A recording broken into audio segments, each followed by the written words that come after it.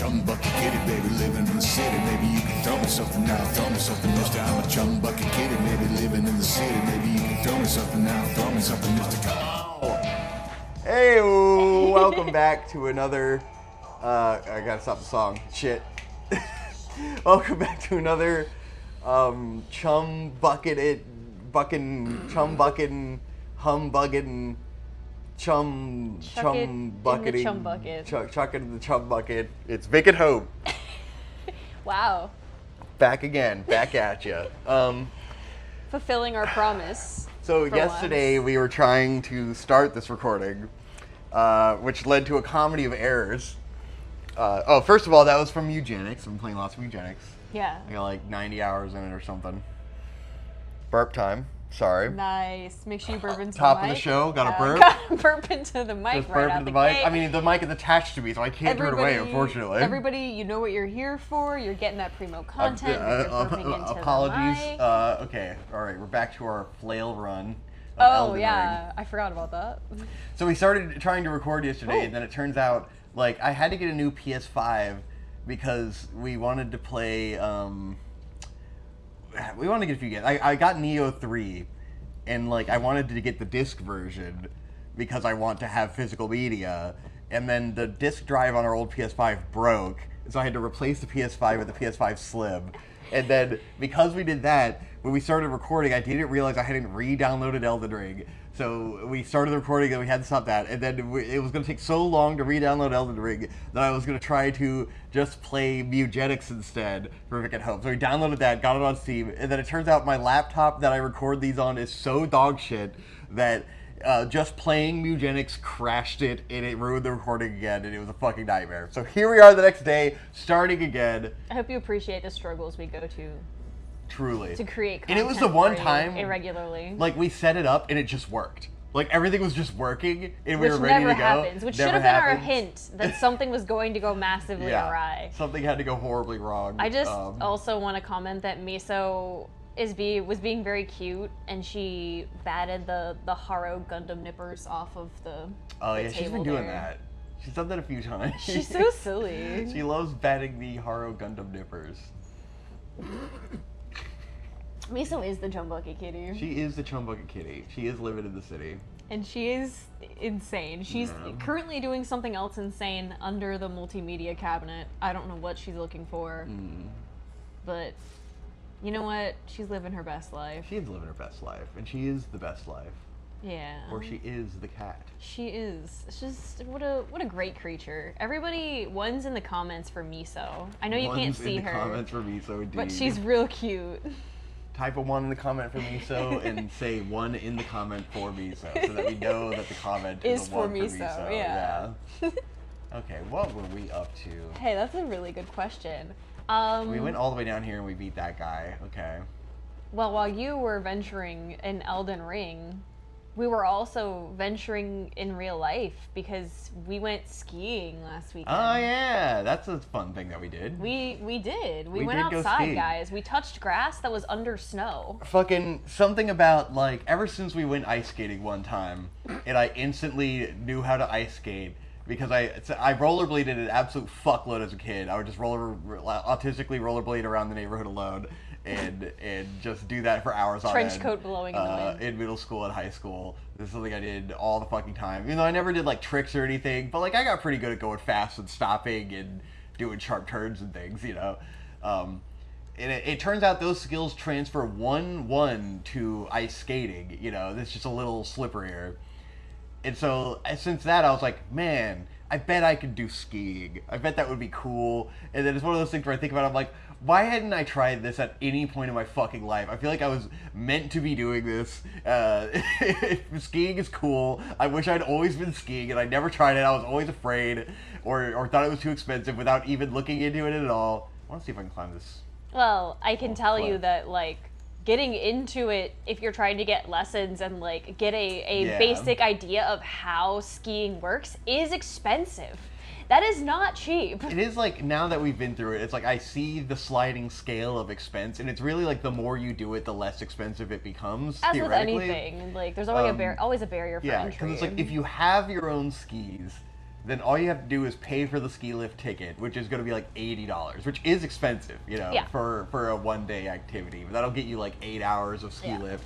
Or you could just go at night and it's going to be like $50, which is the most affordable way to do it, which is what we ended up doing. Yeah. But we also had to rent skis and all that. So like the costs go up, but then if you already had all that shit, you would be, you'd be crispy. Yeah. And overall, it wasn't as expensive as I was expecting, because you don't need to get, like, all the winter gear and all that bullshit. Well, we already had a lot of winter gear from when we went to Iceland, so we already kind of had that stuff. Yeah. I always thought you would, because you do like, need have waterproof to rent gear. I thought they would, like, make you rent goggles and all that shit, No. But you don't have to do any of that. No, you just need the boots. Yeah, so we went skiing. I thought it was fucking awesome. It felt like the most retarded and dangerous thing I've ever done, going down... because I immediately wanted to try the level 2 course, which is suicidal. I feel like it's gotta be so easy to kill yourself skiing if you're not, like, self-aware in any way. That's why people absolutely wreck themselves skiing and snowboarding, yes. But then, like, if you're conscious of that, I feel like it's not too hard. Like, you can bail really hard and be fine. You just have to make sure that you don't go so ridiculously fast that you literally will die. Which is kind of difficult. You can just pick up so much speed so fucking fast, it's insane. Well, and you have to understand that we went on a weekend where it was 65 during the day and then went back down to like 30 at night. Because we went with my family, because my family is a very low intensity, low adrenaline kind of group. So we went tubing during the day. And they're tubing is fun. basically like Tubing if you is were fun. hanging out with 5-year-old children or 85-year-old people. Yes. Yeah, that's They that's don't exactly want to what do it's anything. like. They want to go to bed at 8 o'clock. They have about an hour's worth of energy in Those the day. fuckers do be going to bed at like 8:30. They drive That me shit insane trips a little me bit. out. It's like we drove all the way up here to Wintergreen, and you motherfuckers are in bed at 8. We only have one day here. What do you mean? And it's like what confuses me about that on like a philosophical level, and not to badmouth or sound like I'm trash talking, but it's like it's one of those things where you only get so many times a year where you do something really exciting, Yeah. Or in your life, like, even, That's meant to be something special, and that's why we're going out of our way to do it. And so it's like, why would you go to bed at the normal time you go to bed? Yeah. It doesn't make any fucking sense to me. Because it's like, there's not going to be another time besides this that is the fun time. This is it. Like, we're doing the fun thing right now. So, like, you have to capitalize on the fun thing while you're doing it right now, because you're not going to get to do it again for a while. If ever again. And then it's like, if you treat every single interaction like, well, I'm just going to go to bed early, then it's like, you're never going to have fun. Yeah. Like, ever. Like, this is the time you have to decide to stay up. I don't understand it, but people have different priorities. Well, that's also very true. And my mom is a little, my parents are older, my mom is very concerned with injuring herself. I mean, like, with your mom, I get it. With your parents, it's fine. Like, they're dealing with, their elder generation getting injured, and they're worried, and, like, they're experiencing, like, this touch with death every day. But then it's like, I think if everyone was going to stay up, your mom would stay up and drink, But it's like, everyone was asleep by the time we got back from our skiing. It was insane. Like, I understand they wouldn't want to ski, but, like, I didn't expect them all to be asleep when we got back. That was nuts. I'm not surprised. So yeah, we went tubing during the day with my family, and at night, just me and Victor went skiing. Yeah. And I have the bruises to prove it. Mm-hmm. It's like, it's fine. We stay up and have fun, but, like, we can do that here. Yeah. It's very funny, but yes. So what was your thoughts on skiing? Obviously, I loved it because I was instantly a natural at skiing. Well, because that's how you are with any athletic activity that we do. You gotta turn your speaker up. Oh, my bad. Is it good now? Yeah. Okay. That's how it is with any athletic activity that we take on. You're always good at it within 15 minutes, and I am not going to be good at it within 3 hours. So I think I just have a particular bias towards these things that are very skating. Like, I think snowboarding is gonna fuck me up, Like, I think that would be very difficult for me because I'm not good at skateboarding, Versus, like, skiing is, like, it feels just like rollerblading. That's something that I really know how to do, So you're experiencing a bias towards things that I have a particular disposition towards. Okay. Anyway. Anyway. Hope hates me. Hope fucking hates me for being decently athletic at things. He's just... It doesn't, so and mad. he says it's only skating adjacent things, but he's full of shit. It's literally anything that we go and do, and it's just like, oh, Victor's good at it in 10 minutes, and I am still dog shit at it 2 hours later. Great. Awesome. Oh, I love you. I wish to do these things on an equal footing with you. I don't mean disrespect by my natural ability. This is why I wanted to like have a lesson so that I could get someone to kind of go through the basics of how to turn, how to get up when I fall. We in that scenario did not have the option of doing lessons. But I'm just saying it would have made things easier nice for me if I had had someone who knew what they were doing. Tell me, okay, like, because, yeah, you can say pizza french fry all day. That's fucking awesome. Great. It doesn't help me figure out how to, like, steer and how to get up when I fall, which I was doing constantly. Yeah, but we figured it out eventually. But I don't think what I was doing is the most efficient way to get up when you fall, which I was literally unhooking one of my feet from one of the skis and then like brute forcing my way up while being perpendicular to the slope so that I didn't start sliding down the slope immediately upon standing up, then locking my foot back into the other ski, readjusting my position, starting to slide back down, getting like 20 or 30 feet, and then falling again. And just do that over and over and over again for 2.5 hours.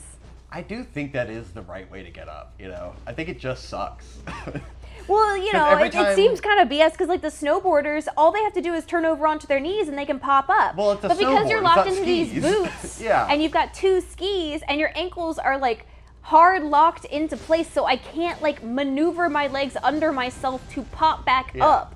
So I feel like if I was snowboarding and I could just turn over, get on my knees, and pop up, that would be a lot easier. But I couldn't do that. Yeah. So getting up took me just as long as doing anything else. Yeah. So it becomes this tedious cycle of falling, spending 5 minutes getting back up, falling after 30 seconds, spending 5 minutes getting back up, over and over and over again for 2.5 hours. Yeah. And if I was a better teacher, we could have prevented that, certainly. But that being said, I do think that is the proper way to get up. It's just tedious to get up from skiing. And I determined this because every time I bailed, it was so incredibly dramatic that my skis went flying everywhere, and so I didn't have an option. Well, that's because you were doing a blue square course. You were no longer on a bunny slope. But I was like, oh, when you bail, your skis are like supposed to like delatch and come off. So like you're supposed to just take them off to get up, you know?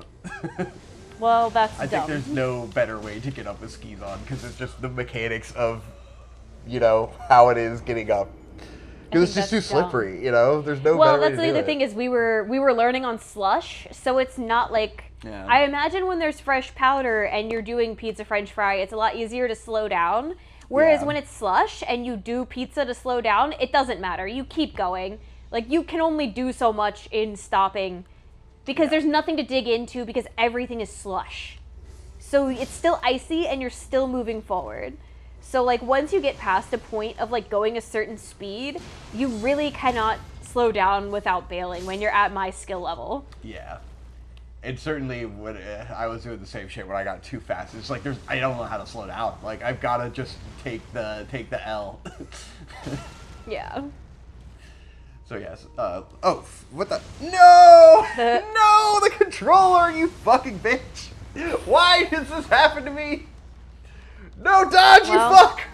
If you don't this is my punishment. Prepare. If you don't plan to prepare, you prepare to fail, right, or something like that. Anywho, so I'm sorry we didn't take lessons. I'm just saying that would have made things. I agree. More. I would have been more confident, and it would have been more fun for me if I had known how to control the skis more optimally. Yeah. I have to do homework and prepare before I do a new activity. I cannot just go into a thing like Victor does. I get too anxious. I get too stressed out. Yeah. I need to have done some research ahead of time so I know what to do when I land in a particular situation. Yeah. I'm too autistic. I need to have done some research. I feel like I just have a background knowledge of like having watched some Olympic skiing and kind of like get the idea of what they do. that doesn't help me. I'm sorry. Watching someone else do something is not helpful. I need to do it myself We to have different ways of understand learning, how for it sure. works. So I'm just like, oh, I don't understand this thing. Let me just look around at people and see what they're doing and go, I can do that. I can't do that. I can't just watch someone do something and then do it. I have to do it myself. Yeah. I'm sorry. I love you. But thank you for trying. I did try. She tried, and you had a tiny bit of fun at some parts. A little bit. Yeah. I also was absolutely horrified because on the big ski lift, they don't put the bar down automatically when they take you off of the ground. We So didn't we're realize like that there was a bar. 60 feet in the air with nothing holding you on to this. So Victor's God. on the end, so he has a bar he can hold on to. I'm in the middle. I have nothing to grasp. We're 60 feet in the air. I have these goddamn skis on my fucking feet. There's nothing keeping me in this chair. I feel like my butt is not pushed all the way back against the back of the They're chair. just really short chairs. And I It's can't weird. scoot back because if I move, I'm afraid I'm going to jostle myself and fall off the fucking ski lift. So there's nothing I can do. So finally, Victor realized that there was a bar that we could put down, and there was like 2 people next to us. It's a 4-person lift. So the people next to us obviously were like far more advanced at skiing and snowboarding than we were. And they like kind of laughed at me when Victor put the bar down. And I was like, I really don't give a fuck, dude. Like, I am having a fucking panic attack that I'm gonna get jostled off this ski lift. I need this fucking bar, okay? Yeah. You're adorable. I love you. This is a very rational fear. I don't think I'm being unreasonable. No, you're not. When you're 60 feet in the air with fucking skis on It's your really feet that- just on a like- very short chair with nothing to hold on to. I've I don't determined think that, I'm being unreasonable. Like, pretty much everyone who is skiing is psychotic. Like when I went down the blue slope, and like there was one part where I was just like, it just goes straight down, and I'm like, this is fucking mentally insane. Like if I just took this, like the speed I would reach would kill me, and I was like. And I failed 3 times going down because I was terrified. And I was like, people who ski are just insane. Like, these people are all adrenaline junkie psychopaths. Like, it's like 10 times scarier than a roller coaster, you know? So, like, I don't blame you at all because the people who we were in the lift with are psychotic. And I'm a little psychotic too, you know? It's really cool if you don't care about hurting yourself doing this sport. But Yeah. I have bills to pay, and if I hurt myself, I'm fucked, okay? Yes. I cannot fucking risk this. I need to make sure that I'm gonna be all right when I go home on Monday and I can do my goddamn job. If I break my arm, I'm fucked, okay? Yeah. I cannot stress this enough. If I break my arm, we do not have the ability to pay rent anymore. Yeah. I don't want you to break your arm. I'm just Now saying. The chat's gonna think we're arguing. I'm just like, this is like, No, what I do you love you. mean you're on the ski lift raw dogging it? Do you not have Yeah. responsibilities that you need to be worried about? You don't care if you fucking die? Like, okay. There's plenty of times when I think taking a moderate amount of risk is fine. Just especially don't if fall. you're What are you if, ta- you, what if are you you've doing? done something a million times, but like I'm not gonna drive my car without a fucking seatbelt on. Weak. Are you even American? What is wrong with you? I only drink 1 beer before I drive, not 3. Exactly. Come on. Why can't I? Oh, there's like a guy. Go away. Let me rest. Touch grace. Touch Grace?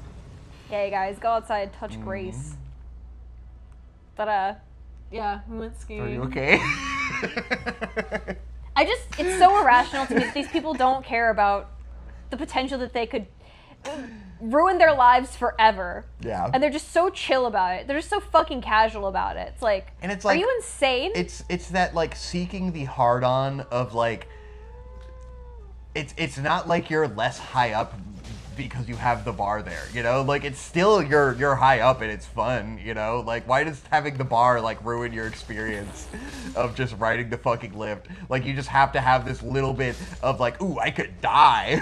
This could be cool. I could break my leg. And the problem is, Awesome. like, also, I'm one of those people that, like, when I'm near a tall ledge or something, I immediately get that vertigo of, like, feeling like I'm going to fall off. So, you have like, a little bit of like an intrinsic fear of heights, I think, you know? if I'm secured, it's fine. Yeah. But if I'm not secured, like, it's that subconscious thing where, like, you know, your body's like, well, you could just fall off right now. You could just fall off. There's certainly degrees to, like, your natural fear of heights. Because, like, I have some natural fear of heights in some situations, but it takes a lot more than that, you know? Where, like, I felt pretty comfortable on the ski lift. You know? also had a bar to hold on to. I think if I had been on the outside and had the bar, I would have been a lot more okay. Yeah. I had nothing, and I felt like I was too far forward on that skinny-ass chair. And you went into a state of panic, so... Well, like I said, if I had had the bar, I think if I had had the side bar, I think I would have been okay. But I had nothing. We gotta Nothing. find the ghost tortoises. They're invisible. Yeah. The invisible ghost tortoises. Yeah. Well, I'm sorry you didn't get to have fun skiing, but I had a blast. I did barrel rolls and I flipped a bunch of times and I was like, I'm not even hurt. Let's go. I was going real fast and I was like, oh God, I'm going to die. It was cool. Oh, I'm glad you had fun. Yeah, I'm sorry. Well, next time we'll get lessons. Yeah. If there is a next time. I would like to actually know how to steer. Yeah. And do other various things that are kind of important to not just constantly busting ass. You gotta while get you're these 3 skiing. ghost turtles if you want to open that door. You have to gotta kill whack them? them. Yeah. That's not nice. Unfortunately, you have to kill the ghost turtles. I can never remember where the third one is, so I'm not gonna bother doing this because I'm gonna spend like 45 minutes running around looking for fucking ghost turtles. It's a tortoise, actually. Tortoise. Yeah. Just so you know. Tortoises. Actually, The tortoises are quite mystical in Elden Ring. I think tortoises are pretty mystical in general. Because they're so, like, long-lived. They're I feel aged. like I just don't like empty areas on my map, you know? I just want my map to feel nice and full. Full of waypoints and things. Did I get the stuff here? Let me go there. Anywho, Anyway. So besides skiing, what else are we here to talk about? Skiing is lit, fam. Ski life. This is gonna make Hope hate me more. This is gonna lead to divorce. We're gonna get divorced because I like skiing. Yeah, okay. The rage, the heat emanating off of you. I could cook an egg on the heat of the rage. Oh, yeah. No, I love you. Sure you do. It's just funny. The guy here. There is a guy. Okay, so movies. What are the movies we're watching?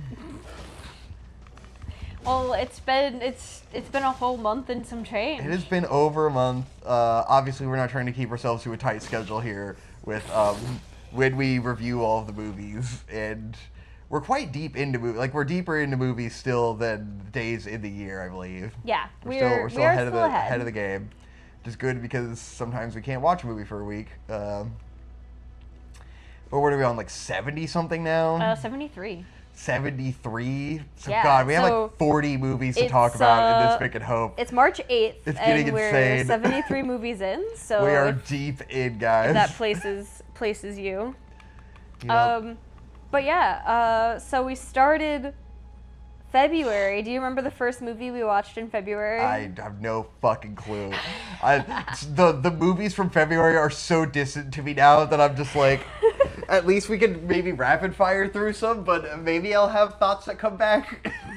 Tauros came running back. Oh my God. It was Groundhog Day. Oh, Groundhog Day. Starring That was the Bill first Murray. one? That was the first one. We watched it on Groundhog Day. We watched Groundhog's Day on Groundhog's Day. Yeah. A classic. How'd you feel about Groundhog's Day? I feel it was pretty good. I think it's one of those rare stories where, like, a man is punished for being an asshole, and he actually has to learn to stop being an asshole before he is released from his karmic cycle. Yeah. It's like, nice. That is All the right. idea. That's cool. He is a piece of shit, and it goes in the right.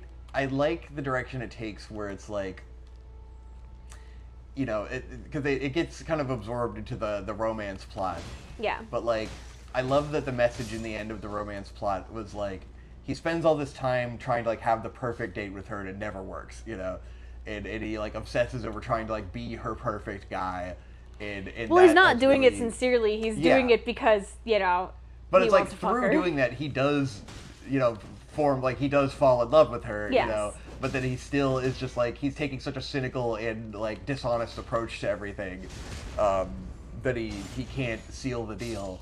And then it's through him letting go of that desire and learning to help the world around him and like actually sincerely becoming a better person that he's able to break through, you know? And I love that message of like, don't try to be the person that you think someone else wants you to be. Be a good person and you'll make it, you know? You'll figure it out and then you'll be who she wants you to be, you know? Is caring about your community the cure to the male loneliness epidemic? Exactly. Wow.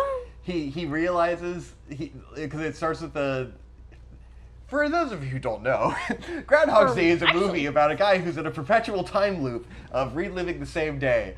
And so as he goes through it, you know, he goes through all these different stages of grief, and he's like, there becomes a suicide arc where he just kills himself every day, and he's got like his fucking arc, and all these different stages, and then he gets in his horny arc where he's just trying to fuck main girl, and being a piece of shit, and then he falls in love with her, and then he's like trying to really get with her, and then like there comes a point where like every day he is denied like the homeless guy money and stuff, and then like he starts to feel for these characters that don't know him but he knows them, and then like he realizes that no matter what, the homeless guy dies this day.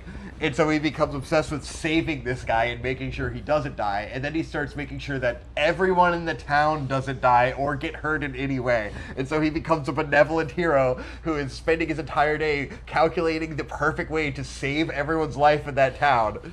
And through him doing that, he ends up learning everything about them and becoming the town hero. And this impresses the lady by how generous he is to everyone, you know? Because he, you know, is actually invested in the lives of these people, and they come up to him and they're like, oh, thank you for doing such and such a thing for me that really helped solve this problem. And like everyone in the town knows him and everyone in the town loves him, and she's genuinely impressed by that, not him creating the perfect date. Exactly. TM. And in the end, he decides, like, I want to stay in this town. Because he's now, like, he loves the town and the people, and that gives him purpose in life beyond just what he was doing before. Because he's very, at first, cynical and, narcissistic. And he's like, oh, this shit-ass podunk town full of idiots who don't know anything about anything. They don't even have a cappuccino machine. Yeah. And he comes to love and appreciate the small town people around him. And he wants to better that community and live in that community. And it makes, like, it works because he's lived there for God knows how many years now, you know, and he would Someone not want, did the math, like, and so it's attached. an insane amount of years that he repeats this cycle. Because the best part of the is like it's kind of like the OG. Like, I'm sure there's been stories that did that before this, but this is like, you know, the Groundhog's Day effect is the phenomenon in the trope. And so it's like, it takes it, like, it delivers to the extreme extents of the idea that you want it to, which is the best part of the movie, is that, like, yeah, he kills himself a million times, and he does this, and he does that, and, like, he spends so fucking long in this phenomenon, and they don't cheap out on, like, capitalizing on that madness and that idea. Yeah. That's one of my favorite elements of it. They take it to the fullest extent that you could take that idea. It's like the definitive version of itself, you know? It's like you don't need another Groundhog's Day because Groundhog's Day did it so well. Yeah. There's also a guy on Letterboxd who has been watching Groundhog's Day every day for like 3 years. That's just actual insanity. So, good for you, guy on Letterboxd. Yeah. I hope you're having a nice time. You know, what would be better is if you learned the lesson from the movie of going out and helping your community and getting to know the people around you and not just watching Groundhog's Day every day, which is not the point. Because now all you've learned is how to watch Groundhog's Day the perfect way. Maybe in the other 21 hours in the day, he's helping his community. Mm-hmm. Who knows? I hope so. Anyways, great self-betterment movie for people who are middle-aged. For anybody, I feel like suppose. most people watching the movie will have the wrong takeaway, which is fun sci-fi concept and, you know, oh, tragic guy, you know, and he figures it out and not really get, like, the community building element of it. or Not like the- you know how he the really fact that, satisfyingly he gets was the an girl asshole. in the end by like not caring about getting the girl and like working on himself. You know, I don't know if everyone's gonna get the point of the movie, even though it seems like it should be obvious, but you know. Media literacy is at an all-time low. Exactly. Who knows? Yeah, so Groundhog's Day, I'm glad you liked it. I couldn't tell when we watched it if you enjoyed it or not. It's very 90s feel-good Corb. It's very 90s. But, you know, it's got some edge to it, where he kills himself and whatnot. He does kill himself a whole bunch, and that is funny. I guess it's just, it's a matter of, like, you know, did it sell well enough on him not being a piece of shit at the end and becoming a likable character? Which I think it does, you know? Yeah. I feel like just the female lead is like too schmaltzy. Yeah, she's definitely too not perfect. very fun. She's like, oh, I'm just an innocent lady. Yeah, I'm she just is so kind of nice. just meant to be the perfect girl. I just want to have a traditional life in a small town. Okay, dude. Just a perfect trad princess. Yeah. Very Disney-fied. The opposite of a manic pixie dream girl. It's a 90s perfect special girl. So we don't really get many of those anymore, do we? We got one of those in like Nick Cage's which one was it? Yeah, It Could Happen to You. It Could Happen to You, where it's just like that perfect 90s girl where it's like she has just no character flaws at all. She is just She's perfect. Just so giving to her community. Her shit-ass husband is taking advantage of her. She's This just is a good girl. the ideal woman the conservatives want to resurrect. It's just very boring. Yeah, it's not a very interesting character. Yeah. But, you know, when you go back to a lot of older movies, it's kind of the hand you're dealt, unfortunately. Definitely, you know, the focus wasn't writing interesting female matches for the male main character. Yeah. It was just like the woman is there. She is a woman. She has to be perfect to give him something to work toward. Exactly. She is good and perfect and upright, and he must aspire to get to her level. But hey, you know, it's a fantasy movie, and there could be a fantasy of just a really good person existing, okay? I mean, and then he has to I guess get a on really her good level person of probably is being a really boring. good person. Yeah, that's the thing. It's like she's boring because she just is a good person. She just doesn't really, like, have any... But it's also like we only get to know her for a day, you know? So how much could you possibly learn about someone within a day of talking to them? And he does learn a lot about her within that repeated day of talking to her. But, like, how much info is she going to give up, you know? yeah. In the end, she just kind of has to be impressed by him without, like... Even in the final day, like, she doesn't offer much of herself in the end, you know? She's just so blown away by him. But he already knows everything about her from encountering her so many times. Yeah. But, you know. What can you do? How deep can you go in this concept? Yeah. I think they did a pretty good job of what the movie set out to do. Yeah, it's not a problem only this movie has. I mean, it's a Yeah. very 90s movie character Definitely. trope. Of the perfect femoid. The perfect, the perfect void. The perfect void. This is what they stole from you. Perfect void. The perfect void. Alright, what's next? So after that, we embarked on our Star Wars journey. Oh boy. Star Wars! Our ATST. ATST. So we started out by watching the 3 original George Lucas movies. So Yeah. Star Wars, Empire Strikes Back, Return of the Jedi. Yeah, and for additional context, like last year we watched the prequel movies, expecting to clown on them, found them extremely enjoyable. They're actually love great. those fucking movies to death. They're so memorable to me. Everything is so fun. They're just a fucking blast. Also, extremely poignant political commentary that's like Yeah. still relevant. The politics are fucking great. The action is awesome. The characters are fucking so fun.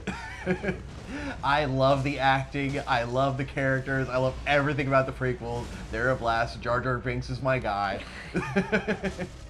He's just a goofy little dude, He's and you know just a what? fucking He dumbass, does. you He know? seriouses up a little bit when he But becomes he seriouses Padme's up like guard. and therefore ends up dooming the an entire federation Wow.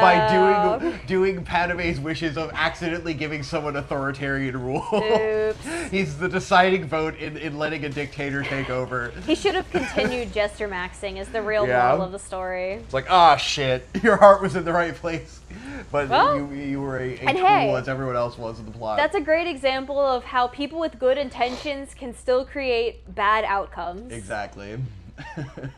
Which is very fucking real. The wonderful message of the prequels. Anyway, so we hadn't gone and rewatched the other Star Wars movies. Right. We just rewatched the prequels and we're like, oh, that was fucking sick. And then we watched some other Star Wars properties that were less good. And now we finally came around to watching the rest of the movies. The rest of the movies. So yes, we started with the original George Lucas trilogy, and then we moved on to the new movies, and we did not rewatch the prequels because we just watched them recently. We saw them fairly recently. The first one, what'd you think? As far as the original trilogy, I can kind of just probably bundle my thoughts on those. Yeah. Pretty good, pretty solid. The definitely a little bit of a slow start, and because the prequels and these three are kind of like iterations of the same type of story, I feel like the prequels do it in a more entertaining and more engaging way, but they were also made 30 years later. So like it's probably more a matter of aesthetic modern preference in the way that movies are constructed. Whereas like a movie from the 70s, it just inherently is less appealing to me because of a lot of the ways that it's just made. Yeah. It's one of those where it's like there's a lot to appreciate in terms of like the ideas of what they did, but it's just like it feels so small in comparison to what you get out of the prequels in terms of like the size and scale of the universe that they were able to go back and like flesh out. Yeah. I love that Yoda is just an obnoxious little guy in the original. It's well, like because at first he just is insane. Around, you know? He's just absolutly fucking a goofy little guy. He's pretending at first, you know. He's pretending to be insane to throw off Luke when he meets him, you know. So yeah, I feel like first movie pretty slow getting started. I've seen it a bunch of times. I don't love it, you know. Certain parts are funner than others. Yeah. It's no pod racing. It's just like, it's such an introduction and you don't really know the characters yet, and it doesn't feel like it knows exactly where it's going to go yet. But you get all the cool introduction of cool ideas. And then the second, Empire Strikes Back, definitely picks up steam. It's a little bit too meandering, especially towards the beginning where you have like the ice planet and all that shit. It's very like, it establishes George Lucas's formula of like there always has to be like an episodic adventure at the start of the movie, and like before the actual movie begins, which is fun. It's just not my favorite of the movies. Yeah. Great ending, you know. I think without the absolutely iconic ending, you wouldn't have so much like. The Empire Strikes Back feels like the movie that made Star Wars like as iconic as it is. You know, all of the most iconic imagery is there. You have the Darth Vader father reveal. It's so influential on so many fucking things. Very Gundam, very new type Flash energy. Yeah. Lots of psychic new type communication, which is always fun. Search your feelings. You know it to be true. Search your feelings. You know it to be true. Like how you know it to be true that the prequels are the best movies. Exactly. And that you're a fucking coward if you think otherwise. And you need to fucking check yourself and stop taking life so fucking seriously and learn media literacy and what's cool about politics. It does kind of piss me off that like Han Solo is the most fun and interesting character because I hate what he became culturally to like the masses. Yeah. And that really annoys me. But, like, he is the most fun character. Yeah.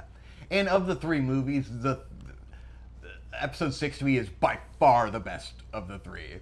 I thought that was so much, like, there's so much fun, so much insane shit happens, you know, just, like, tons and tons of shit going on. I love all the Jabba the Hutt shit at the beginning. I think that was definitely the best, like, episodic starting adventure of the series, of the original three movies. I think the whole thing is a blast. People dog on it. I don't know why. People don't like fun. People fucking hate fun. They seriously hate fun. Yeah. It's insane. So I thought that was a pretty good time, you know? Empire Strikes Back is okay. Third one, a lot of fun. Big climax. Luke being a badass, you know? Everything being cool. That's all I have to say about that. That's the dragon. Yeah, I saw him. I saw him. He comes swooping in. Yeah. He's very furry. I probably had so many thoughts on it when we watched these movies. And Yeah. now it feels so distant. Now it's like, Oh man.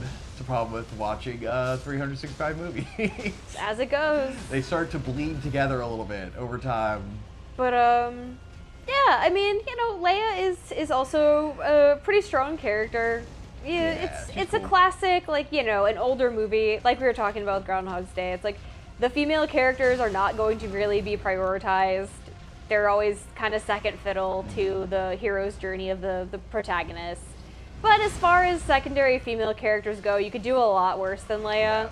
I feel like she definitely got shit to do, especially in the third movie. Yeah. She fucking kills Jabba the Hutt Yeah. by strangling him Which with a is chain. cool. It was fucking awesome. I was like, oh, okay. I feel like no one mentions how fucking sick that scene was, where she just chokes the motherfucker Chokes him out out with with the her chain. chains. And it's like, oh god, like, I oh. didn't even realize this is how he died. Huh. That's fucking sick. That's pretty cool. I didn't see that coming. I Like, she forgot gets to about do that. some pretty cool stuff. Yeah, she that's what I'm saying. You holds could do her a own. lot worse. And like, you gotta love her voice. She just sounds cool as fuck, you know? She has a cool ass voice, a cool ass attitude, iconic cool girl energy, you know? Could have better hair. The Star Wars series struggles with hair for women. They truly do. Struggles and continues to struggle. I would say Padme is the exception. Yeah, Padme Padme always is looks fucking on awesome. point. She's always gorgeous. She's always beautiful. She's always fucking serving. My queen. Padme is the queen. But and is fucking awesome. Leia She's and badass. Rey, God, the hair is so rough, dude. Padme Rey's is the worst in fucking my opinion. I deeply hate underrated. Rey's hair. Rey's hair is Rey's fucking hair stupid. It makes is her a look big like part a 5-year-old. of and what it's so makes bad. made me hate the character before I'd seen the movies. Yes. I was like, anyone dumb enough to have hair like that, I don't like you, dude. It really undercuts her character. It's insane. It really does make her feel like a There's so many child. ways that her character should be a lot better, and it's just like she never gets the chance to actually be cool. Yeah. Well, I guess so. Let's start talking about the Yeah, so hey, the we requel, watched the the double sequel. sequels. the 7, 8, 9. the 10-year-old new films. The 10-year-old new films, yes. They're not really new anymore. They're not as bad as they're cracked up to be. Yeah, they're Um, not bad. I think they're overall quite entertaining, you know? Yes. I think on a moment-to-moment basis, I was much more bored with the George Lucas original films than with the sequel films. Yeah. Even though sometimes in the sequel films, you're just, like, watching lights and sounds, you know? It is key jangling sometimes. It's it gets a little key jangly, and you can kind of zone out of those parts. But, like, overall, pretty entertaining. The second one is obviously the weird outlier in terms of, like, what the fuck was going on, and very odd, very weird Rian writing Johnson choices. really was like, hold on, let me cook. I've got some ideas. Yeah, and there's certain And, things where it's like, the criticisms I have of it didn't quite line up with the criticisms I've heard, where like, certain stuff with like Luke didn't bother me that much, but then like, him like, trying to kill Kylo is like, what the fuck? Why would he do that? They really make some fucking baffling choices with Luke's character. I mean, stand out from the sequels, I would say, Laura Dern crashing a starship into a dreadnought at light speed. Yeah. Fucking cool. Some of the What a imagery in the movie legend. is really awesome. Like, they had great concept art for this movie, but just like, yeah, it was Rian Johnson's writing just fucking shit the bed. It was like, why did they just let that happen? I don't understand. Like, there's clearly so many good ideas in the movie that For just sure. didn't land very well. And like the whole fucking casino part, I expected to like that actually a lot more than most people do, and it's just not good. It's Like, yeah, it's such not. a It doesn't. weird detour. It has just such feels like half-baked okay. capitalist, like anti-capitalist bullshit.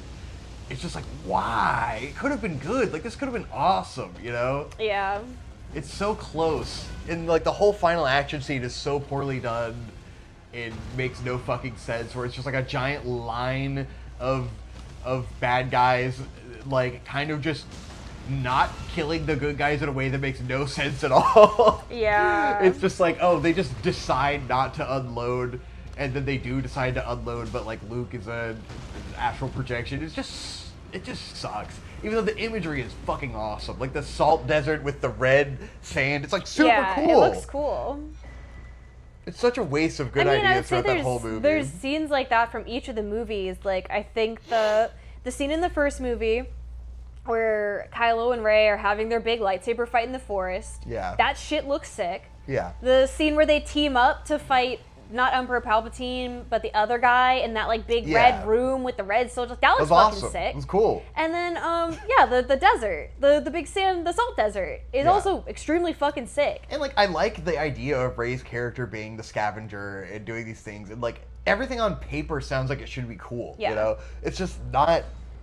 It just doesn't deliver. I just think it's extremely cringe that like they just don't give her enough personality they throughout. set Rey up because like the themes throughout the other movies of like the Skywalker lineage and how important it is to have this lineage to be someone who matters. Mm-hmm. And in the second movie, they established that Rey is a nobody. She has no important lineage. Her parents are fuck ups who just dropped her off in the middle of the desert. She has nothing that makes her special, but she's still like able to become this person that's so meaningful to the Resistance, and she's a badass and she's so important and she's changing the world. And then the third movie they're like, oh no, she's a Palpatine lol, she's actually been important, had an important bloodline this entire time. It completely undermines the point of like the cool like subversion of themes that like being a nobody doesn't matter. You can still affect change on the world in a like a way that that actually means like, something. Anyone is supposed to be able to use the Force, you know, and it shouldn't be a hereditary thing that gives you a predisposition. It's like, not some sort of dynasty you're born into. Like you can have a natural inclination like Anakin did, but it didn't feel like Anakin was like had a bloodline that made him that And way. It was just like he was just built different, you Even know? juxtaposing her against Kylo Ren, who is who's like part of the Skywalker lineage too. Yeah. And then saying that Rey is a nobody, juxtaposing her being on par with the Skywalker, that would be a really cool thing to say, to be like, hey, it doesn't matter. None of that is important. You can make your own destiny. And then, oh, nope, she's a Palpatine. It's just because it feels like they rewrote it because they wanted to beat the Mary Sue allegations of her just being strong for no reason, even though she, like, oh, well, Kylo should obviously be stronger because he's had training and all these things.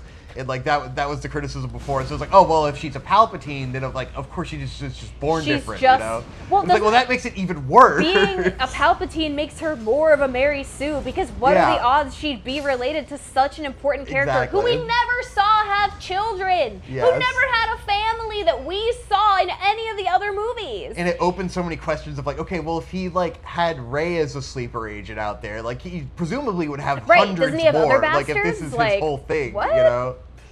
It just sours, it muddies the whole water of the grandness of the universe. It just shrinks everything down. And it's like, I understand, like, you wanted to continue the Skywalker lineage and all these things and, like, have that be part of the plot, that stuff is good. Like, I love Kylo Ren's story in terms of, like, you know, being the lost child of Han Solo and all this. Like, that's cool, you know? That has a lot of potential. Leia should have been an actual Jedi. Which she had Jedi training, they reveal in this movie. They just like kind of gloss over like, oh yeah, she just decided she didn't care, didn't want to be a Jedi. She just decided she was not really that invested in it, whatever. Yeah, there's just certain things where it's like, you could have done so much more with this, that it's a shame that this is what you ended up doing, you know? And I hate judging things based on like what your ideas could be because most people's ideas are stupid. And like, I think a lot of what they did was good. It's just like the writing wasn't there. And Rey's character wasn't there, and then some of the decisions were just like, fuck, you fucked it. Like, this is almost there. You almost had it, and then you just kind of undercut everything you set up. Yeah.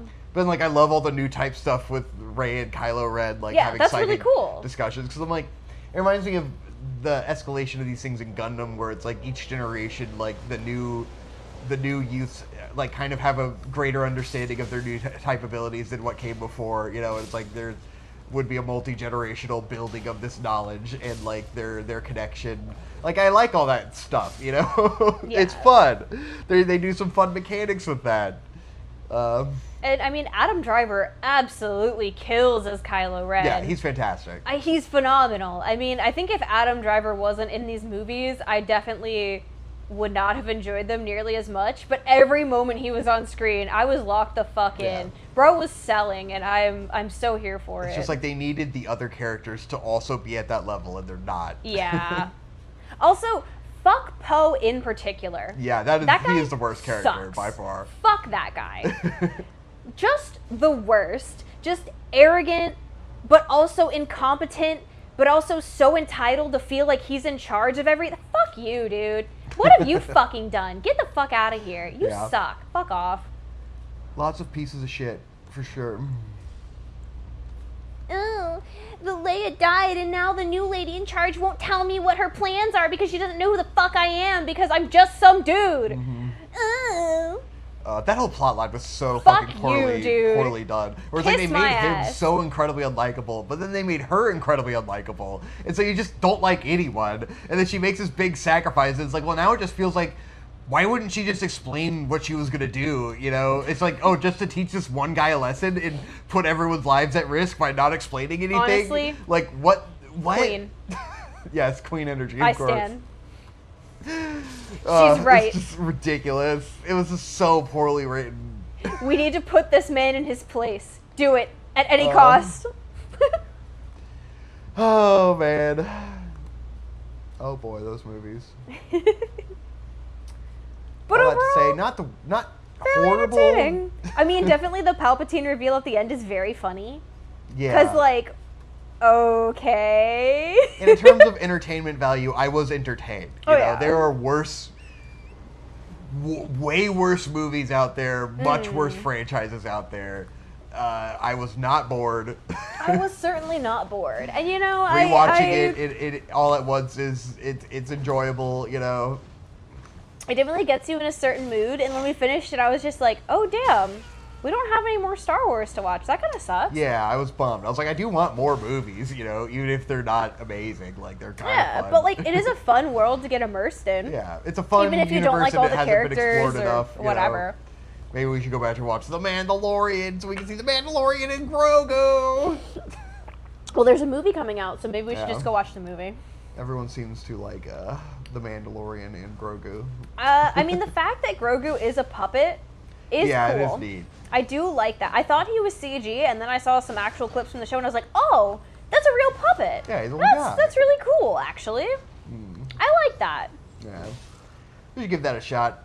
We're even more invested in this. You know, god damn. He Bro, fucking me absolutely up. rocked your shit. Kill me and my horse. God damn. That's my horse. That's my horse. Any more thoughts about Star Wars? I guess that's it. Okay. It was fun. I do recommend. Star Wars versus Harry Potter. I feel like the Harry Potter movies were a lot more consistent. Yeah. Certainly, yeah, throughout like the 7 or 8 movies, like you get a much more steady experience. Star Wars has some pretty fun shit in there, you know. Yeah. I think the prequels I enjoy more than the Harry Potter franchise. Yeah. The other movies are probably on the lower end of the Harry Potter franchise. I think the highs of Star Wars are much higher, but the consistency of Harry Potter is it's a more consistent story across the board. Yeah. And it feels like it's like you're watching a long TV show, you know. Yeah. There will be no silly incantations or wand waving in this class. But God, the prequels are so fucking fun. General Grievous. Grievous is so good. Just the whole fucking final battle with fucking Anakin. I love Anakin so goddamn much. He's such a good Obi-Wan meme. is so... Obi-Wan is just my fucking goat. What a legend. Character. What a fucking man. Hell yeah. Definitely, I know we said this... No, wait, No. We didn't. I told you this that I had a crush on Obi-Wan as a kid. Oh yeah. He's so damn charming. Of course. He's And I the still fucking feel best. that way. He is incredibly charming and He's great. just a charming rogue, and you're He's like, fucking awesome. all right, guy. The way that people like act like the characters in the prequels have less personality than They the have characters so in much the later movies. I'm like, personality. what fucking crack are you smoking? I don't understand. It's so good. People just suck. There's no media literacy left in this I world. love it. It's so good. Well, that's our ranting and raving about the prequels. What else? What's next? What do we watch? Ooh, it's the first boss time. First hard boss. Look at that vista. It's one fucked up Dennis. Look at that pretty vista. Nice. Wowie zowie. That's a lot of chickens. That's a lot of chickens. Okay, Oh, well, Elden Ring is so good. after Star Wars, we sort of switched it up. We watched Midori. Oh God! Oh Jesus Christ! We really went from a high to a fucking point of darkness. Also known as Shoujo Tsubaki, or Camilla girl. This is the demonetization point. This is Good yeah. thing we don't make money off of these. Well, we're not showing anything, We're getting so it's put on fine. a fucking list. Well, this movie is banned in a couple. Well, it's an OVA, but whatever. This OVA is banned in a couple countries. This is one of those where you're out with your friends having drinks and people are talking about edgy movies. You're like, I can't even talk about this in public. Like, it's just like, how do I tell my friends about the How do you even say weird that you watch this and excuse yourself for having child watched abuse, grooming? it?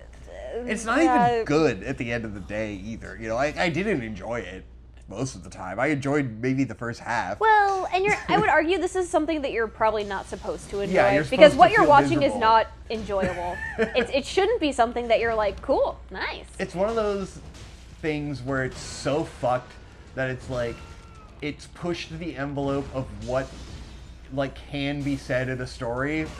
Yeah. And it's like, you could appreciate it for like its existence. Yeah. And for telling that story in the darkness that it is, but also just like, fuck, no one should watch this.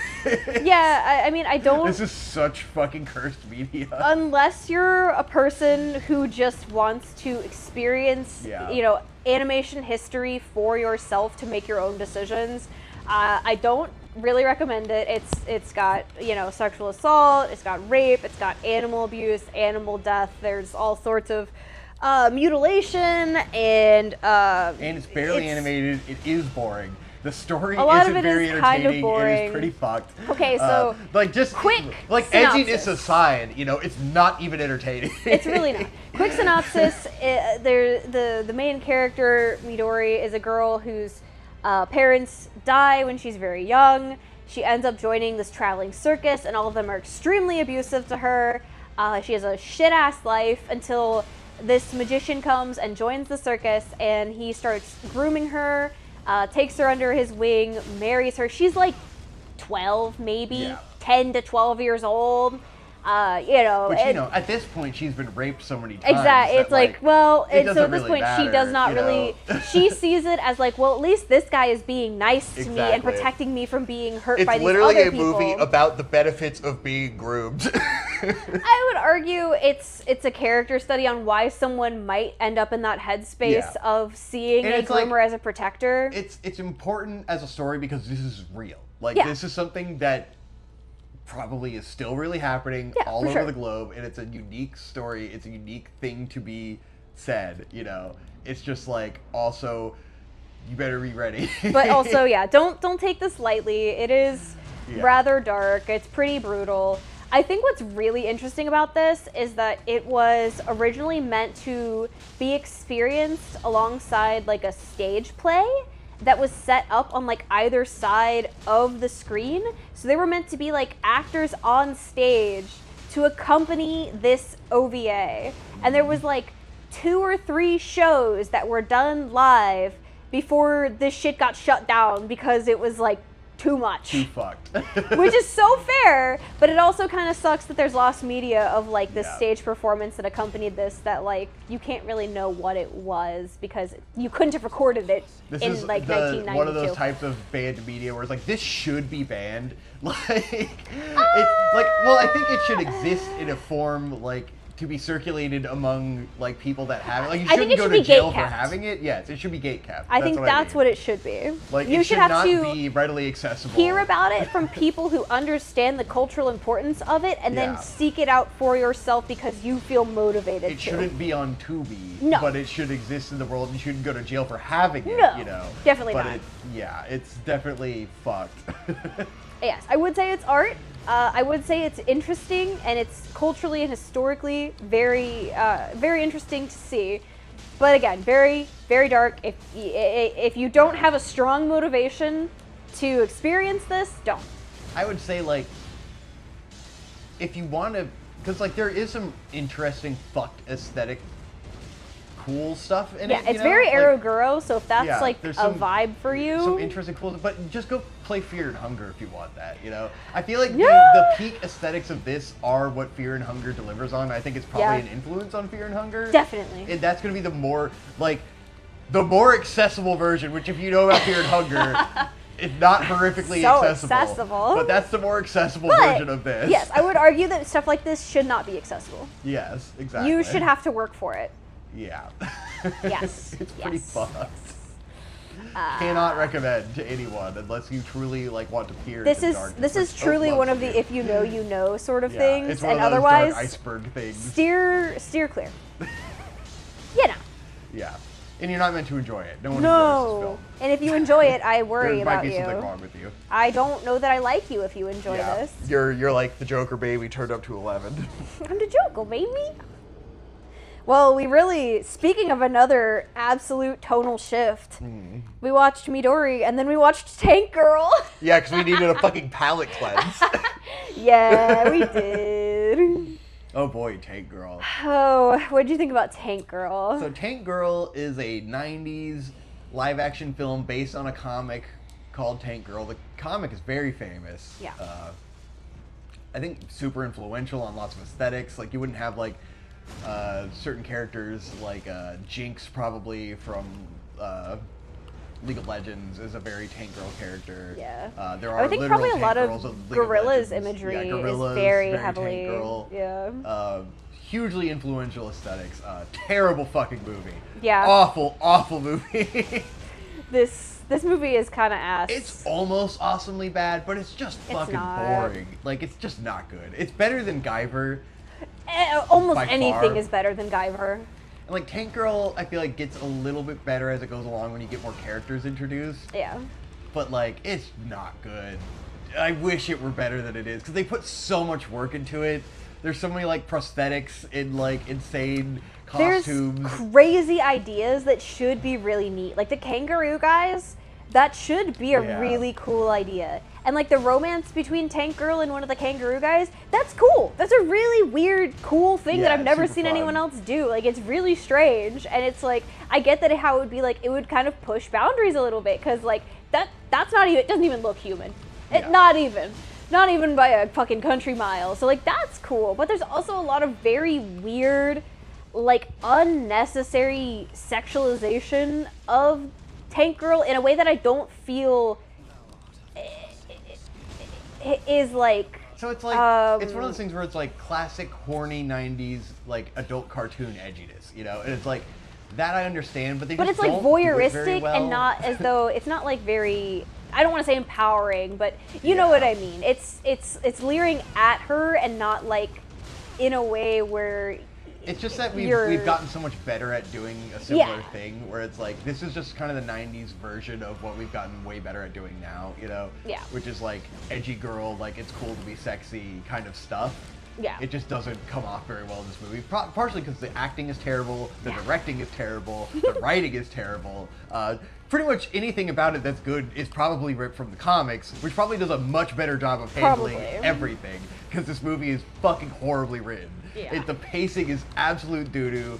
The acting is just abysmal on every level, except for, I guess, like, Jet Girl is fine. Like, Jet the Girl's kangaroo cool. guys are, Yeah, the kangaroo guys fun. are neat. But, like, main girl is fucking terrible. I don't understand. She's so annoying. Like why they gave her a black scent. It's just the lowest really of the low weird. of 90s fucking aesthetic poison. She fucking sounds like Riley from the Boondocks. It Yeah. drives me nuts. My mom was talking about it because I told her to watch that, and she was like, "Oh yeah, everyone, like all the alt girls were like super excited about it because they loved that actor. I think she was in a band or something. And Yeah, so, like, she already she's had, very that like Gwen aesthetic. Stefani coded. Yeah, and so like the alt girls were super hyped about it, but the movie is just fucking terrible. Yeah, I can see why, because like there wasn't. We weren't eaten like we are now back then, Like, so that you would have were been a starved big for deal. alt girl content. So I totally get it, Yeah. but damn, it does not hold up. Yeah, it is in a similar vein to a lot of those other edgy movies of the time. Just so poorly done. It felt like it needed to be in the vein of like Ninja Turtles was big and that was successful, and so they had to like shove in the kangaroo guys and like make them very like they behave a lot like the Ninja Turtles. Yeah. There's all those little things there. It's like I feel like the influence of too many movies, but not with like the courage to do any of them well. And then like they didn't focus enough on the tank, like the tank girl tank is like so barely featured in this movie. And like just the cool aesthetics aren't delivered on the way that they could have been. Yeah. We beat that guy. Hey. Now we're on to Stormvale Castle. Something like this does make me curious to maybe like rewatch Sucker Punch. Yeah. Sucker Punch might just be a boring version of it. Yeah. Sucker Punch I don't being kind of know. cool. I mean, I really liked It's probably Sucker Zack Punch when Snyder's I best saw it movie. in high school, but yeah. Who could say? I remember being uncomfortable because it was too sexy. Oh no. I'm not allowed to like this. But I it's mean, too hot. Because Sucker Punch is a similar, like, it was meant for. The alt girlies got to feel cool about it because it's sexy girls being badass. Mm-hmm. It's still a little like leery, a little voyeuristic, but like I feel like it at the time it towed that line better. Yeah. Than Because there's a Tank Girl. classic, like, there's always going to be this media where it's like, girls want to see hot-ass girls. They want to be hot-ass girls. They want to cosplay the hot-ass girls. Yeah. They enjoy these characters. Yeah. It just has to be on that line of not being, like, weird and voyeuristic Don't be weird about it. Which plenty of things do very well, Yeah. It's the classic, like, girls fucking love Jinx. Way more than, like, Harley Quinn, I think, Yeah. Oh yeah. You can have sexy girl characters. Everyone loves them. You just Actually, have to do it Victor, right. you can't have sexy girl characters because woke. Oh, because yes, woke. because you'll get canceled if you do a girl That is in a true. movie. You will get They canceled. all need to be blue hair, Well, the non-binary problem with Jinx pronouns. is that she doesn't have gigantic gazongas, so she's not because even a she's valid character. extremely petite. Yes. Which ginormous tits on Jinx wouldn't even make sense. Yeah. Exactly. Her She'd get back would censored. literally snap. She weighs like maybe 90 pounds soaking wet. Go whips. Do a whip build. Are we giving up on flail? I mean, the flail will get boring eventually. Okay. Um, So yeah, we watched Tank Girl, and then we watched Irreversible. oh Jesus Christ! Right back into the heavy shit. We're God. really whiplashing here. Ah! One. Extreme edge. Child abuse. How Goofy about kangaroo you? guys. You're a woman. 10-minute rape scene. It's your place to explain Irreversible. Oh, it's my place? Yeah. Wow, I don't think it's very progressive I of me need to tell save a woman. space for you to tell your thoughts on Irreversible before I share my male opinion. Oh, okay. I mean, this is not necessarily my favorite kind of movie. Not that you can't have rape in a movie and have it shown in a way that is not like exploitative. So and anyone I don't who doesn't think know, Oh, okay.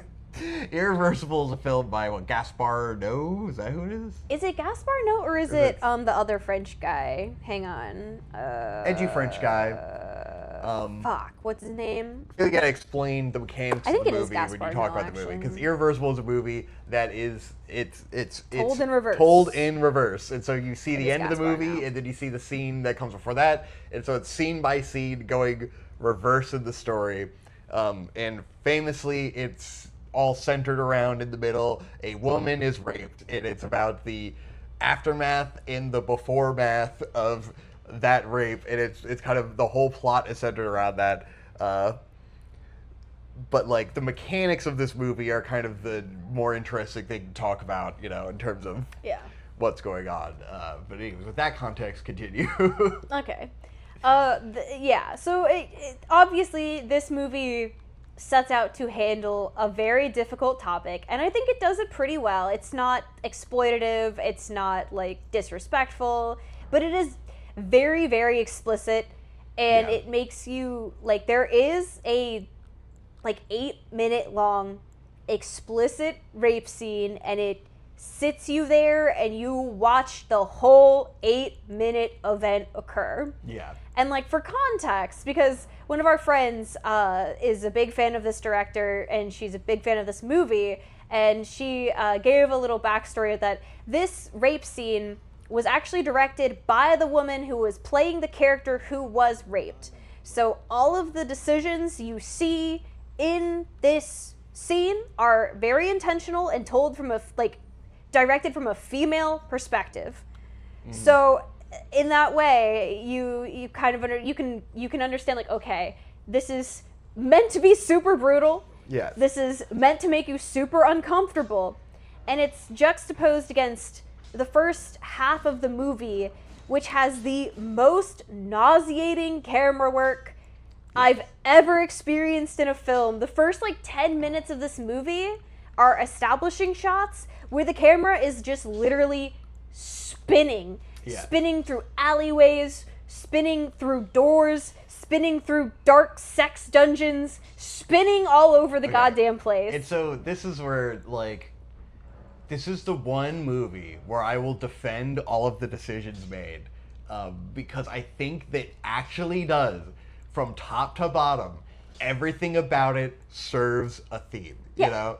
And so, the movie starts you off in an absolute fucking clusterfuck of spinning cameras, and it's nauseating as fuck, and you have no idea what's going on. But it's it actually is so that you feel like you have no idea what's going on. Are utterly disoriented, and that is intentional and thematic. And I think it, over the course of the movie, it pays off and it makes sense, because it's you have no idea what's going on, and then it's in terms of the handling of this rape story, it's sequentially in order, but then you're spoiling it if you tell it in order. But it's what happens sequentially is there's a girl, she's with her boyfriend, they have a really nice, pleasant relationship, they have a good chemistry, she is pregnant and she hasn't told him yet, but we see her find this out. And then she goes out with her ex-boyfriend and her current boyfriend. They have a fun discussion about sexual gratification. They go to a club and they have a good time. And then the girlfriend ends up getting upset and she wants to go home early. And then the guys are still at the club and she's like, oh no, I'll be okay. I'll just walk home. She ends up in a dark underpassage where she gets raped by a piece of shit gangster. And then... even worse than, he beats the ever-living fuck out of her. That's kind of another element of it. It's incredibly violent, where he does the rape and then he beats the living shit out of her and crushes her face in, essentially. So we don't really know if she's okay, you know? Yeah. It's incredibly brutal. And then from there, it's about the ex-boyfriend and the current boyfriend find out what happened to her. These random guys approach them, offering a revenge service where they're gonna help them get revenge, which is very weird and sussy. But they team up with these guys, so they're hunting down this guy that did it, and then they find him in this gay nightclub, where they search the club. They confront the guy. That guy tries to rape one of them. Because I guess this is just what he does. And then the ex-boyfriend beats his face in with a fucking fire extinguisher and smashes his skull. Yep. And then, ambulance shows up. The ex-boyfriend, gets away. The current boyfriend goes off in the ambulance. And then the ex-boyfriend is hiding out with the guy at the end. And that's what we see at the beginning of the movie, is he's hiding out, talking to this older guy who's, trying to help him through the situation, I think. Yeah. But all of that is told in reverse. And I think the reason why it's told in reverse is because it's meant to center the woman in the story as opposed to the revenge in the story. Right. Because what we see first is, we get this disorienting view. We have no idea what's going on. Everything's topsy-turvy. And then we see the most violent scene at the beginning, which is the gay nightclub. Everything's a clusterfuck. Everything's insane, and we see this guy get his fucking face bashed in with no context. It is hyper violent. And like if that were put at the end of the story, it would be a satisfying payoff. It's catharsis. Yeah, it would be catharsis in a revenge story about men getting revenge, you know? And so when they tell it in reverse, what happens at the end now is we learned that the girlfriend is pregnant, and we see her at the park enjoying her time alone and looking forward to a bright future. And it's fucking sad, you know? Yeah. And we see last, like, her having this great relationship. We learn about her as a character. We learn all these things after having already witnessed the tragedy, and it makes it all about her in the end, as opposed to being a cathartic story for men getting revenge. And I think that's the brilliance of the delivery of the whole thing, you know, and the camera work feeds into that in its own way of making it as mysterious as possible, and you have no idea what's going on. And like so much of the movie is told through sound at that point that it like, you know, and then it contextually reveals itself, symbolizing the way that you're getting more information about the story as over the course of the movie. And like, it's kind of brilliant in a masterpiece. Do I want to watch it again? Probably not. Never again. But I get, like, this is the one case where I'm like, I did not enjoy watching this for the most part, but I understand what it was doing, and I appreciate that it did it. You know, I'm glad that it exists, and I think it's brilliant. I also think it's really it's really telling that the character who rapes and beats the shit out of this woman is a gay man. He's not straight. He did that because it's about power. It's not about sexual attraction. It's not about finding someone beautiful you can't have. It's power. I think there's some problematic homophobia in this movie. Yeah, that too. There's definitely some homophobia going on in this movie, and I think that's kind of a homophobic perspective on this guy, which is that he's just someone that wants to get power over people. It doesn't matter if it's a man or a woman. He wants to rape you in the ass. It's like, meant to look at it in the context of what a lot of times rape really is. Yeah. Which is not about I want this person. It's about this person said no to me, and I want to exert power over them. In his dialogue during the scene, he's talking about, he's like, this, you fucking bitch, you're better than me, you think you're rich, you think you're awesome because she's beautiful and dressed well, so he like projects all these things onto her while raping her, and then afterwards he's like, you know, oh, you fucking bitch, how dare you, and then he beats the shit out of her, you know, and it's like, it wasn't about getting off. No. It was about power, you know. Which, you know, makes sense. It's a larger commentary on like what an action like that really is. You know, you could look at it as you know, homophobia, but like in the greater narrative of why rape takes place in our society, it helps make that stark difference of this is not a person who is attracted to women. He did not do this because he could not get sexual access to her. Yes. That was not the goal. No, not at all.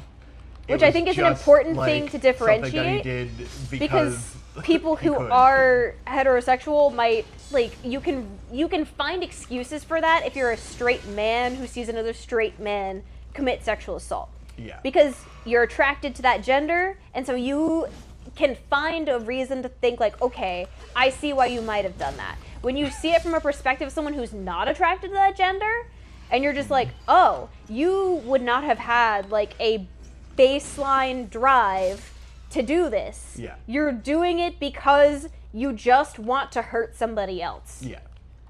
And I think that's what most rape probably right, is. but what I'm saying is that helps contextualize that for people who might need that extra bit of distance. Yeah. That makes sense. I do still think there's homophobia in the movie. That's a completely different song. Not to say that it doesn't strike both ways, but also like the gay nightclub scene is a lot. The gay nightclub scene, and I mean there is a lot of running around calling everyone the F slur. Yes. Like the two main guys who are getting revenge are very homophobic. Yes, which I mean super homophobic. Is real, but it is the 2000s. Yes. But, you know. But I was like, I wouldn't say that the guy who commits the rape is the only instance of homophobia. No, that's not because the two main characters are super homophobic. He's not the only homophobic thing in the movie. And, you know, it's, I'm sure, a decently realistic portrayal of people that do rape. I don't know anyone who does rape, so it's hard to say. But, you know, This is an important movie. It is like it feels like this is a movie that people who like movies should watch, you know? Yeah. And I'm glad we did watch it. But yeah, it's heavy, you know? Yeah. But neat and, largely unwatchable. Because of the nauseating camera work. Even if it does have a purpose, it is fucking nauseating. It is impressive at some points where I'm like, I don't know how they... Like, the second scene is like they're doing that on like a floating jib. I'm like, I don't know how they did that, you know? I'd have to... Like, I have my ideas, but it's like... I guess it's also like it's probably a lot higher budget than it looks because we're not used to high budget movies being that risky, you know? Yeah. But it is like a, very famous Italian director or whatever, or French director. Yeah, Gasparino is French, I believe. Yeah. Because, like, I do believe it was quite difficult to pull off those things that look like incomprehensible mess, you know? Oh, yeah. Technically, I Yeah. I completely believe that. Anyways, that's Irreversible. Check it out if you love movies. And not if you want to have a fun time. Yeah. Unless you're a freak. So yeah, after Irreversible, we watched Tommy. Tommy's cool. How'd you feel about Tommy? It was alright. Yeah, Hope hates musicals, so her saying it's alright is actually like glowing praise if you're into musicals. Aesthetically, it is really neat. I think As- it's a little longer than it needs to be. I think as far as musicals goes, this might be one of the greatest musicals ever made, in my opinion, now that we've been rewatching some of these things, because most of them suck ass. Yeah, a lot of most musicals are kinda fucking ass. garbage. So Tommy is, like, absolutely amazing to me. I thought it was pretty fucking cool. I like a lot of the songs a lot. Definitely, I love the mom character getting to just be absolutely Yeah, the fucking mom is super feral. fun She's and in this unhinged. there's a scene where she's in this beautiful all white luxurious bedroom, and then a bunch of chocolate and feathers come out of the TV, and she's rolling around in the chocolate and the feathers, and she just looks absolutely deranged. It's great. Yeah. That And was so pretty The Who cool. it's a musical by The Who, right? They did the music? Yeah. Yeah. Yeah, it's the Whoosical. The Whoosical, yeah. Is it the Who's or Whoosical the Doors? musical. I think it's the Who. I think it's the Who. Anyways, Brit rock bullshit, fun time, cool visuals, fun movie. If you Oh like fuck! And musicals, you'll Elton love John it. with his tall shoes. I had thought this was a really famous and popular movie, and then no one seems to have heard of this movie at all when we tell people about it. I'm like, this is shocking to me because of how big and ubiquitous Pink Floyd's The Wall is, and I feel like this isn't that far off from that, you know? And it's really cool, Do you and mean I don't know why it's not more Nostalgia famous. Critics The Wall? Yes, Nostalgia Critics The Wall. We do need to watch The Wall now as a point of comparison, which I know you're gonna fucking hate me. But The Wall at least has cool animated bits and stuff. It's just gonna be so dry. But maybe it won't be. But it is gonna be. I know it's gonna be dry. Yeah, it's my mom's favorite movie of all time, but I know you don't like any movies that my mom likes. I don't like Jesus Christ Superstar. I don't. Yeah. I don't like any of that. Yeah, but The I'm Wall is sorry. about politics. Is it? Yeah. I mean, Cold War politics, but, you know. Cold War politics aren't super exciting. No, they're really not. Yeah. But anyway, but yeah, Elton John as the pinball wizard is really cool. Yes, the I like pinball, that a lot. That's Elton one of John the best is a huge scenes in blast. this fucking movie. I do feel like the movie kind of fizzles out towards the end, where it's I get the symbolic ideas of what they were going for with him becoming the cult leader and everything, but it just ultimately didn't feel like a very satisfying conclusion to his character, where it's okay, he just became a piece of shit and he sucks. And then everything falls apart. You're like, oh, well, I guess it's over now. It's more about the journey than the destination in the end. Yeah. Cool movie. I enjoyed it a lot. I think if you're into musicals, it's an absolute classic. Oh yeah, if banger, you like know? musicals, then this is definitely a good one. Certainly after watching things like Hairspray and being like, oh fucking god, this is so fucking abysmal. Don't worry, we can still Tommy get is to a talk about masterpiece. So Hairspray. yes, we'll get there. Don't So what's worry. next? Let's see. So we watched Tommy. Oh. Hairspray's next, No, right? Oh no. we watched Cocaine Roach. Oh god, Cocaine Roach, that's right. Cocaine Roach. Oh my lord, it's been a long month. It's just some fuck ass movie I found on Amazon, made by some guy in fucking guy. Oakland, and it's literally about these these characters that get roped into doing this drug deal for some. It's so It's so kind strange. of incomprehensible. It's It one is of those super. it's one of those like absolute bottom of the barrel dog shit tier no budget movies. It's very this bitch got roaches in her crib. Yeah. Hood Essentially, movie shit. what it boils down to is the four main characters of this movie end up trapped in someone's roach-infested apartment while they wait for a drug dealer to come pick up their like 4 kilos of coke that they're trying to sell for this fucking what's the word I'm looking for? This drag queen who's like a drug overlord in Oakland, I guess. Yeah. And while they're stuck in this person's apartment, they're all like watching TV, and in the meta universe of Cocaine Roach, there's like I can only assume this is like an analog to like John Waters' Divine, but this is Diva Big Deal is the Diva Big Deal. The drag queen. Diva Big Deal is a fucking blast. This movie is really fun. This movie is really when you fun. say Diva Big Deal, I'm like, oh yeah, Diva Big Deal. Dude, okay, so I wrote down the fucking quote. So the female lead who is dating this white guy who hit on her in the middle of the street in the middle of the night after she broke up with her man because they had a fight about her liking Diva Big Deal. He kicks her out of the car because he starts talking shit about Diva Big Deal, and she gets mad about it. And he kicks her out of the car, and as she's walking home, this white boy hits on her, and she just ends up being like, yeah, I'll date you, whatever. This white man eventually just gets killed by the roaches in the apartment for the crime of dating a black woman, I guess? Pretty much. He didn't really do anything wroong. Like, he was just a wigger. Pretty much. He was in the way. That's he was it. in the way, and that's the problem. He was in the way of true love.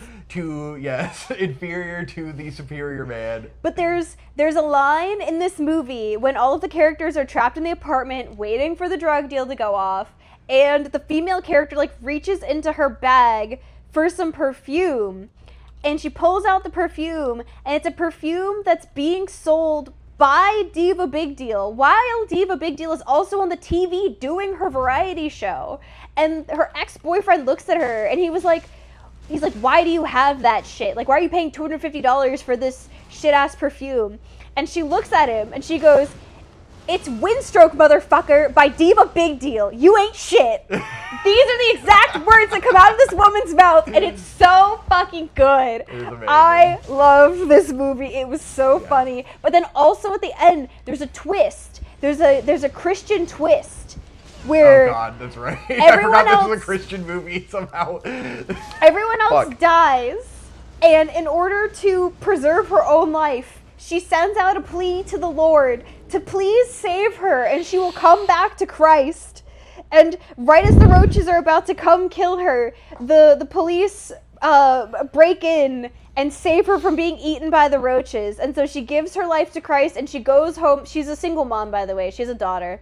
She's been leaving this kid home alone for like the past 24 hours, by the way. The kid's super chill. Yeah. This kid is like so chill. She's so good. But she's meant to be deadbeat hood mom, you know?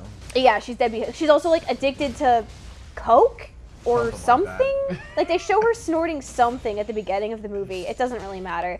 Her kid is like so independent, so chill. She just like makes cereal for herself and like cleans the house while her mom is off like doing a drug deal for for the fucking local drag artists. It's very strange. But anyway, she gives her life to Christ because she's been saved from the roaches that are eating everybody. And then she goes home and decides that she's going to be a good mom because Jesus saved her from the roaches. Exactly. It's really Wonderful. good. It's like $2 on Amazon if you want to have some friends over and drink. It was pretty goddamn entertaining. I enjoyed it. It's exactly what you want out of a good bad movie. Yes. I love it. The Diva... Because, like, for context, anytime the Diva Big Deal show is on the screen, it's like a 5-minute long scene of like she like does an interview with like some local celebrity who looks like he has no idea what the fuck is going on, and it feels like everything with this character is like a pilot for a show that they probably shot independently of this. Up. Yeah, and it didn't get picked up, so they just put it in a movie. And so it just feels so fucking out of left field, but also extremely fleshed out. Very, very entertaining. It's great. I highly recommend. Have some buddies over and watch Cocaine Roach. It's a drink movie for sure. It's so good. It is a group drink movie. So we really went from like bottom of the barrel, zero talent, zero budget ass movies to the opposite end of the spectrum, as we like to do. Because that same day we went to see Nirvana, the band, the show, the movie. Oh yeah, very clean. Oh shit! Fuck my ass! Oh no! I was trying to turn up the brightness. Yeah, and that guy came for your ass. Because it's too bright in the house for me to see in the dark areas. But he yeah, came for my ass. Yeah. Victor, did you like Nirvana, the band, the show, the movie? It's very obviously everyone loves it, and it's for good reason because it's a great movie. You should just see the movie. Yeah. You should also watch the show. I'm amazed by because I did a post on Instagram about it, and it's like people didn't know that there's a show, but the movie has marketing, so people know that there's a movie. They don't know that it's based on a show. Even though it's called Nirvana the band, the show, the movie. People just have no idea what the fuck it is, but they've been seeing TikToks. You know? But do they know it's based on a band? Exactly. They don't. Nirvana the band. Do you know there's already a band with that name? Yeah. The it's Band. called The Band, exactly. Nirvana the Band, the show, absolute masterpiece TV show. And so they made an absolute masterpiece movie. Very fun. Just go watch it. That's all I really have to say about it, I guess. I would argue that there's something here for everybody. There's something here for the comedy enjoyers, and also for the girly pops out there who want to have a little yaoi moment. Oh yeah, wholesome yaoi across the board. You got your heated rivalry, and then you go right to Nirvana the band, the show, the movie. Yeah. That's you're eating good, dude. Everything that modern society is missing out of a good comedy movie. It's delivering on the promise of the 90s in a way that the 90s never delivered on. It is what we hope to see all comedy become in the future, except it won't. It's going to be its own lightning in a bottle. And Nirvana the band should be cherished forever as cultural icons. I also just want to point out, I don't ever, this is another fucking example. I don't ever want to hear any dude talk about the fact that their looks are holding them back from getting girls. Oh, yeah. Because the number of women who would die to fuck either of the guys in this movie and are talking about it online, you just have to have a fucking personality. Just be funny, learn literally. to be funny. Learn to have a personality. Women will love you. I promise you. You do not need to even be you don't even need to be like a 7. You're on easy mode. You do not have to do any looks maxing whatsoever. It is hilarious just don't how be stinky and be funny. I see all the interviews with the guy, the shorter guy of the group, whatever his name is. Is it Mike and Jay, or am I thinking of No, you're thinking of Red Letter Media. It's Matt and Jay. Matt and Jay. So Matt is he's an ugly dude, and he knows it. And he knows it. And he makes jokes about it. He tells about how he asks his mom when he was a kid, am I good looking? And she's like, you're interesting. Yes. And he knows. There's a running joke of he's actually really buff. He just looks fat because he has no neck and a goofy face. And it's hilarious because all of a sudden you'll be like, wait a minute, he's ripped. He's actually shredded. This is a big dude. He just looks like a fat guy somehow. And he isn't at all. But he just owns that shit. And he's so fucking funny, you know? Yeah, and it's when you can turn that around and joke about that and be confident, women will like you. Mm-hmm. Nothing is holding you back but you. Yes, he is the perfect opposite of the looks maxer. It's amazing. It's but he's jester maxing. He's jester maxing. Because jester maxing is the future. That's it is the all way you to have go. to do. You have to jester max. It's always been all you have to do. Jester maxing has always been the way. Because people just want to have fun and be around fun people, you know? You've already seen it with Jack Black, people like that. Dudes who are just nice and funny. Just men who don't do hoe-scaring behaviors. Yeah, just stop scaring the hoes. That's it. Stop it. Just be Shower fun. And be normal. Mm-hmm. It's so easy. Exactly. So that's Nirvana, the band that show the movie. It's a peak work of feminist. It's got yaoi. It's got everything. Yeah. And it's funny. And it's funny. It's really funny. They do some crazy shit where you're watching it, you're like, how did they pull that off? Mm-hmm. How did they do that? Huh? And the reality is that they did do it. Yeah, they did it. You realize, oh, it's because they're Canadian and they weren't going to get shot if they did something that made the police like wonder what they were up to. Yeah. Ah, yes. Naturally. Classic. Yep. So we watched a third movie that same day. Do you remember what that movie was? 'Cause we did a double feature. Yeah, we did Cocaine Roach at home, and then we went to the theater for a double feature. What was the other movie? I don't remember what we The saw. other movie was Good Luck, Have Fun, Oh, yeah. Don't Die. That was pretty good. I really liked this one. Yeah, it's a good movie. I think that this movie is like, it's such a classic movie. Mm-hmm. So it's directed by Gore Verbinski, which is same guy who did Pirates of the Caribbean and a lot of like the big bombastic movies from like the 2000s. Like the real iconic, like big flagship stuff from before superhero movies took over. This movie is essentially about the AI apocalypse. Yeah. So it's got some great, like it touches right on that line of being a little bit cringe, Yeah. but it's also very valid in a lot of the things that it's saying. And it's coming from a dude who is older, right? The director is older. So you expect there's going to be a level of like, oh, always on that damn phone. Yeah. But it's like, well, yeah, I mean, always on that damn phone. You're not fully wrong. Mm-hmm. And there's a lot of very interesting commentary on AI and the way it's shaping our reality and arguments on how much of that is helpful versus how much of that is harmful.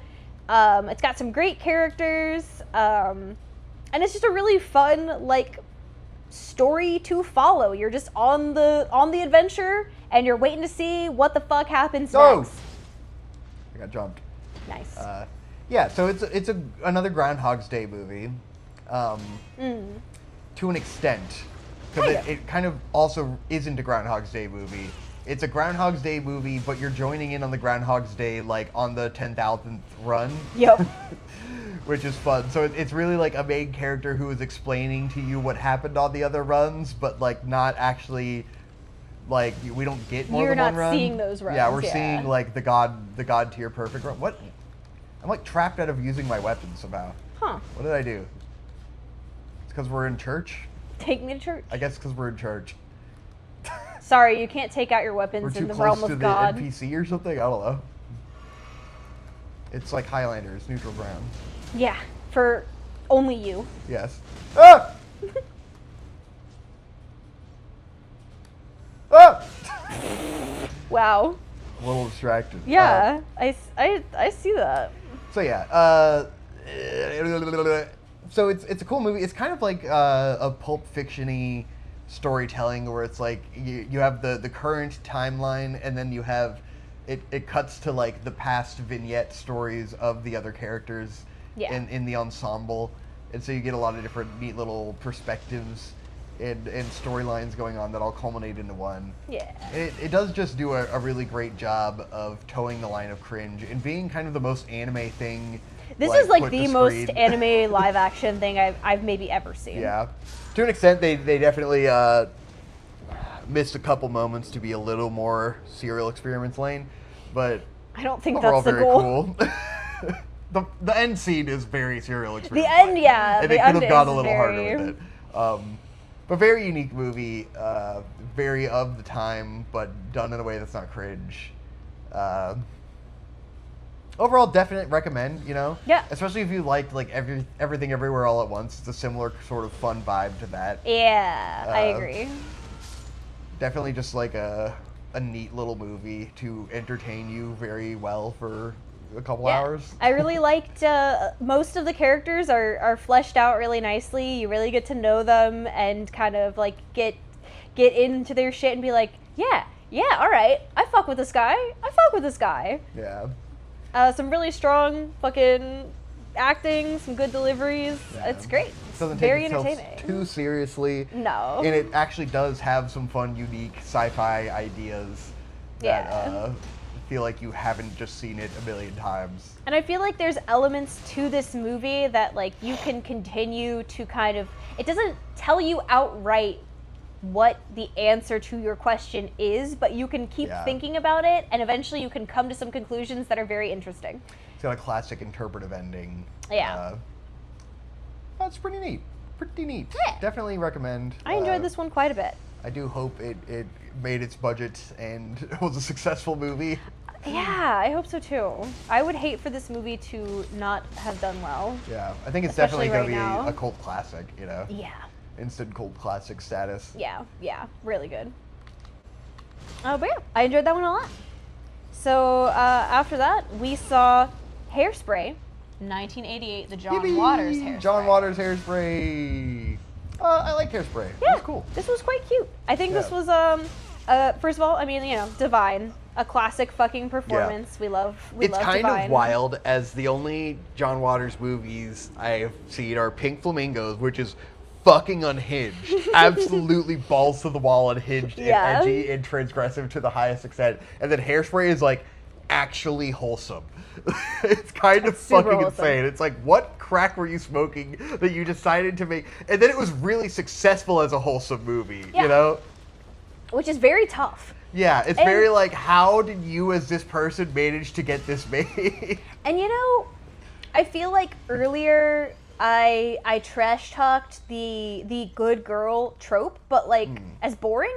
But like Nikki Blonsky is the perfect good girl. Yeah. She always has like has pure intentions.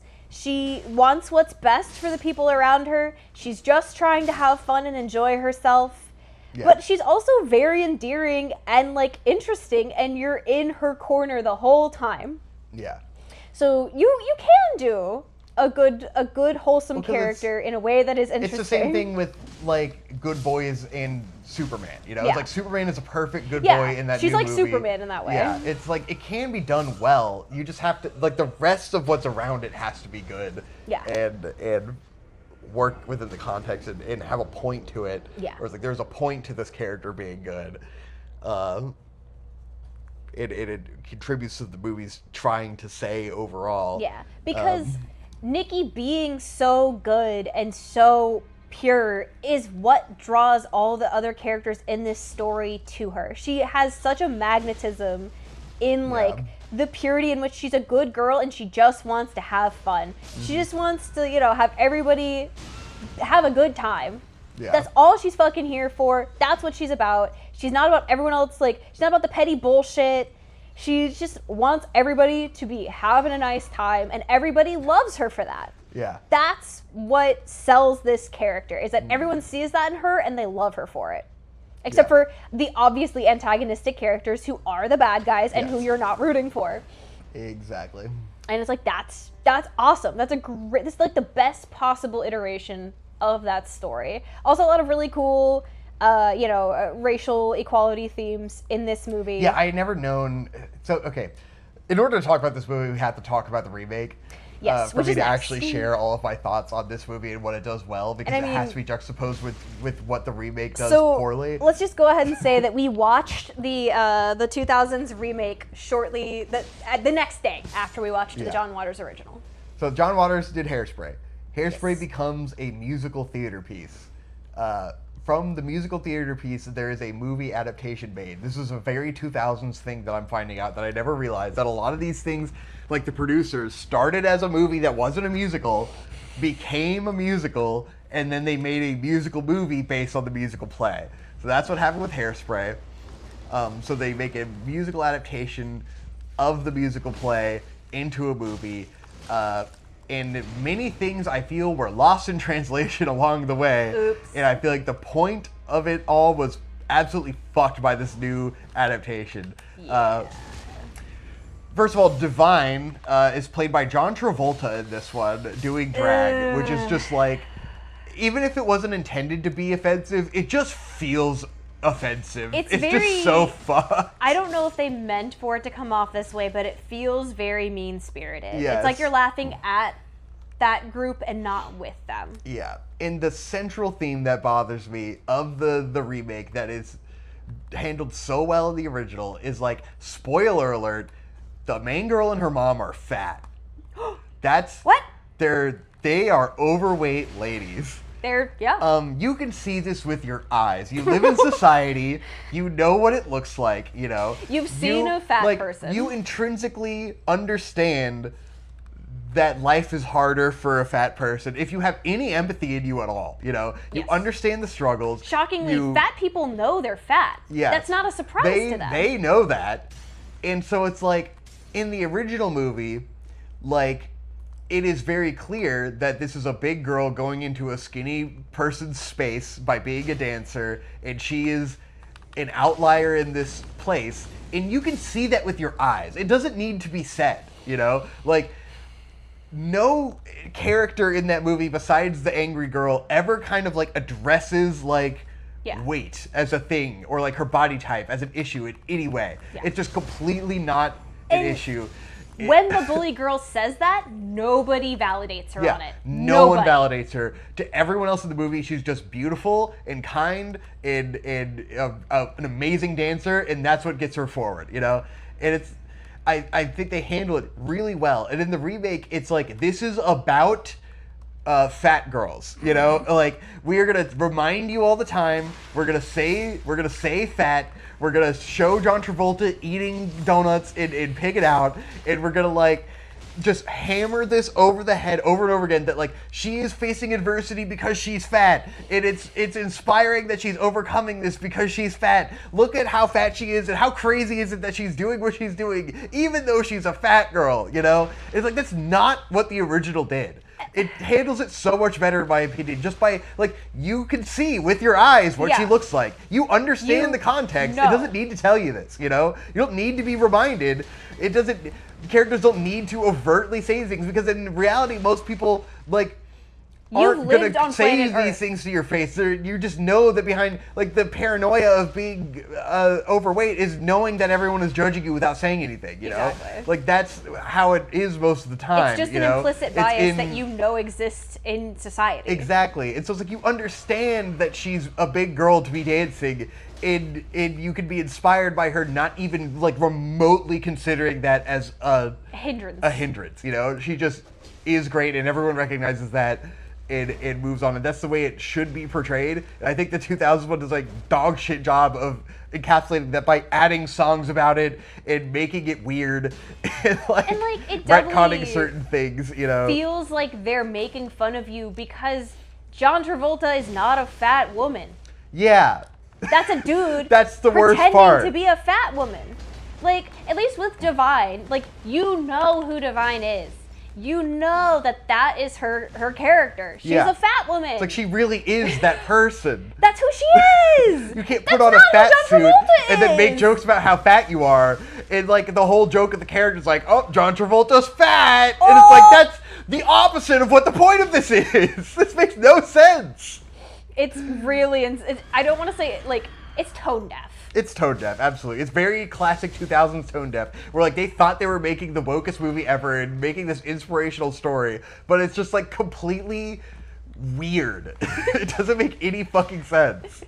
I think the only like bright spot in this movie is Christopher Walken being the ultimate wife guy. Yes. He's always so sweet and sincere.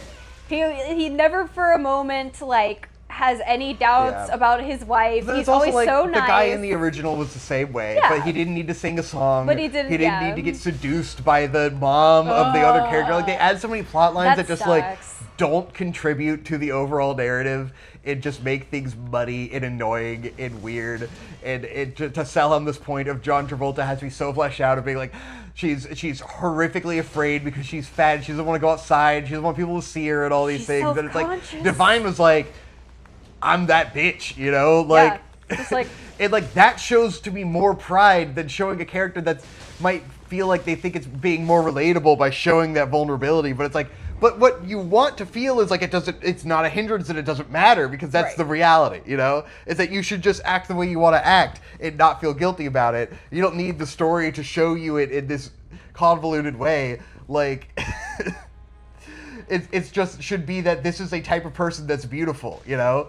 And it shouldn't be like it becomes that like, you're beautiful despite how Right. you look. You might be a fat bitch, But you're beautiful despite that. It's like that's not the point that you should take away, because it's the classic mixed messaging of, oh, it's on what's the inside that counts. But it's like, no, some people think this is hot, you know? Like the Yeah, some point of the people- first movie is like the dad thinks his wife is hot. And then there's like the guy who runs like the fat girl clothes store who fetishizes fat women and thinks that they are sexy and beautiful. And like he is unapologetic about that. And like that's reality. Like there are people that find That's their different body preference. types genuinely hot, you know? Just show that. You don't Yeah, have it's to be okay. like, you're good despite what's on the outside. That's not real.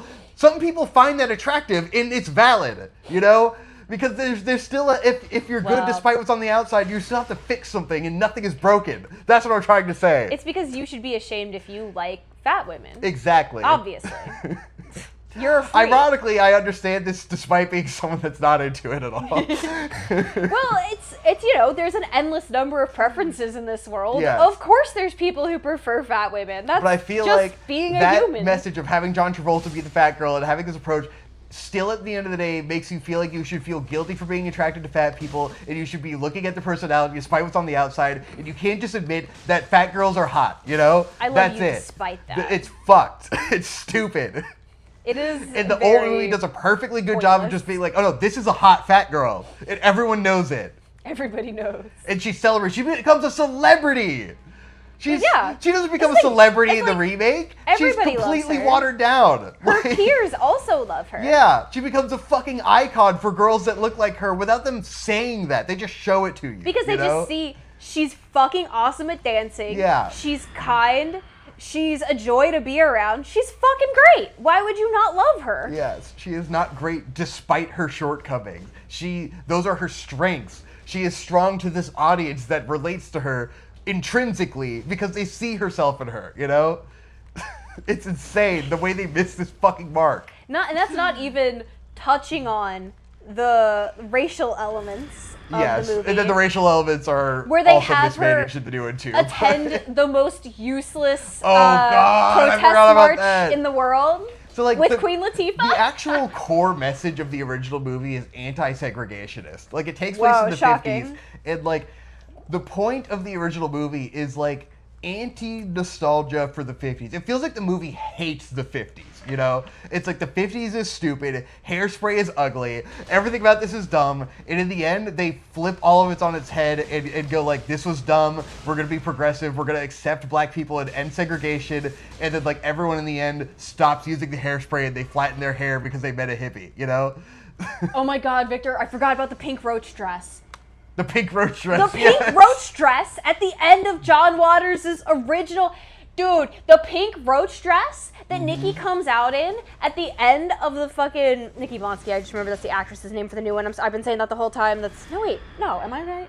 Shit. I can't remember. Anyway, yes, I think her name is Nikki Blonsky. Anyway, I'm getting completely lost. The pink roach dress that she comes out in at the end after she beats it's Tracy Turnblad, my bad. Tracy Nikki Turnblad, Blonsky is that's the right. name That's of the the name of fucking her. insane actress who's in the new one, and, Yeah, who and sucks. because of pop culture things, her name was in my brain. Anyway, Tracy I've been saying the Turnblad, name yeah. wrong the entire time. I'm gonna go kill myself.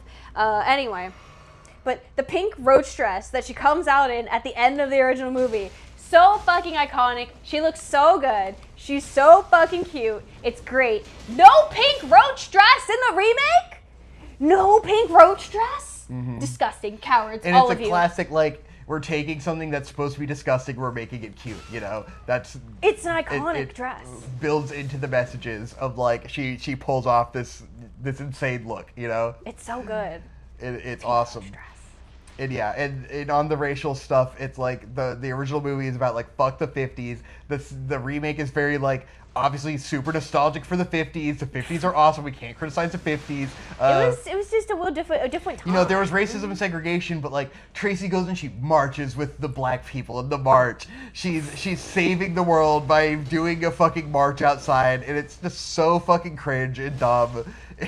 It like completely misses everything that was good about the original. It's such a honestly the march that they do in the remake is so fucking representative of like the No Kings protests that we have now, where it's like, okay, everyone went out and walked a couple blocks down the street for an afternoon and then went home. Yeah. Okay, wow, that was crazy. Not going to show them doing like anything edgy you would have done at a protest. Like in the original movie, there's a riot. There's just like a natural riot that happens. They have like a fucking riot that occurs because they won't let black people come to the dance. Yeah. And they're like, well, no, we want them there. And the police are like, no. And so they have a fucking riot. It's like, and and the watering down of the TV host character. I forgot about Corny that. Collins, yeah. Corny Collins, because like the whole thing is centered around the Corny Collins show, which is meant to be this stupid 50s show where it's just like teens dancing. It's like obviously stupid as fuck and so fucking obnoxiously 50s. And like the whole thing is that the Corny Collins shows is segregated into a white like every day of the week is a white thing until there's like the black night, you know? Yeah. And that's like the central thing is like trying to get black people on the central Corny Collins show. Yeah. And like that's kind of the ongoing plot line is Corny Collins fighting against the networks to get that to happen. Yeah. And like in the original movie, he's really portrayed as like an ally. Yeah, he's of super these people. down. He's super down and he's like fighting the studios and you just don't get that in the remake at all. Totally nerfs his character and the message he was trying to send. Oh my god. They really just missed all of the important messaging in the original movie. It's fucking wild. Very, very distressing. Just completely retcons the allyship witnessed. They just put her in that fuck-ass black and white checker dress at the end of the remake. Fuck-ass black and white checker dress. It's because black and white can mix together, Hope. Oh, disgusting. It don't matter if you're black or white. That's Michael Jackson ended racism, okay? Obama was president. Obama. Actually, I don't think Obama was president yet when that movie came out, but it was close. It was pretty damn close. I don't know if he would have been president without that movie. 2007? Ooh, right on the cusp. Right on the cusp, yeah. See, that's what made us ready for Obama. It was Hairspray. Hairspray the remake. Warmed America up to be ready for Obama. You know what? If Corny Collins is cool with black people, I am too. We're like, we accept fat girls exist. You should feel guilty if you don't find them attractive because what's on the inside matters. Also, obviously, they aren't attractive on the outside. That's insane. That's gross. That's fucking gross. You should not feel that way at all. You should look at what's on the inside. Also, we solved racism.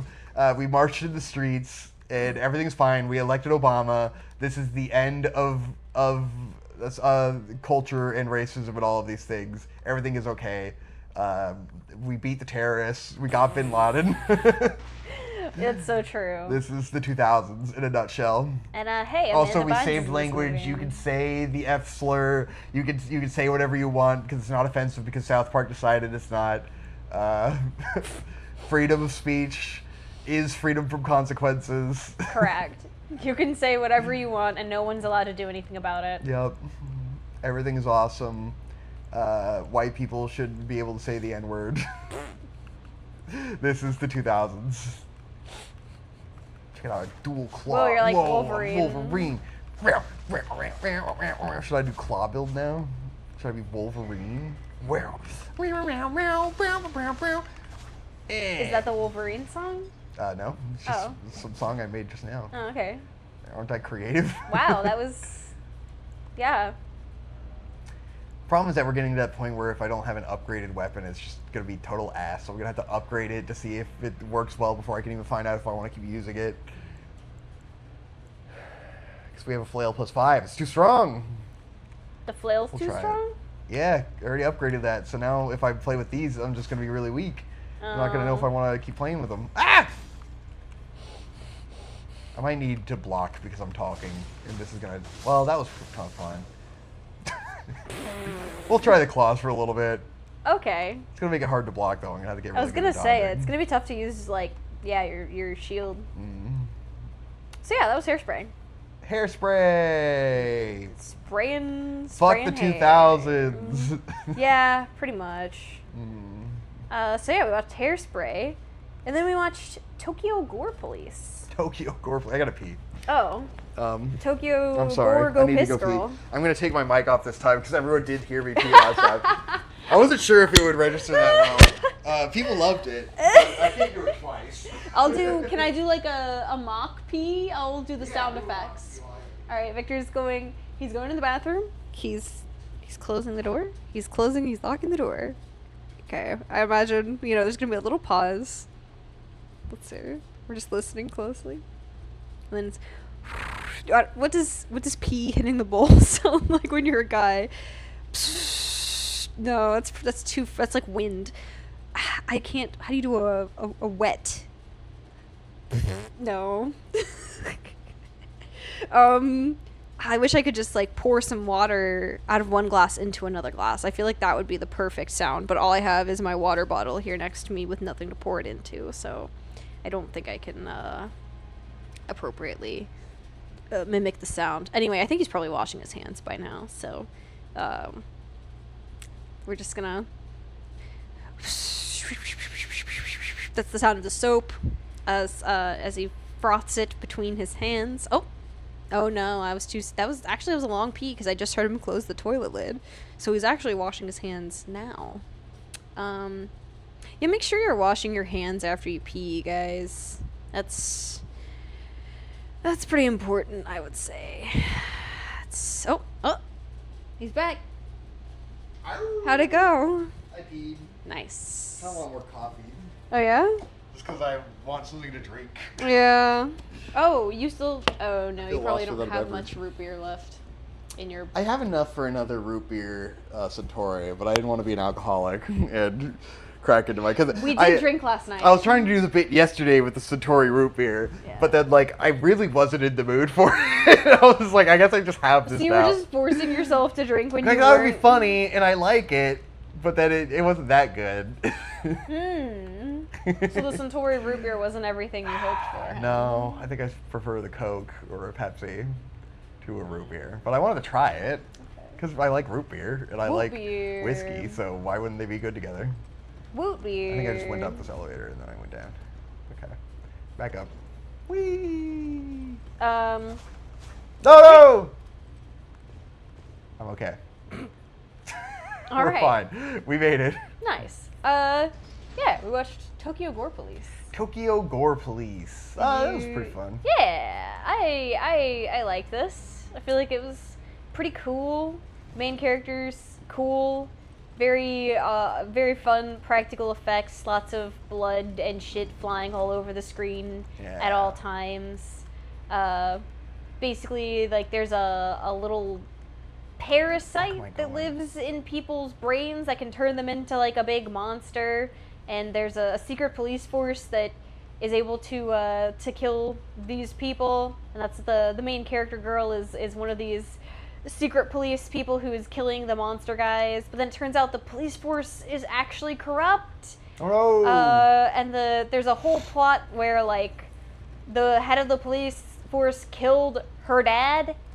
And so he actually is the one who ruined her life and forced her to become a dog of the military, TM. But yeah, really really fun, really cool practical effects. There's a gimp that walks around on Oh yeah, blades. that was cool. That was pretty fun. She fights the blade The gimp Blade Gimp was pretty cool. at the end of the movie. Very That was fun. Baldo. Yeah, it was good. I liked that. Yeah, I think it's probably one of the best versions of the type of movie that it is. Definitely. A lot better than Meatball Machine. Meatball Machine dragged at times, so. Yeah. It was pretty fun. Definitely some of the it does not disappoint on gore for a movie called Tokyo Gore Police. It has the the gore gore. is absolutely fucking wild. So lots of very fun blood effects. I think it's another one of those where it's the focus of these types of movies is always on the effects and less on being a comprehensive package of good writing and directing and such, but like what it sets out to do, it does very well. It does make me go like, I want to make this kind of movie, but like a really good movie, Because it's like there's just certain parts of any of these types of movies that kind of drag that I wish that they didn't. I wish it was just amazing the whole way through. But it's pretty fun. Japanese gore exploitation film. Yeah, I would recommend if you're in the mood for a special effects heavy Japanese horror gore style movie. This is definitely one of the better ones. Yeah, in the higher echelon of Tokyo gore movies. Yeah. It does not disappoint with the what's on the box is the reality. It's not a deception. You get what you see on the box. There will be a cool lady and there will be a gore. Mm-hmm. It's good. It's nice. Yeah. What the hell? What the Teaching me how to hell? use sorcery? Why? Just in case. It's like, hey, dum-dum, you haven't used any sorceries. What are you, a dumb Okay, baby? I don't think these weapons are going to work out right now without being upgraded. I mean, I Wah, don't wah, know. wah. These guys are. Well, they're kind of not paying attention, so it's a little easier. They are not paying attention. That's true. I was kind of give myself a gigantic health pool. So I can just take bad hits while using my goofy claws. I've never done a claw run. It's like I've never done a Morning Star run. Not a Morning Star, but a flail. Weird. Oh, fuck. There's such a lead into these attacks sometimes. Oh, that's pretty fun. That's very Bloodborne. Okay. Anyways, continue. Okay. Just being distracted by the game I'm playing. God. What am I doing? This is supposed to be a podcast. So next we watched If I Had Legs, I'd Kick You. This was a really good one. Yeah, it's a good one. It's a very good one. This is Karen Aronofsky film. You're so proud of that. Because it feels like a Darren Aronofsky film, but woman-centered. It's basically The Wrestler, but a woman, aesthetically at least. I mean, probably, like, I kind of feel like I don't like Darren Aronofsky anymore as a person, so I'm glad that there's a Karen Aronofsky out here to fill the shoes, because it's, like, one of my favorite aesthetic styles of movie, but I would like a cool person to be making the movie too, I guess. That'd be nice. For those who are perhaps less terminally online about movies, Darren Aronofsky opened an AI movie studio where he's making historical AI slop TV shows. And he made some kind of special movie for the Las Vegas Sphere, and he's like done a lot of weird cringe stuff over time. I mean, he made the Noah movie as well. Yeah, he did the Noah's Ark movie. It's just like, there's so much about him where it's like fucked vibes. Yeah. Even though he's like one of the, like, definitely he is the filmmaker that made me want to make movies to begin with, as a kid. Yeah. Like, so, like, between him and Tarantino, and like Tarantino's a piece of shit, so like, I can accept that my amazing movies are made by terrible people, yeah. but That's generally. It'd also be nice if good people got to make good movies too.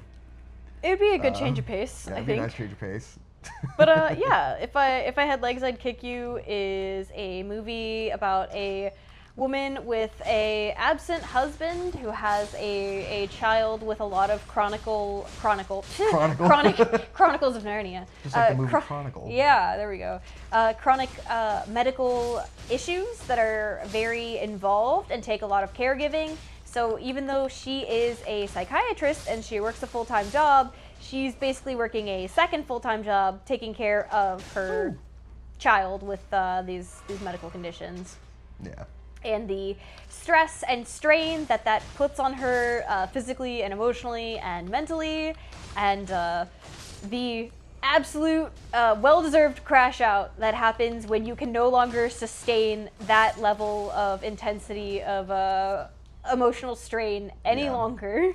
It's the peak horror that can be involved with being a middle-class suburban mom.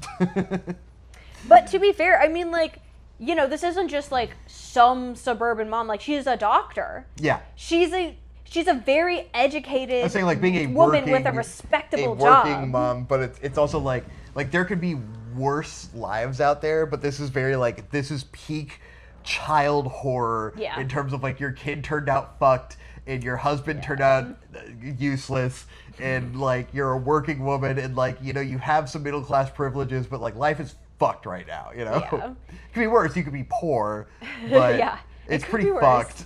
But like it's pretty bad. There's the things going on with oh, this guy is cool. There's the things going on with like shit in their apartment is like falling apart, like and the they have to incident. stay in a motel, and her husband is out of town because he's like a fucking boat captain. Yeah. Like he's always traveling for his work. So he's a boat captain, and like it does a really good job of portraying those situations where like at the surface what's happening is not an obvious affront. But as time has gone on, and I imagine that these situations have happened again and again and again, and it's built up and created this pressure on this character to where, like, yes, her husband's job is seasonal and he needs to be gone for work, but also he's got these times when he's gone from work where he's getting to fuck around, where he's getting to go have leisure time and enjoy himself and relax, whereas she is primary caretaker, she's staying home with the child, and she's working a full-time job, so she does not have any time to like decompress and get away from like being the caretaker. It's one of those things where it's like there's the nuance of like, okay, like he is working and he's not there, and like you shouldn't just be miserable with all of your time, but he's also not doing things he could be doing to help, and he's like putting this like house repair shit all on her and like demanding all of these things of her and not really like understanding or contributing or comforting in any way. He has no empathy so it's like, for her at all. It's not just that he's having fun, it's that he also is completely not delivering on his end of like, and it's like adulting. The low simmer of resentment that creates that will eventually boil over. Yeah, and we're at the absolute explosion point of a person's life where she completely fucking crashes out. Yeah. And it's really good. It's a lot of fun. If you love boiling point stressful movies, which I fucking love, it's like my favorite style of movie is stressful boiling point movie. And it will definitely show you the horrors of having a child. Yeah, it's very Safdie style movie in the way that it's always stressful and it never stops being stressful, and you're just like, oh god, Jesus fucking Christ, oh. It's a whole like the you're on the edge of your seat. And it just stacks and stacks and stacks and stacks, and you're just like, fuck, dude. Oh, it's got A$AP Rocky. It does have A$AP Rocky and He does a Conan good job. O'Brien. He's pretty cool. Yeah, Conan O'Brien. Conan O'Brien does great. Rose Byrne absolutely fucking kills it. If she doesn't fucking get an Oscar for this shit, like, I don't know, dude. Yeah, oh my god. You guys didn't watch the movie. Phenomenal. Holy shit. Super awesome. Really good movie. Definitely a must watch for film people. Yeah. If you are a person who, man or woman, if you are a person who thinks you're going to have children, watch this movie so that you can have an idea of like, hey, I need to not let it get to this place, because it's so easy to like let things slip to that level in your daily life when you get comfortable. Yeah. And that's what kills relationships. And it's so one of those things where I feel like in modern day it's unethical not to like have like we have the ability now to select like genetically what your child will like. You can have a disease-free child, you can select how your child is made to an extent. You have genetic counseling. Yes. But there are a lot of factors that you have no control over and you could not anticipate. But like, goddamn, like you at least do your due diligence and try not to have a child that's just gonna ruin your life with sickness. It's like it's not the kid's fault. No. But it's fucked, Yeah. Having a terminally ill child will just ruin your fucking life. Yeah, it's really, really rough. So depressing. Yeah, so I highly recommend watching this. If you are considering having children, if you have a partner who, if you're in a relationship and you're considering having kids, please watch this.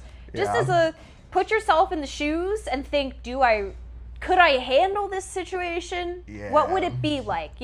Really try to empathize and think about it, because it's some real shit. I've seen some families, like, just in my experience working in healthcare, I have seen families come through in this exact situation, and I've seen the good end of it and I've seen the bad end of it, and it gets dark sometimes. Yeah. Just never hurts to do a little thought experiment. Yeah. Be like, Worst case scenario shit. yeah, let's think about that for a minute. Yep, heavy movie. Yeah. But really good. Yeah, it's good. Watch it for sure. Oh, so we went straight from If I Had Legs I'd Kick You to Earth Girls Are Easy. Oh, God. So this is a 90s depressingly not boner comedy called Earth Girls Are Easy. It's got Jeff Goldblum, Jim Carrey, and another guy, I can't remember his name. Marlon Wayans. Yeah. And they're aliens. They come to Earth. It's supposed to be like a fish out of water thing. They get a makeover that turns them into humans, and It's also a shenanigans musical. ensue. And it's kind of a musical, halfway. It's a really fucking awful movie. It's bad. I wish it were like charming enough to be redeemable and recommendable, but it just isn't. Like, it looked like it would be awesomely bad and kind of a wild ride, and it's just bad. Depressingly bad. Really not worth watching at all in any way.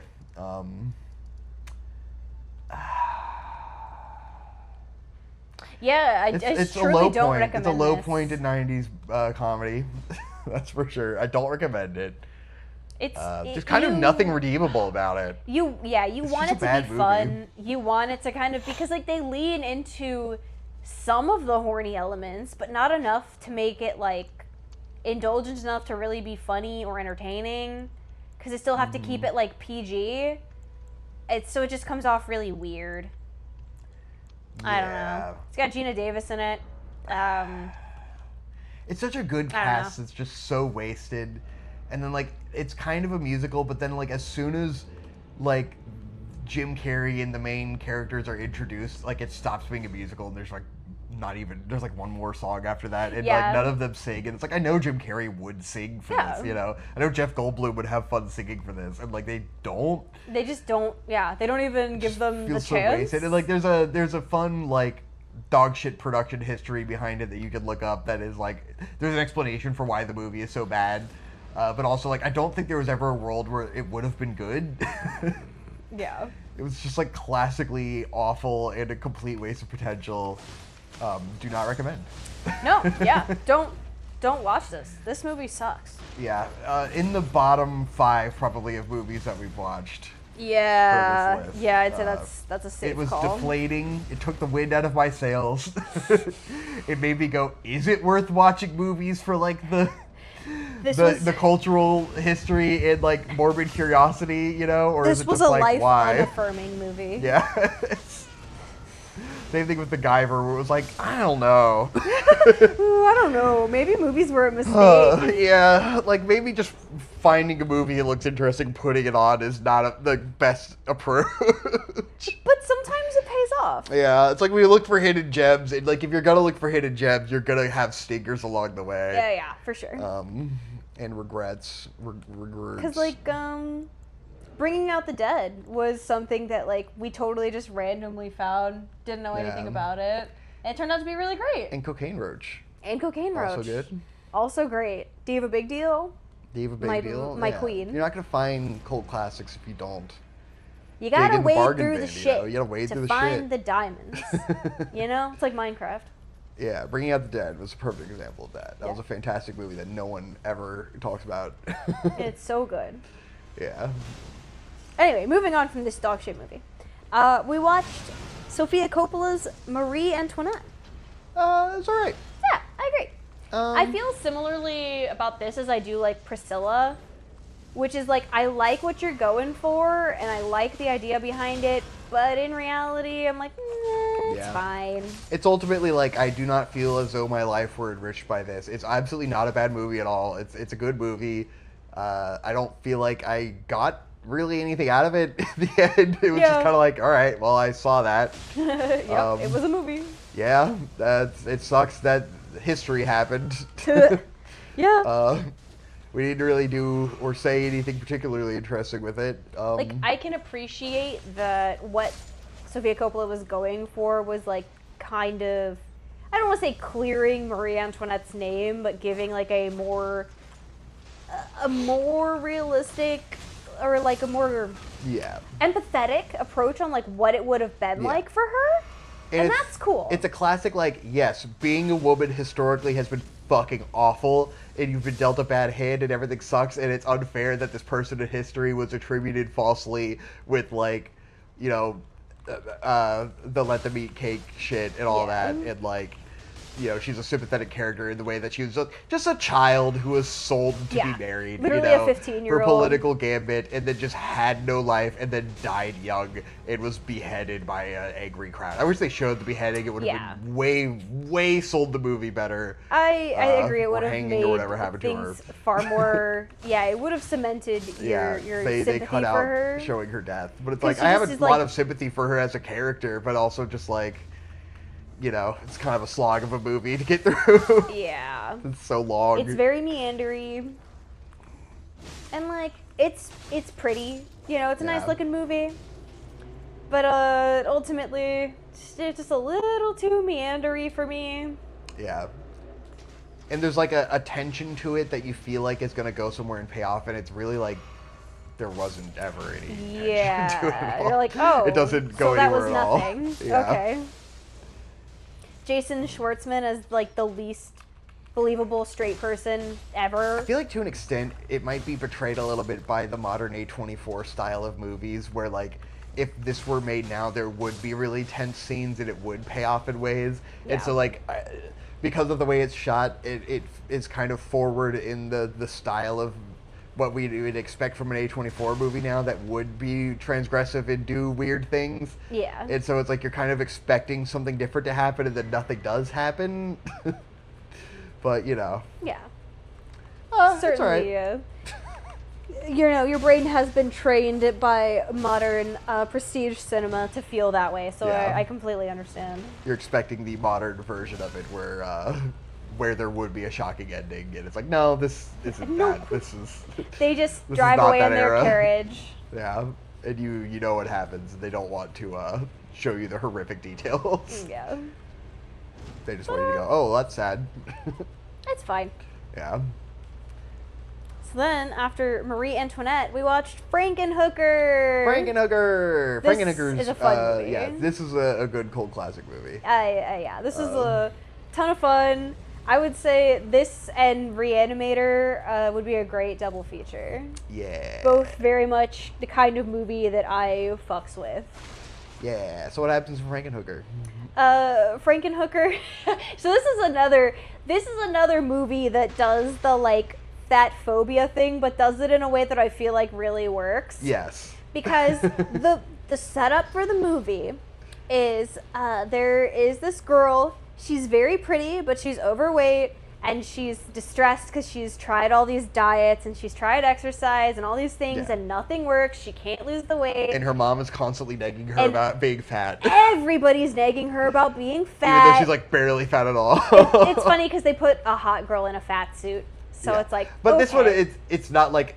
She's not obese or anything. She just, like, has a little she's just, belly, like, a you know? chubby girl, Which is, you know? it's so realistic in terms like, of just, like, there's nothing wrong with her at all, you know? Yeah. And like, it's just, like, all this pressure she puts on herself and her mom just being a total bitch about exactly. it. The people around her are also being like, oh, you're fat. But it feels like it's so real, you know? Yeah. Oh, yeah. It's absolutely, like, a real pressure that, you know, all femme people feel.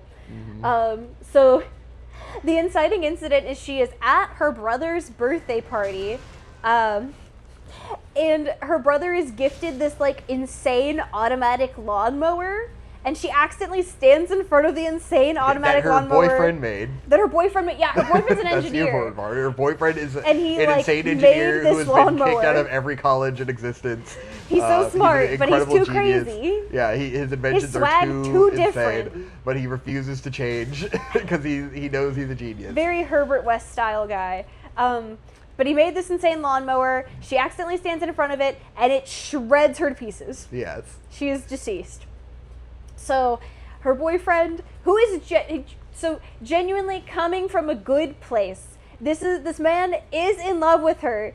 He does love her. He was going to marry her. He decides he's going to bring her back, but he's going to make her the perfect body because she could never be skinny when she was originally alive, and he's gonna give her that perfect body and now. Like, he does think this is what she wants, you know? In like, his it's own not way, just that he yes. wants to, like, he definitely has, like, he wants to make the most beautiful hot girl for himself, but he also thinks this is what she wants because she was always trying to lose weight, you know? Because he genuinely loves her, you know? Yes. There's no point in this movie where it's made to feel like he doesn't genuinely, absolutely love her and wants to marry her and has absolute devotion to her. He's completely sincere. Also very autistic, you know? Yes, he's very completely new sincere. age autism, unrecognized autism at the time. But he's completely sincere in loving his girlfriend and wanting her to be the most beautiful person of all time when he can remake her. Because why not just make her better if he has to remake her? Well, you know? this is kind of an opportunity. I can just make her Why the not? most beautiful. It's great, actually. Obviously, I should do this. This is what she would want. She wanted to lose weight and be perfect. So he decides that he's going to go into New York City, hire a bunch of hookers, and like scope them out to find everyone the perfect body part from like each one. He's trying to find the perfect body parts to pull together to bring his girlfriend back to life. And so in order to do this, he makes like mega heroin to sell to this drug dealer to pay for the hookers. But instead of successfully pulling off this deal of selling the mega heroin, the hookers accidentally find the mega heroin, and when they do the mega heroin, they all explode. Yeah. So they all explode. Extremely silly. And he ends up having to salvage parts from the exploded hookers in order to build his girlfriend. So he does this, he reanimates his girlfriend with the salvaged hooker parts, and because she is constructed of these parts, she has adopted elements of their personalities, and she immediately like goes out on the street and starts to try to solicit men. Yeah. But anytime that she solicits solicits a man, nice, a man, solicits a man, she ends up killing them. Yeah, of course. Which is, of course, happens in the goofiest, silliest, funniest of ways. Until eventually the boyfriend ends up catching up with her. But the drug dealer guy, the king pimp, who he ended up killing all those hookers who were under his protection, catches up with them. He's pissed off because obviously you killed all these hookers. That's not cool. And through a series of events, the boyfriend ends up getting killed. Yeah. So the perfect poetry for the end of this movie is that the Frankenhooker comes and she finds that her boyfriend has been killed by this king pimp, and she's like, well, I have all the tools to bring him back to life, and I can give him the perfect body just like he did for me. Mm-hmm. So she puts his head on a body constructed of some of the leftover hooker parts. So he now has a female body, and when he is reanimated, he's like, no, oh God. And she's like, well, I just did what you did for me. I gave you the perfect body. It was a chance to do everything over again. I just did what I thought you'd want me to do. Yeah. And it's the perfect irony of, despite your good intentions, you have done something that was pretty selfish and shitty. Yeah. And now you will suffer the consequences of those actions. And presumably by the mechanics of this movie, this is a temporary inconvenience. And yes, it probably can be rectified, but it is very funny. Yeah, so it's just a very funny, very wholesome, satisfying ending. It's great. Yeah, it's just a fun movie. It's a Good really good, fun-ass schlocky movie. exploitation film, you know? It's good shit. It's very fun. Love to see it. Oh man, I might need a snack or something. I'm winding down. Woo. Well, we're not too far from the end of our list. Okay, well, you want to take a break? What? Let's take a break. Oh, okay. You want to take a break? Okay. pee and stretch and have another coffee? Okay. Okay, let's take a break. And I will stitch them together. Alright. And we're back. I hope that you didn't get my burp right as we. I might have just got the burp. I mean, I could edit it out theoretically, but we're back. So if you guys heard that, I'm sorry. Took a little break, had a little snack, some halal munchies, and got some coffee. Jingle halal Christmas. Got some budget beans that don't taste too bad. Because it does turn out, coffee is just getting ridiculously expensive. What? And like those beans I was getting, they used to be like $9. Then all of a sudden, at some point, they became $16. They didn't That's change nuts. the label. Yeah. You realize that's like basically the same amount of Yeah. money I pay for my specialty co-ferment It's like beans. I've been buying it, not really paying attention, and then I realized like, oh, this is way fucking more expensive than it used to be. And then they finally changed the actual label of the store to show $16. But now they're the most. They were the cheaper beans, and now they're the most expensive beans in the fucking store. Well, I mean, like crazy. it's like how now Cafe Bustelo is like $9 for a brick. It's insane. Like I understand it's because of global instability, but yeah, it no, I know sucks. why. But also, like Cafe Bustelo was what we bought when we were fucking broke because it was dirt ass cheap and it was strong as hell.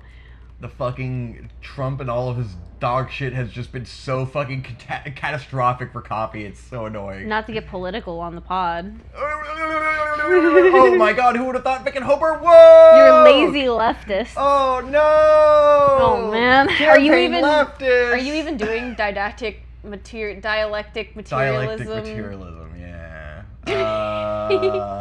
Have you even read the Communist Manifesto?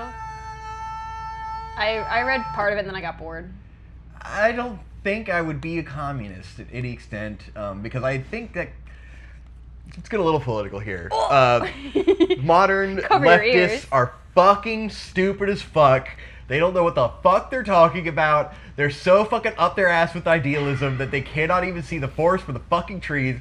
And the greatest, like, it's something that you understand, but it's like nothing sells this more than when I was doing like local broadcast television, and you find out about like how theaters are run in America, at least in Norfolk, Virginia, and it's like 100% of like small theater is funded by rich people. Like it is billionaires just blasting money into something with absolutely no returns because they respect the arts. That's it. They don't make any fucking money. It is a complete waste. And these people are douchebags. They are super pretentious. They are the exact kind of Twitter leftists that you expect. Theater people are annoying as fuck. And they are all, like, they could not exist without a ridiculous excess of capital in this world. They could not exist if there weren't a capitalist system set up for these billionaires to write off money that they lose on taxes. That's the only thing that keeps theater alive. That's the thing, it's a tax write-off. Because it's not valuable to society. Society has deemed it not worth investing in. Because no one goes to see this shit except for old people. Yep. It's a huge fucking money sink that does not make its investment back. So it's like, so many of the communists and socialists and leftists, which I consider myself a leftist, you know, Not but it's a thing where it's like, if you are an artist, you have to understand that you can only exist in an excess of capital, you know, because if we're in a true bartering society, your art just wouldn't be valuable enough for you to get. There wouldn't be enough value in your art to have as much art as there is, you know? It would be so impossible to get through the door. It would be insane. Sorry, I'm passionate about this subject. This is sounding pretty not woke to me. It is very not woke, unfortunately, but this is the society in which we live in. If you can find a better way to do this, I'm all for it. But the reality is that art cannot exist without an excess of capital, because it has to be a losing investment before it can be a profitable industry, you know? And it takes so much upfront capital to be able to do these things on a big scale. Like, anyone could make art in their fucking basement, you know? But like, do you want to barter? Like, okay, so we're in a this is not even, I know this is ignorant as fuck, the argument I'm making in terms of socialism and capitalism, but it's also like, when you hear someone make a retarded bartering argument. Yeah. Yeah, but it's like, in what world are you someone who's actually creating something material that like people need to survive? Or are you going to trade that for a fucking a drawing? You know, I don't know. Now this is a very reductionist, ignorant way to put this, but that's getting me on the point. Now I'm getting retarded. But the point is that all of fucking theater is funded by rich people. And it just won't exist if that weren't the method, you know? You know, by and large, a majority of art is funded by rich people. Exactly. And there's so many things that are just absolutely losing ventures that just could not sustain themselves in any other way. And there's so many things that we love that just couldn't exist, you know? I think it's certainly gotten worse because it used to be that like indie people could find ways to fund their own ventures and have like a modest budget, whereas like now the mid-budget movie is such an anomaly. Budget is like, for all of time, those modest budgets were coming from people who want to gamble on an investment and see that investment pay off. Now it's just before they can make smaller bets. Everyone wants to profit, you know? Off of. They could make a lot of small bets and have those pay off. But like what I'm saying,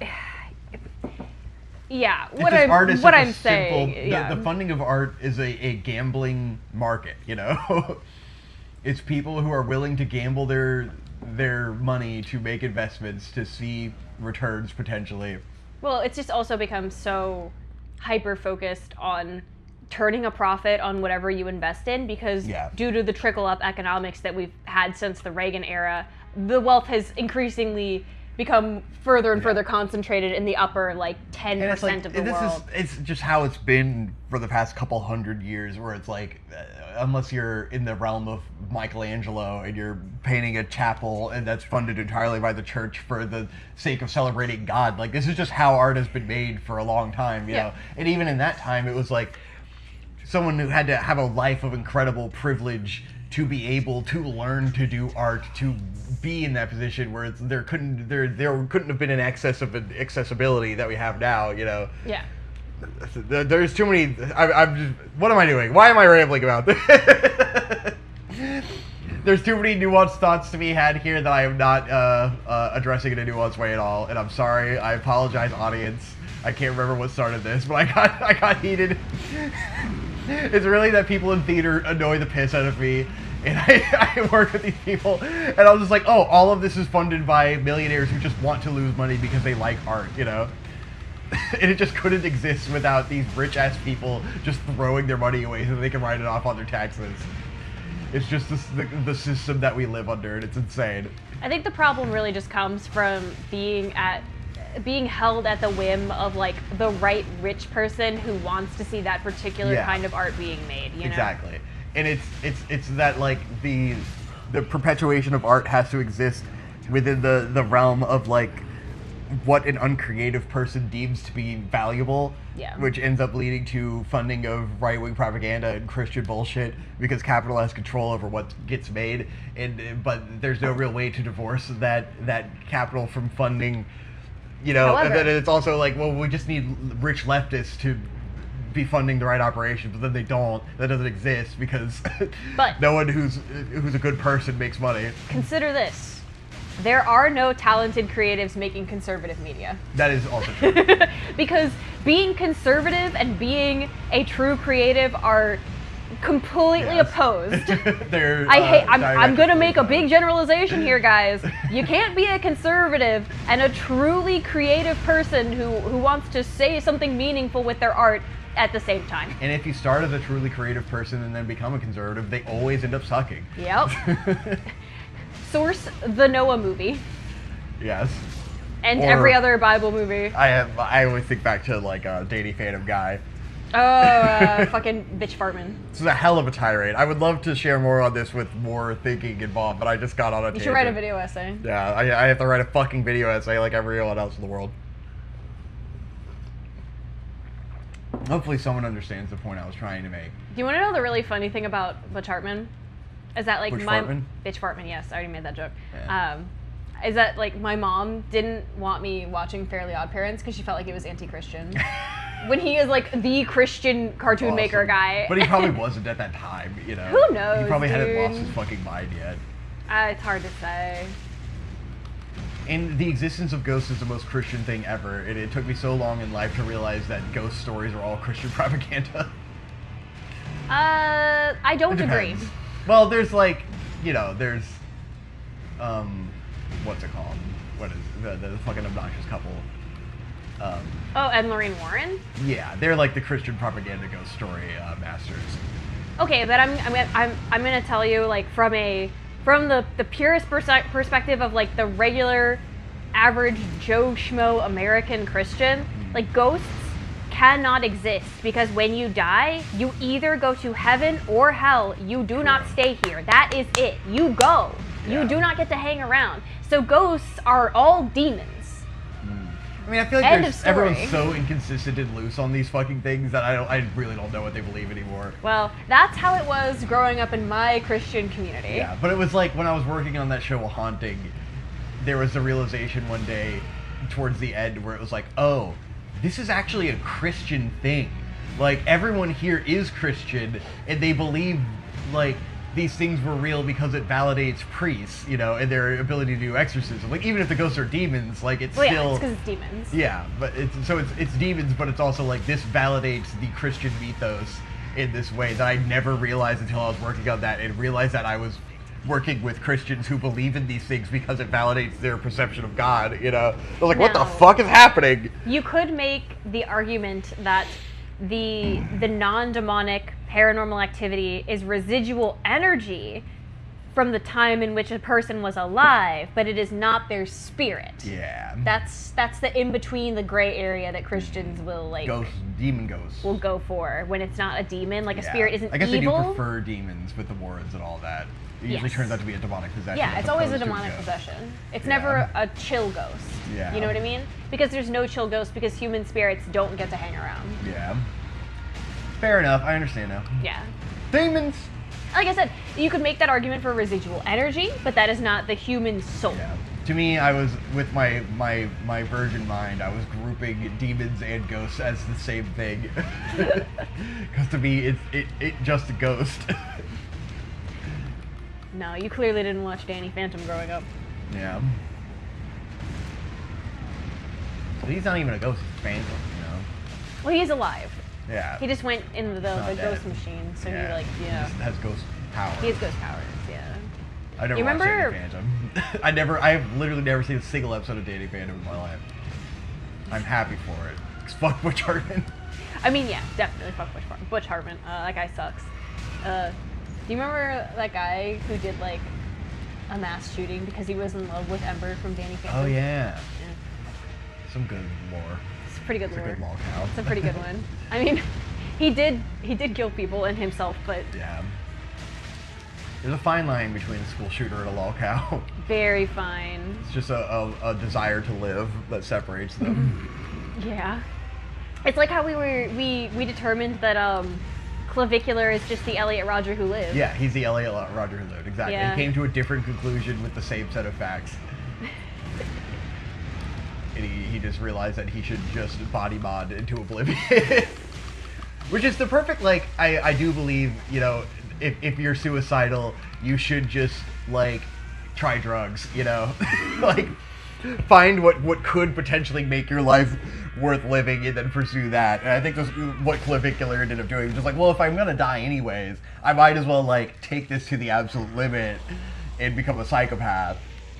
Oh, it's hand time. Oh, what's he doing with that hand? What's he doing with it? I don't know. He's hey, ouchie, cut it off.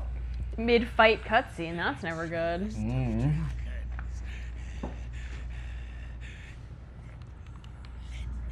Let me thy strength. Mwah, give him a little kiss. Oh. Yoink. Oh, well, that's not nice. He got the dragon's head off and he grafted it to his body. He's the king of grafting. That's why he's got so many arms.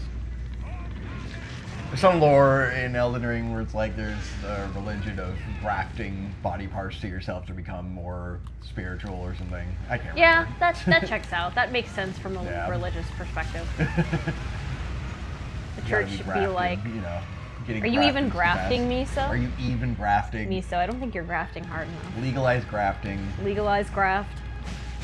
I am. I just want to get grafted and drafted. Grafted and drafted. Well, you're going to be able to get drafted because, Exactly. yeah, I was like, when boots go on the ground in Iran, we're going to need you. You need to die for Israel. Yeah. I guess in modern time they will just draft the people who are like 35. I'm a freelancer. they'll send me to die. It's alright. We'll just say you have bone spurs. I am an idiot. Be like, oh, he's too autistic. I do take no! Prozac, so We're gonna just say you're trans. I think I could fail a mental health examination very easily. Ooh, that'd be fun. I think we could do that. Be quite easy. I can bomb in boot camp and get dishonorably discharged. What are you doing? You're so silly. Oh God, she's eating my hand. Miso. Alright, well, are we ready to get back to movies? Yeah. Okay, alright. So fully zoned out. Yeah, I figured you were fighting Godric. Yeah. God the grafted. Godric the Gwafted. He's grafted. Yeah. So after Frankenhooker, we watched Bones and All, starring Timothy Chalamet. Yeah. Forgettable movie. I forgot we watched it. Hey, but, Virginia mentioned in this movie. Oh yeah, it's that they definitely didn't film anything in Virginia. Yeah, so but they did have a Food Lion bag, and then they just so moved on, so... yeah, it's a bit They unfortunate. kind of betrayed us. They did betray It us. could have been a Virginia movie. There's no reason the whole movie couldn't have taken place in Virginia, but they didn't care. But they did just mention moved the on. Eastern Shore. Yeah, they did mention the Eastern Shore. Eastern Shore recognition, granted. Bones and All, it's okay. It's fine. It's a little sloppy, a little boring. Yeah. The ending kind of sucks. Yeah, the ending is pretty... bleh. But Timothy Chalamet lore, Timothy Chalamet. he's pretty good in the movie. I like Timothy Chalamet now. After Marty Supreme, it's safe to say you liked I can't Timothy say Chalamet. I recommend this movie at all, unless you like atmospheric, boring movies, I guess. Maybe it's the perfect movie for someone. It probably is. I'm taking a picture of Miso. She's silly. Sorry. She is silly. I love her. Do you have thoughts on Bones at all? So for those who don't know, it's a movie about a girl who is a cannibal, and she's trying to hide it and live a normal life. Her dad is trying to cover for her when she fucks up and does cannibalism, and that's why they're moving from state to state. She turns 18 and her dad absolutely fucks off, and she is on her own. She ends up meeting an older guy who like kind of guides her through her first act of real cannibalism. And he's like a creepy older guy, and it's played in an interesting way because he is a creepy older man and he acts creepy, and you get creepy vibes from him, but he doesn't do anything that immediately justifies you feeling like he's creepy. I had no he problem doesn't with him in the beginning. he doesn't hurt her, he doesn't force her to stay with him, he isn't Fuck! outwardly He got grabbed. nice. Oh, at least I didn't like that. We're on a good run. We're gonna kill him. He isn't super egregious with it, but she ends up kind of running away in the middle of the night, and he kind of catches her as she's getting on the bus and driving away from him, and you can sense that there's some sort of resentment from him that she left without saying anything. But she's 18 and he's 60. She has no reason to have any obligation to him or hang out with him or anything. So she continues about her way. She runs into Timothy Chalamet, who's also a cannibal, and they form a bond, and they end up having this relationship with ups and downs. She finds out that her mom was a cannibal too, but her mom has been committed to an insane asylum. Yeah. She goes and finds her mom. The whole cannibal thing is obviously a metaphor for mental health struggles and stuff, and it's it kind of annoys me that they have these mechanics of the cannibals and the kind of underground society of cannibals, and it's very fucking corny. I thought that element was very corny, at least. The dialogue in this movie is not well written at all. Yeah, There are it's definitely not moments that it's made me not a cringe. natural dialogue at all. People don't speak this way. Yeah. It's very odd. But at the end of the movie, the twist is that creepy old guy from the beginning comes back when she's having a fight with Timothée Chalamet, and he's like, "Oh, it's your old pal, weird chuckle fuck. Why don't you come hang out with me now that you broke up with your boyfriend?" And she's like, "No, I don't really like you, and you're kind of creeping me out." And he immediately is like, "Fuck you then, you stupid bitch. Fuck you, I never liked you anyway, ugly bitch." And he just like takes off. Yeah. And you don't see him again for a while. And she makes up with Timothée Chalamet, and they go and they decide they're just gonna like try to live a low-key normal life despite being cannibals. And they set up this little life for themselves in this little town. She's working in a bookstore, everything is great. And then Chucklefuck creepy old guy comes back and tries to like sexually assault her in the middle of the day in her own apartment. Yeah. And you're just like, is this supposed to be like a subversion? Like, I didn't know that the creepy old man was gonna be a creepy old man? Like, yeah, no shit. What, in this movie where cannibalism is like a stand-in metaphor for like mental illness, why did we need to do this? Yeah, that's What what did this really add? undercuts it, because it's like, yeah, the whole thing is, it's like obviously this metaphor, but then like his character just doesn't fit into the equation of that, and like the whole thing's just like a found family movie of like finding people that like have the same like struggles as you, and then this guy's just like fucking insane. It just doesn't work. It's weird. It's very strange. It just felt like, oh well, there has to be conflict in an ending, so let's just make this guy crazy. Yeah, so a creepy old man comes back and tries to sexually assault her because that's what you assumed he was going to do from the start. Yeah. And then he just does it. And you're like, yeah, all right, cool. Well, he thought she was different, so he was respecting her, but then she wasn't, so he's just gonna rape her. Whatever, you ugly bitch. Fuck you. Okay, wow. Yeah. Couldn't have seen that coming. It's pretty,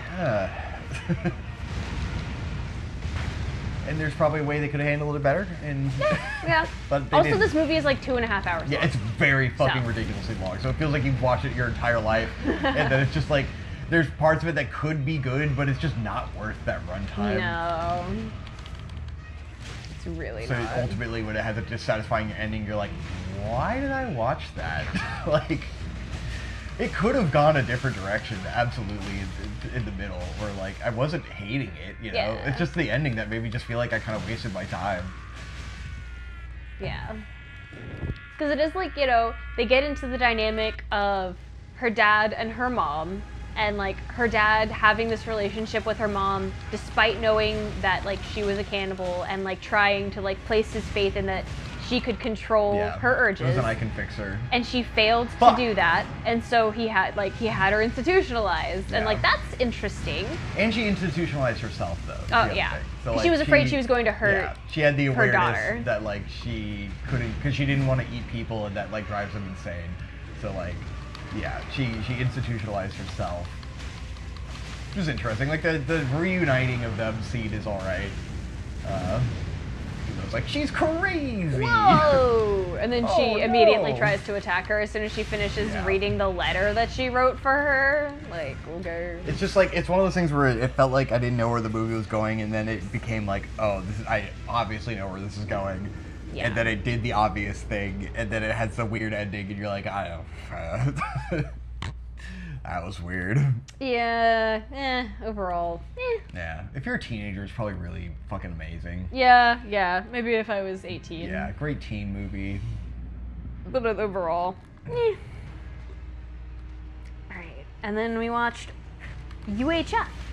Yeah, this is the Weird Al Yankovic movie. I never really heard anything good about it in the past. I feel like it's kind of an underrated film. I mean, it's a I thought cult it was classic. really good, you know? Like, yeah, it's a cult classic, but like, I don't feel like I hear it mentioned in the cult classic breaths, you know? Or at least growing up, or like, I'm amazed I had never seen it before. It wasn't ever like played on TV, Yeah, as far as I remember. Yeah, I don't think I've ever seen that on TV And either. it's just like a really good, charming movie. Yeah, just a good, fun. And little- Weird Al's mega famous, so I'm surprised it's not like bigger, you know? Yeah.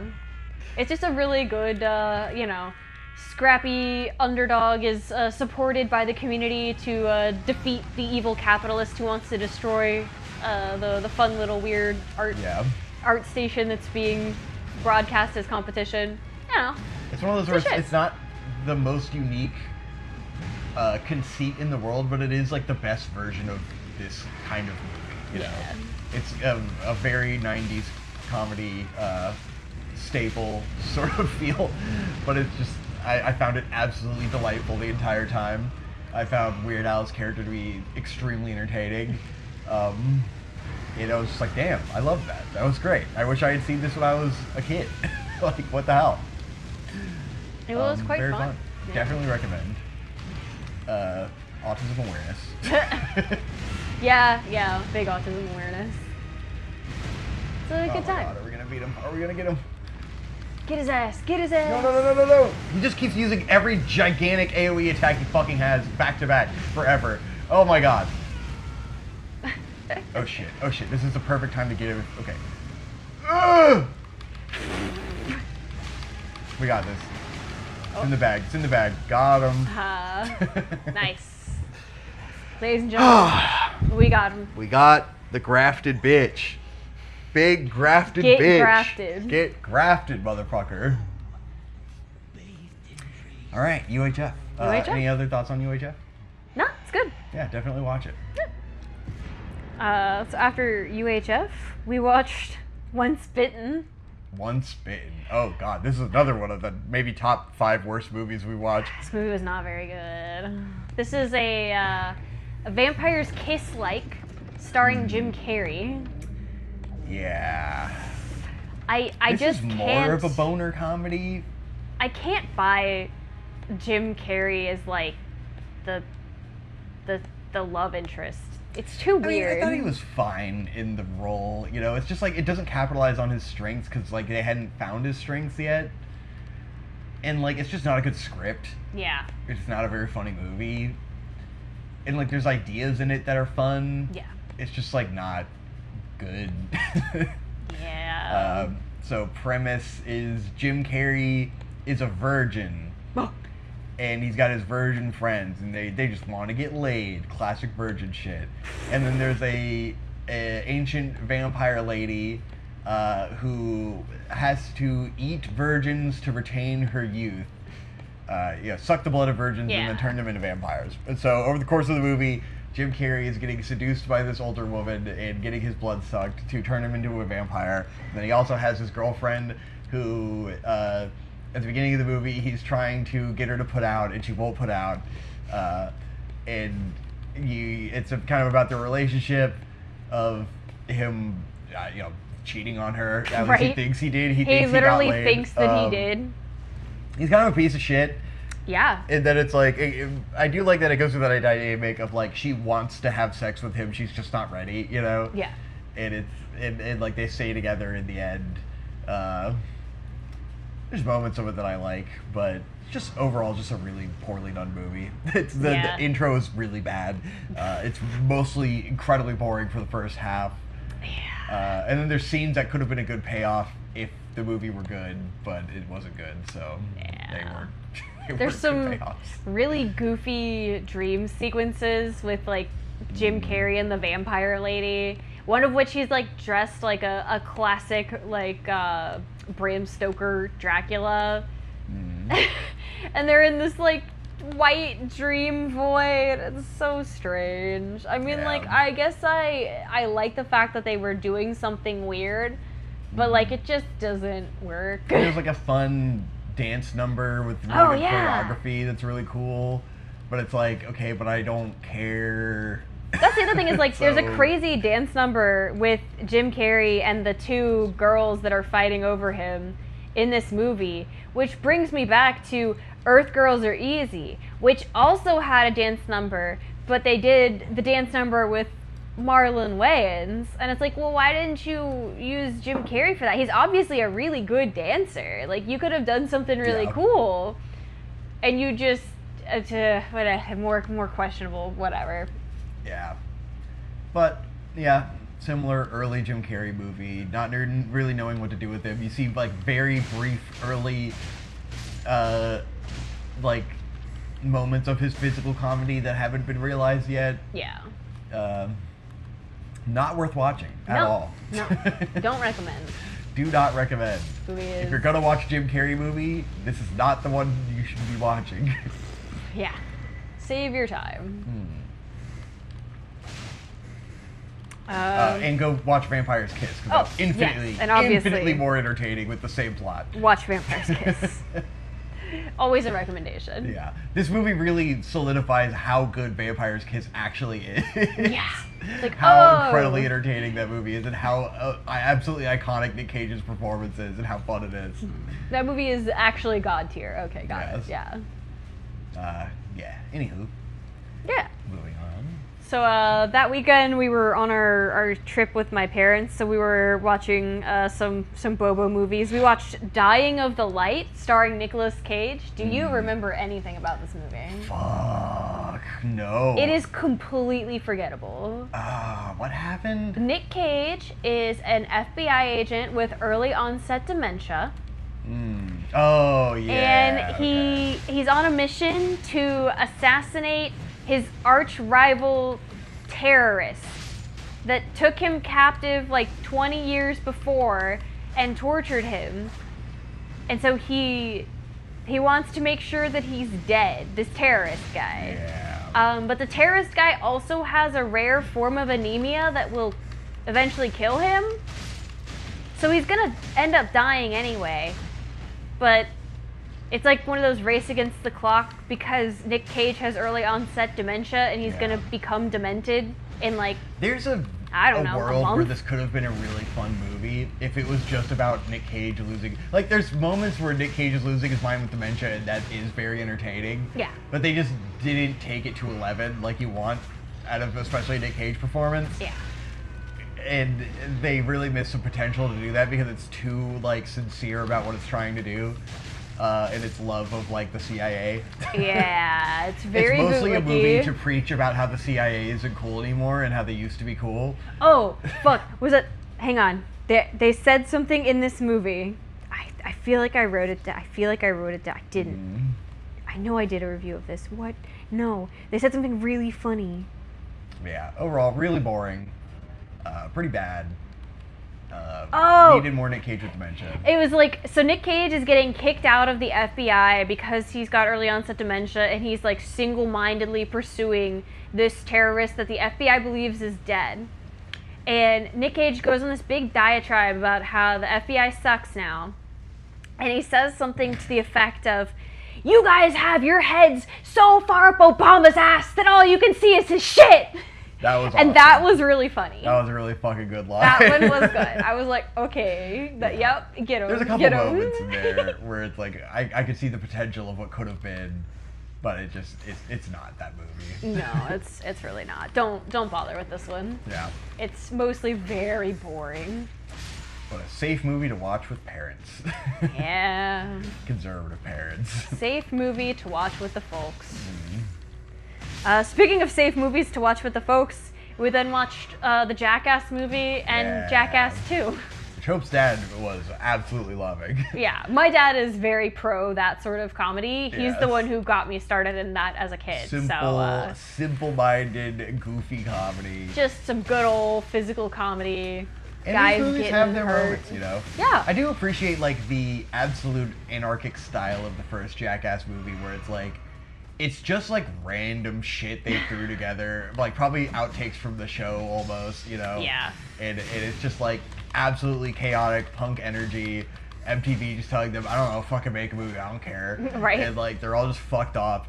It's like, I appreciate that as, like, a true punk energy of the time. And it's, like, very absolutely alt, and, like, this should have never been in a theater, you know?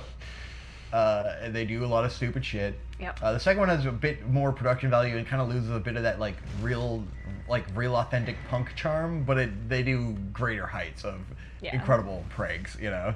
And I mean, you know, there is something timelessly comedic to watching someone who has watched someone else do something really gross vomit. It's always funny. It's just, it's classic.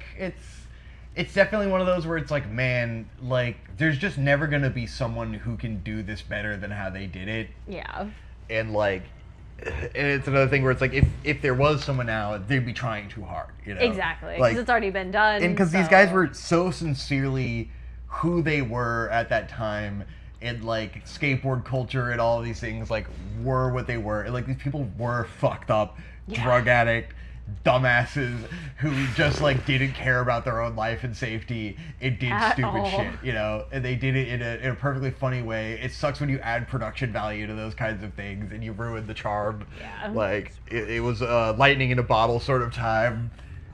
It was pretty fun. I would say Oh my god, we finally got the lantern. some of the best things that happen are like Bam Margera being a huge bitch. Just torturing his parents. And only ever torturing his parents, and then getting clowned on by like putting a bunch of snakes in a trailer with him, and he freaks the fuck out like a little baby. Yeah. It's really great to see him get he's definitely get just a little like owned. a fucking asshole. Like he just seems like he sucks so much shit, and he's just like the worst person. Just fucking putting an alligator in his mom's kitchen, setting off fireworks in his parents' bedroom at 3 a.m. You gotta appreciate Johnny Knoxville as the ringleader of idiots, where it's like he clearly has this business mind and this self-awareness about him that none of the other people have. And his like vision to collect these misfit dumbasses and make them do something where it's like it is extremely exploitative of these people, but also like they would have nothing without it. That's the perfect line you hit with this give and take of like exploitation content, where it's like, yes, he is exploiting them for financial benefit, but he's also like, he does the most risky things that like could actually kill him. Like, and he does won't- get fucked up. for the most part, he won't do anything that's like embarrassing and debasing that like Steve-O or some of the other guys will do. But he will do something that will like actually kill him. He will actually hurt himself in a big way. And you see where it's like, oh, this guy was smart and he understood what was going on. Maybe he was also fucked up on drugs and he was part of this culture, but like he had the vision to like make this and keep it together as kind of the host. Yeah, he had the charisma to keep it all together and create like a narrative. Even if he would eventually become lame. Happens as you get older. Yeah, you know? he's just old now. He's just old. He's like dude's like 50. He just doesn't. He Like just what? doesn't have it anymore. What can he do? He can't be going out and doing that shit at 50. He will die. Yeah, he will die. Like he actually will die. And they just can't recreate the group, you know. Yeah, for sure. Anything now is just too fake because it was real. Like that's just they would have been. It's people who would have been doing this shit if the camera wasn't rolling. Exactly. You know, they were already fucking doing bum fights and like doing stupid shit for money. Like that's what Steve-O lived. It's lightning in a bottle. There's no doing it again. It's the perfect. Just put a camera on it. Let it rip. It's Beyblade. Must be fucking wild to have been the cameraman. You definitely had to be an absolute fucking idiot to work on these things. Which is pretty hysterical. It's funny to see the cameraman getting involved. Yeah. It's like, dude, you could not pay me enough to be in some of these fucking rooms. This is a nightmare. Just shit, piss, vomit all the time. Dudes with their dicks out all the time. Yeah. It's a vibe. Reject modernity, embrace tradition. Truly. Have someone hit you in the balls. Yeah. I have to remember to interact with NPCs to progress certain things. Oh yeah. Yeah. Okay. Can I go in here yet? I want to talk to the hand. The hand. The hand. It's the two fingies. And the old bitch. Yeah. She loves them fingies. She does love them fingies. So Some yeah. nice fingies. Watched Jackass, and then we saw Pillion with Alexander Skarsgård. Ah. And did you know the other guy in that movie is Dudley from Harry Potter? What? Yeah. That's Yo, Dudley's based. And Dudley is based. Like Dudley's actually, awesome. And then he makes this movie, which is awesome. That's the shitty kid. Harry's brother, Harry's stepbrother. Oh no, Dudley sucks. Not Yeah, not Neville, not Neville Longbottom. Base Damn. goat. Oh wait. No, Dudley the shitty. Oh. Step wow, brother. that's wild. Yeah, that's that kid. I mean, damn, glow up. He's base now. He's Cool. based. Also, he wasn't Base literally Dudley that redeemed. character, but Dudley is redeemed. Now he is a gay gimp. He's reached peak. So, for those who don't know, Pillion is a very British movie that explores like gay British BDSM biker culture and like the very specific relationship between Alexander Skarsgård's character and I don't remember the other actor's name. Dudley from Harry Potter. Sorry. Dudley. And Dudley from Harry Potter. And Alexander Skarsgård. But it's very interesting. It's not the sort of relationship that I would have any interest in, but I mean, these people who are interested in this dynamic exist, and it Yeah. is very interesting to explore that dynamic and see like what people get out of that, and where the boundaries are of where like that being in a character has to end, and having a genuine relationship where you are equals has to begin. This is a very extreme BDSM relationship where Alexander Skarsgård's character denies like literally any ounce of humanity to the sub guy. You know, it's a sub dom situation, and he's like treated like an actual slave and like actual complete garbage. And you see the ways in which like even though it's very harsh, like it has a very nuanced portrayal where like you understand that Alexander Skarsgård like actually loves this guy and like really like needs this relationship dynamic, and he's kind of unable to grow in a way to go beyond it. Yeah, he's even very though it's like emotionally stunted. It's like there's an acceptable degree to which this is an odd pairing that works, Yeah. and he can't like find the compromise to be vulnerable and let someone into his world, you know, without like if he lets someone in, it breaks the whole thing for him. He can't find like how There's to no distance balance there. Yeah, how to distance like the fetish from like treating being a human being, you know? Yeah, and I do feel like it's because Skarsgård's character is like hyper masculine. Yeah. He's so set in his role as the dominant one. It does feel like there is certainly an element of like internalized homophobia. Yeah. Where as long as he keeps absolutely. himself emotionally distant, then he doesn't have to like reckon with Yeah. being homosexual because he It's a is big still part of it, so for sure. domineering. So it's very interesting to watch that dynamic unfold in the way that like the submissive character, at first he doesn't even know that he's into this, and he only learns that about himself through his like these very forceful interactions with Skarsgård's character. Yeah. And that evolves to the place where like he figures out what he likes, and he's trying to find that balance to where he's okay with like being treated this way all the time because he does like it, but then he's also of course feeling like he's unfulfilled in certain parts of his life. Like he would like to be treated like a human one day a week, Yeah, he which wants I feel to be able is to very break character. Which, very reasonable. yeah, and it's like he loves being devoted to someone. He loves bending over backwards and like in like sacrificing himself for someone. But he wants to be able to break face and be like, okay, I'm not feeling it today. I need to be treated a different way. You know? Yeah. And Skarsgård's character can't And he access can't that do that. vulnerability. And yeah, let his guard down. Yeah. He wants to remain an enigma. And it's a really interesting, nuanced take on this thing that I feel like can only be like portrayed from a deep understanding of these sorts of relationship dynamics. Yeah. Definitely very entertaining. Very graphically gay for it's- those of you who can handle it.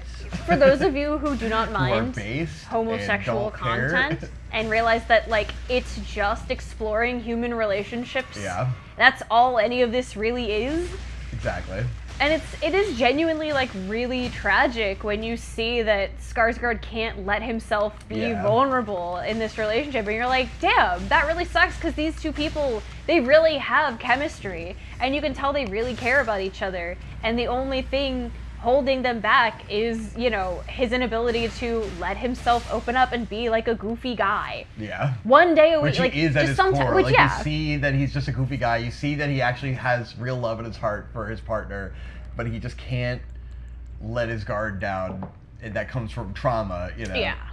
And I love that they portray it with such good nuance and understanding. And then it's ultimately, it's like 500 Days of Summer for BDSM bondage. For BDSM gay where guys. At the end, it's like, the main character has found himself, he's found his limits, and he's able to move on and seek a new relationship that is the same, but with guardrails put on, established from the beginning, you know? Yeah. And that was kind of the problem, is that they didn't have any way to establish guardrails from the beginning, because he didn't know. Yeah. But, like, he needed that explorative relationship to figure out, like, what he was about. Yeah. And so it's like, in the end, it's not tragic that they aren't still together, because he still came out, like, Well, it's understanding tragic himself more. for you know? Skarsgård's character. Yeah, it's tragic for Skarsgård, because he did not end up learning and growing from Yeah, the because he experience. literally just ghosts. Yeah, he's still on an emotional journey, but the main character ultimately in the end is left much better than he started. Yeah. Which I think cool. is nice. Yeah. I think it's nice to show like a relationship that fails, but you learn and grow from it. Exactly.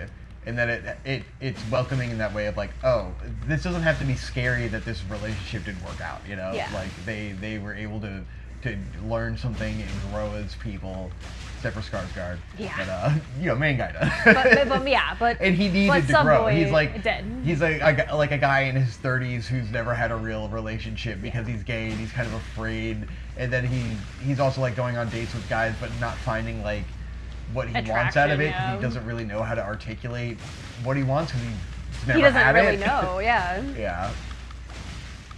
And he needs, like, he's just too fucking timid and beta, so he needs someone to just, like, make him do things. Yeah. And I think it's also very sweet because his parents are very supportive, you know? So it's like he's already going up against enough being like a not conventionally attractive guy, very sheepish, very indecisive, very like wishy-washy. So to have a little bit of support from his family is a nice like counterbalance to that at the start of the movie. Yeah. And at the end of the day, he's just a more self-aware version of Kyon from Haruki Suzumiya. It's the same relationship dynamic. Kyon needs Haruki's bullshit, even though he acts like he doesn't like it. He loves that shit because he's a stick in the fucking mud and he would do nothing without her. Base Haruki, love Haruki forever. Haruki season 3 when. Well, we're getting something. You already know that. I'm stoked. It's gonna be fucking awesome. I think it might be a movie, but I'm not sure. But yeah, I guess it makes sense to do a movie. Pillion, really good. Yeah, it's If you can handle explicit gay content, Which I always highly forget recommend. that some people can't handle because they're dumb babies, but then yeah. it turns out people can't handle that stuff. Some people are dumb babies. It's literally not a big deal. It's not. You are not gay because you have watched this movie. Yes. Shocking, I know. Literally, the straightest thing you can do is watch gay sex and go, I'm not into that. Yeah, That's not for me. I don't, that's not, you know, I'm not into that. Hey, gay appreciate Doesn't- gay. you know, you don't become gay because you witness gay. You know, yeah, I mean, I get it, but it's Well, that's nice not for you. me. Cool. Cool. Doesn't affect my life in any way. Okay. You do you. Anytime someone protests too much, it's like, what are you scared of? Yeah, like you're gonna you're become afraid. gay if You're you watch going it. to Like become what? gay by witnessing the gayness. Okay. And then that will make you lesser of a person. But what if I become gay? Damn. Pandora's box. No. But yeah, Pillion. Yeah, recommended. Good movie. Yeah. Good shit. It's a good year for gays. It is It's the great gays gay are media eating year. good You've got this this, year. and you've got fucking Heated Rivalry. Heated Rivalry, and it's like peak gay fiction. Yeah. Having a good time. Yeah. There's a girl at my work who is fucking obsessed with Heated Rivalry. She tells everyone to watch it, regardless of male, female, gay, straight, young, old. She tells everybody to watch this stuff because she genuinely just loves it so much. She's from Uganda. She's adorable. I love her. She's great. She purely just loves that show. And It's a good show. and it's a good show. Like, But like that's why I was like, Aisha, I have a movie for you. Nice. And she was like, oh yeah, I heard it wasn't very good. And I was like, no, it's good. Oh, Go it's see really it. good, Go yeah. see it. You won't like it. So yeah, for the yaoi enjoyers out there, Oh, yeah. you're having a great Yaoi year. season is in. You got It is Nirvana, the peak band, the yaoi. show. You've got Oh, Pillion. yeah. You've got Heated Rivalry. For You've got your all PG the flavors. yaoi, you've got Nirvana the band, the show. It's- Your R-rated yaoi is going absolutely insane, but your It's- PG yaoi is going strong too. Nice job, guys. We're really living in an era. Peak yaoi. It's good shit. There's yaoi for everyone. Yaoi for everybody. The way that I made my mom watch the first episode of Heated Rivalry, and she just That was bold of played you. on her phone. I knew that would make your mom ridiculously uncomfortable, and it did, and it was funny. Sometimes but you gotta test the limits. that was certainly the limit. It's good shit. Oh man, yeah, it is very funny. Just your mom play on her phone rather than watching the Hey, gay sex on screen. The amount of times that they talk about shit that I don't want to hear while I'm in the room, Right. you get to watch one episode of the gay show in my fucking apartment, okay? Exactly. It's only fair. It's not like it's a bad show. You Exactly. know? It's good. It's a good show. Whatever. Anyway, moving right along. I watched one movie by myself because you were working. Yeah. You were out of town. Oh yeah, the Yeah. Self movie. Hope betrayed me. Geez, a movie ahead. Now I have to catch up, but I didn't catch up in time to talk about my own movie on this episode. It's okay. You'll have time Yeah. when you go on your next trip. And I got revenge by making you watch a different movie that we'll talk about later. Yeah. Anyway, I watched. And you've watched many musicals with me. I'm very have. appreciative, and I love you very much. I have watched a number of You've been very good about watching my shit-ass movies that I love to watch. 'Cause I only I have love you. movies that I liked as a kid that I want to rewatch, or bad Jim Carrey movies. I like Jim Carrey. Yeah. Unfortunately, a lot of those movies are just not good. Fucked It's up. unfortunate, but Hate that guy. damn. That's gonna become a regular enemy eventually. Ladies and gentlemen, we got him. We got him. Anyway, I watched Guinea Pig, Mermaid in the Manhole. So for those, So I've heard from other people that this is pretty fucked media and cursed, and that's probably why you didn't watch it with me. But- okay, let me deliver a little bit of context here. Guinea Pig is a series of movies. There's a number of them. Okay. A lot of them are fuck shit that are very, very extreme, that are basically snuff films distributed as normal movies. Yeah. I am not interested in that. I particularly wanted to watch Mermaid in a Manhole because it is directed by Hideshi Hino, who is one of the horror mangaka that inspired like all of horror manga. Okay. Hideshi Hino is a genius and a god. And this is the only thing he ever directed. He's only made manga, and then he made this one movie. So I was very curious to see what he did when he made a movie, because Yeah. Hideshi Hino's manga is horror, but it's always very grounded in empathy. He shows disgusting things. He does body horror. The things that he tackles are very dark and very like depressing, but it always comes from a place of like human empathy in some manner. Like there's a manga he wrote called the Town of Pigs, where like it's classic Japanese post World War II shit, where like there's a kid who loses his parents, and he's like wandering through war-ravaged Japan, and he finds this town full of like evil pigs, and it's a survival story of this kid. Anyway, he just fuck shit like that. There's always gore. People are losing their eyes. People are malformed. It's you know how it goes.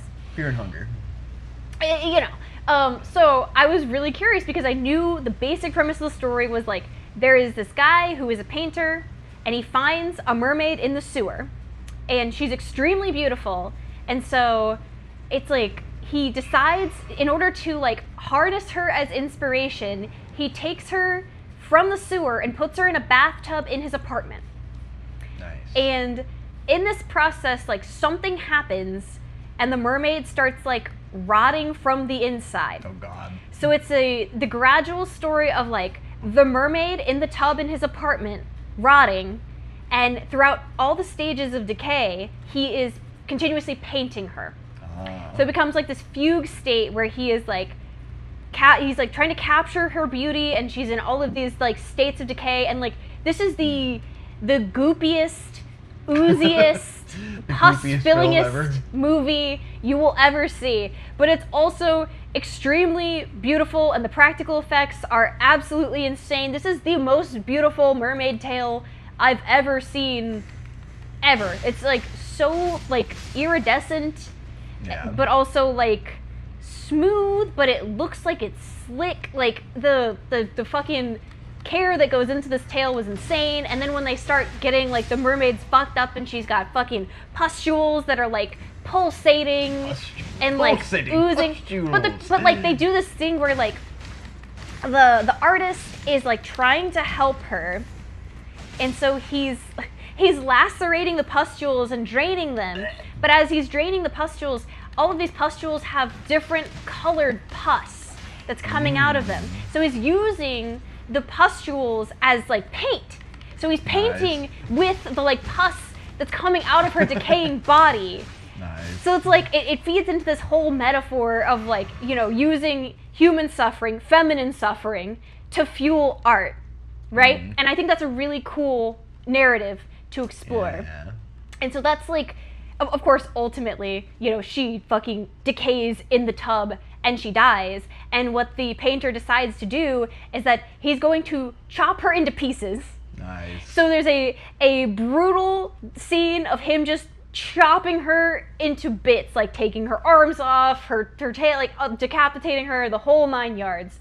And the production of like this guy's apartment and the lighting, and like I don't know how they did it. They found a guy who like, so if you've ever read a Hideshi Hino manga, there's a certain way he portrays the characters' faces when they're like in very dire stress or they're like succumbing to madness, and they have this very particular face. This just you can't describe it any other way than like it is the face of insanity. And there's a certain sort of like shading that and lighting that he does when these characters have these expressions, and somehow he encapsulates that in live action in this movie. It's absolutely wild. Like I guess it's a mix of like having the perfect actor who can make this like very like contorted face, and then like the lighting hitting him in just the right way, and you've got like the multiple colors hitting him with light, and he just like, he looks like he came right out of a Hideshi Hino manga. It's crazy. It's so cool. They did a really fucking great job. This movie is only like 58 minutes long, and like there's nothing, like there's no like sexual violence. It's all just like the like kind of gore from like the pus of the like decaying mermaid, and then the dismemberment. So if you're okay with those elements of like horror, or like you're someone who really likes the practical effects and like the set design of these things, I would really recommend this. It's very, very cool, worth your time. Pretty cool. It's really sick. It's really cool. It's not, it is not vile in the way that I've heard other guinea pig movies are. I'm not interested in watching any of the other ones, but Mermaid in a Manhole is very cool. You can find it on Internet Archive for free. Nice. Go watch it. It's really, really cool. Internet Archive has all the fuck shit. Yeah, that's where Midori was too. Of course. Thank you, Internet Archive. Sounds neat. Sounds like I would want to watch it as well. It is. It's cool. very cool. It was really neat. Yeah. I enjoyed it. But yeah, so we watched that, and then the next day you came home and we watched the Aristocats. The Aristocats! So we wanted to watch Aristocats because I've been playing Meowgenics, and then I was playing the soundtrack for Hope, which we both enjoyed a lot. And it, like, Meowgenics very much embraces the jazz cat aesthetic, and Aristocats is the jazz cat movie, you know, so I was like, oh, let's watch the jazz cat movie. It'll be like Meowgenics. Yeah. It's a good movie. It's a good baby movie for babies. Yeah. Very simple, but effective. QT cats. Number one waifu cat, mom cat. You got, what's his name? The main cat Thomas guy? O'Malley. Thomas O'Malley, he's pretty cool. Just a fun movie. Yeah. It's a good movie. It's a great example of how, like, an animated film doesn't have to be extremely complicated, you know? Yeah. Like, you could just look at cats and just be like, oh, the cats look great, and, like, this is a cool movie. It was a fun movie. It had weird some little really good racist songs. stuff in there. There's It's an old one- movie. There's one Siamese cat, and he does do the voice with the accent, but he's part of like the cool alley cat group. Yeah. So he is not, he's not a bad guy, Yeah. but he is. It's I mean, definitely it's, racist. that one's very bad. They do the like. It's pretty fucked. Fuck. What do they say? It's What's like, the- what the fortune young fortune cookie always Oh wrong? yeah, fortune Some shit cookie like always that. wrong. You're like, oh no. Ah. Like, whoa! And he's playing the piano with the chopsticks. He's Yeah. got the buck teeth. The is buck really teeth, like, no. God, The so buck teeth bad. are so bad. Oh. So weird racist shit. Little weird, little racist. What if you're white? It's a great movie. But hey. Also, yeah, like, fun movie. it's Good nice songs. because, Thomas O'Malley, he is an alley cat. He's a little bit of a rapscallion. He starts out maybe with dubious intentions, but as he hangs out with the mama cat and the kittens, he's like, you know what? Guys are cool as fuck, actually. And he just Yeah. genuinely decides to pursue a relationship with them Yeah. It's a wholeheartedly. genuine, found family He's just movie like, where yeah, I he's like these guys. He's a They're good guy. cool. He didn't know what he wanted. He's just a wanderer. And then he's just like, oh, I can completely see myself in this life, and I will choose this. This is great. Yeah. I gotta that's pee nice. really bad. Sorry. Oh, go piss, girl. Maybe it's all the coffee. It is all the coffee and the excitement.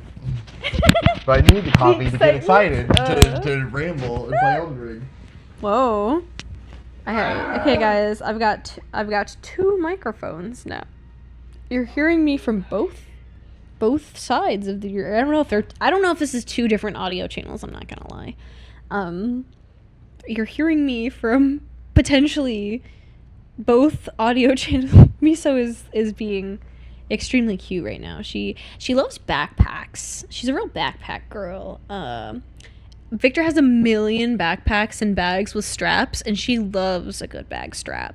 She will go to town on a bag strap, and then she'll curl up on the back of the backpack. She's looking at me right now. She's very cute. Yeah, hey, I would highly recommend investing in one of these, in a cat. They're pretty cool. I don't know if you guys know about these. This one was a little expensive because we had it imported from Texas.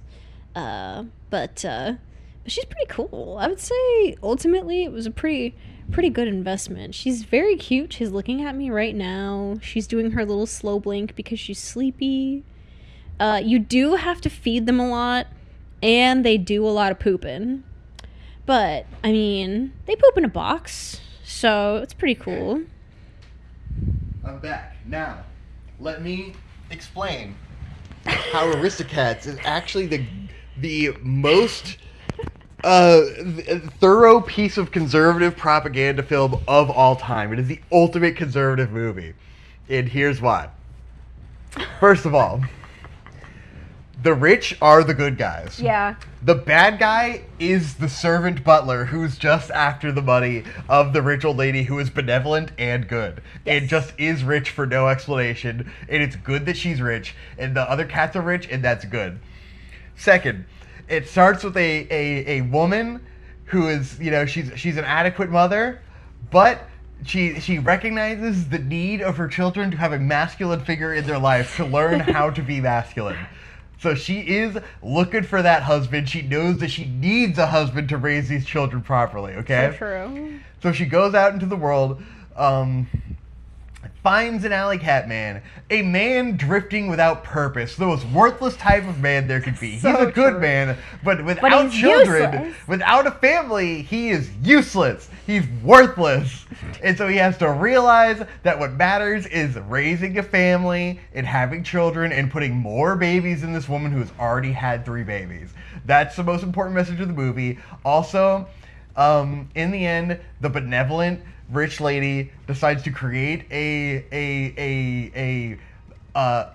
theater, if you will, for the worthless mixed race alley cats to live rent free and practice their stupid jazz music, and she is benevolent in doing an act of charity for them because they can never make it on their own without an act of charity. We're circling back around to art can't exist without the hyper wealthy. Exactly. That's exactly the point I was coming to. Art can't exist without the hyper wealthy. You need a benevolent, rich old white woman to give her money away in order to fund all of the inner city cats to do their goofy little thing.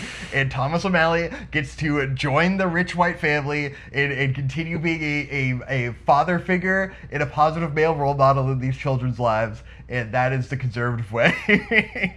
That is not wrong. Aristocats is the ultimate conservative propaganda film. This is my take. You're welcome. You really came in hot with that one. Yeah. Meanwhile, I had to pee to remember. I was just talking about how cute Miso is. Aw, Miso is cute. Yeah. I was thinking about it while I was peeing. And I was thinking about it while watching the movie about how it's actually, like, hilarious conservative propaganda. Yeah. It is. It is. Can't Now, the deny white that. cat, he could be a good guy and then be taken in by the white woman cat. But the other mixed race cats, They can have a little art troupe.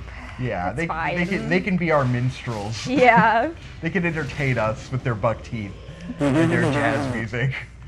Egg foo young. Fortune cookie always wrong. When the old white lady hears the jazz music they're playing, she's like, it's rhythmic. Oh. Yeah, she does say It's like that. it's insane tribal sounds. And you're like, right, this was like edgy music at the time. This is transgressive. Love to see it. Oof. Does it age poorly? It does. Is it entertaining because there's cool cats? Yes. So what you're saying is just disguise all of your conservative media with cats. Exactly.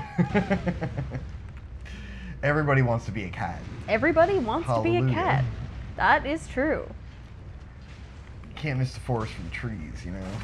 Oh yeah. Yeah. All right. So yeah, that was Aristocats. Nice. So after Aristocats, we watched Kingdom of Heaven. Kingdom of Heaven! I hope Trixie's still watching because this is one of her favorite movies as well. Oh. Kingdom of Heaven is a war movie. Yeah. Kind of. Both. I mean, it's a war movie. I mean, it is. It's a political historic film. So this was like a movie that I really loved as a teenager, in a time where we were watching lots of war movies, you know. So it's like I think there is a bias of time period where like I've seen it twice before. I liked it a lot both times. Always considered it to be like a masterpiece war movie, you know. It's definitely like a cult classic among the war movie fans. Of like knights and swords war movies, not like, you know, like Vietnam war movies. Afghanistan. Yeah, not Afghanistan. We're talking about ancient medieval battles. And I would still say it's a masterpiece of medieval battle movies to an extent. Now as an adult, I see the deep flaws in it. As a teenager, I would not have seen these deep flaws because it would have been a perfect movie for me at the time.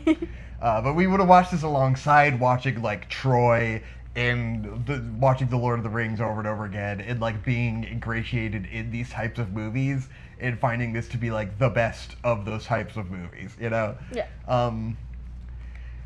Now it's like I can see where it's very much a masculine sort of power fantasy movie in a different way than like 300. I think this is a much better movie than that. I still like it a lot. I think it's got a lot of fun things to say, but it is ultimately about a kind of good boy, boring protagonist who most of the movie doesn't even talk and is kind of just perfect. It does good thing, and so it's not horrifically entertaining in that light. There's a lot of cool political stuff and historical stuff in terms of like this movie takes place during the Crusades, and it's about like Jerusalem, and it's right now under Christian occupation, but it has this benevolent king who's trying to keep it like as an equal rights society, and like the greater Christian interests want to come in and completely like annihilate Islam from the territory, and then there's the Islamic faction that is like willing to compromise and make peace with the Christian faction, but ultimately they understand that there are sects within them that would rather have absolute control over it, and it's kind of like they will never be satisfied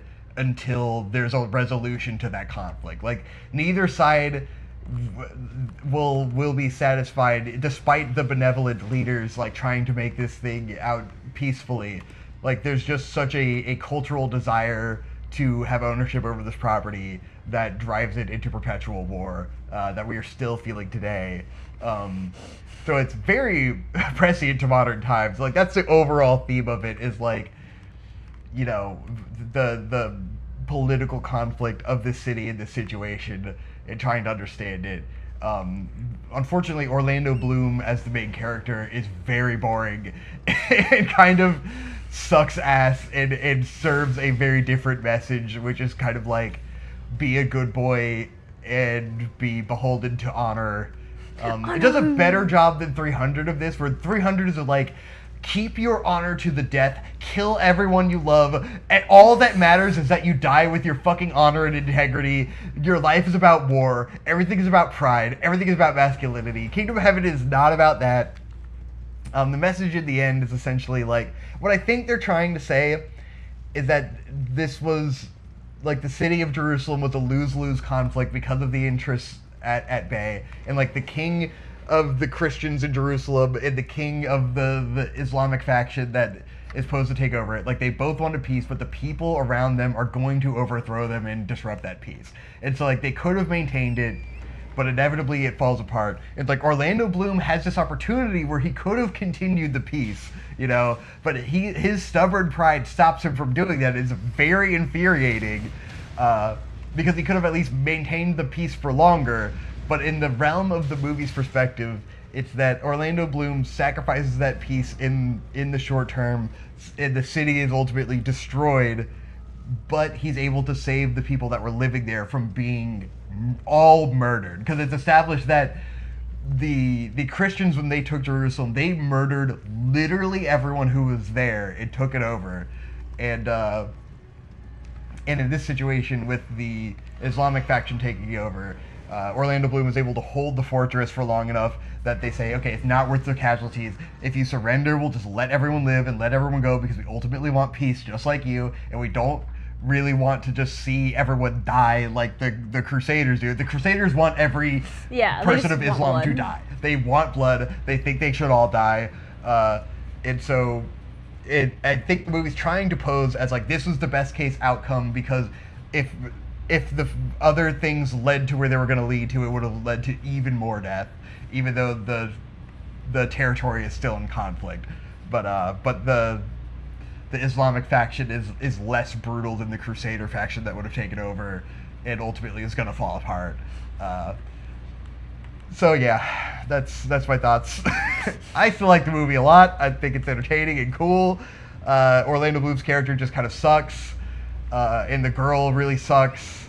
Yeah. But like the highlights are the Salahadin and the Leper King, and their sort of philosophical conversations, and their perspective on war and morals, and those political questions are what's interesting about it.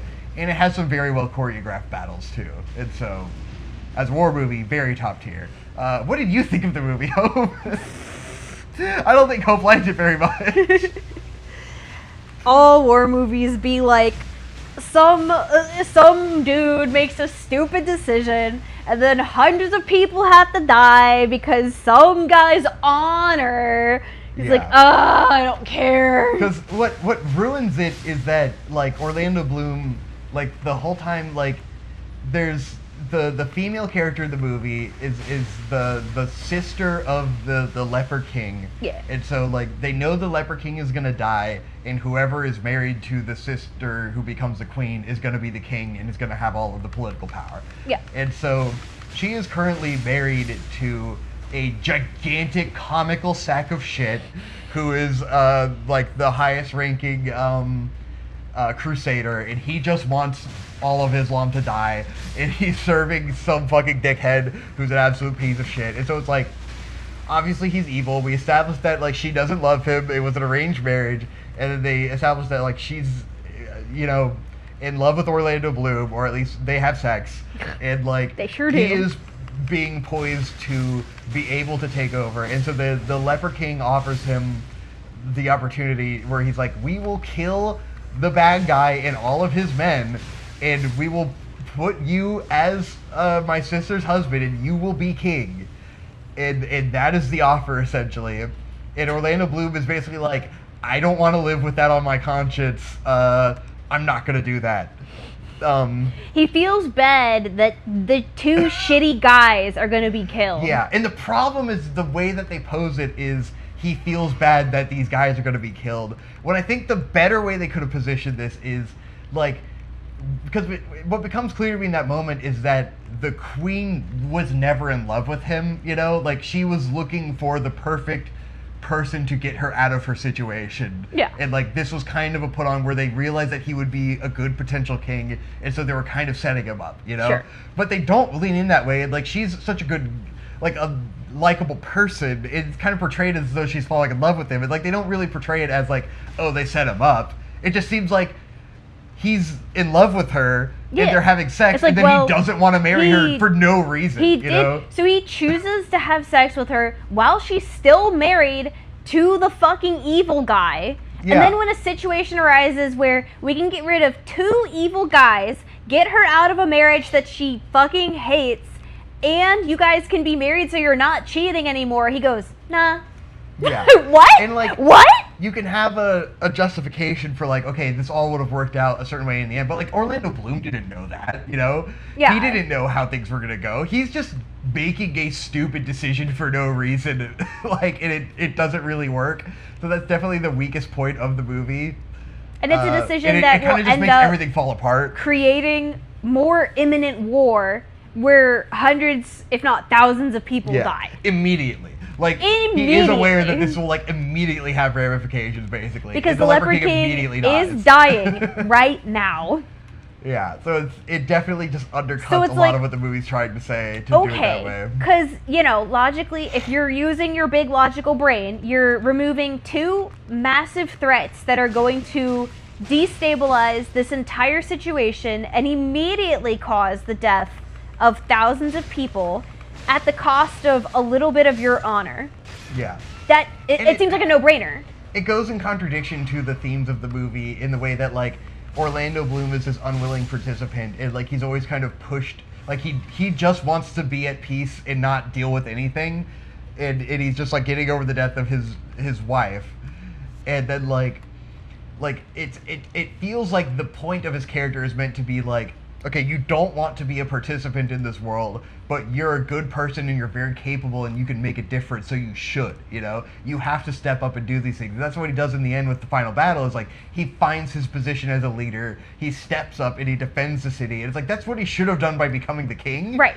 And but then, if he had doesn't do become that. king and then that happened, I think I would have been much more sympathetic, because he made the choice that, like, was perhaps more inconvenient or harmful to him, but served the greater good. Yeah. If that's what you're trying to promote here. And that's what his character is building to, and the other things that he does throughout the movie is, like, getting over himself for the benefit of others, but then he doesn't do that, but then he does do that, and then in the end he fucks off and doesn't want any part of anything anymore, which is understandable at the end, but it's also like, he could have, you know, like, I guess because it's historical, like, we couldn't have had him take over, because then, like, Jerusalem would have been fine, and that's not what happened in history. I don't know.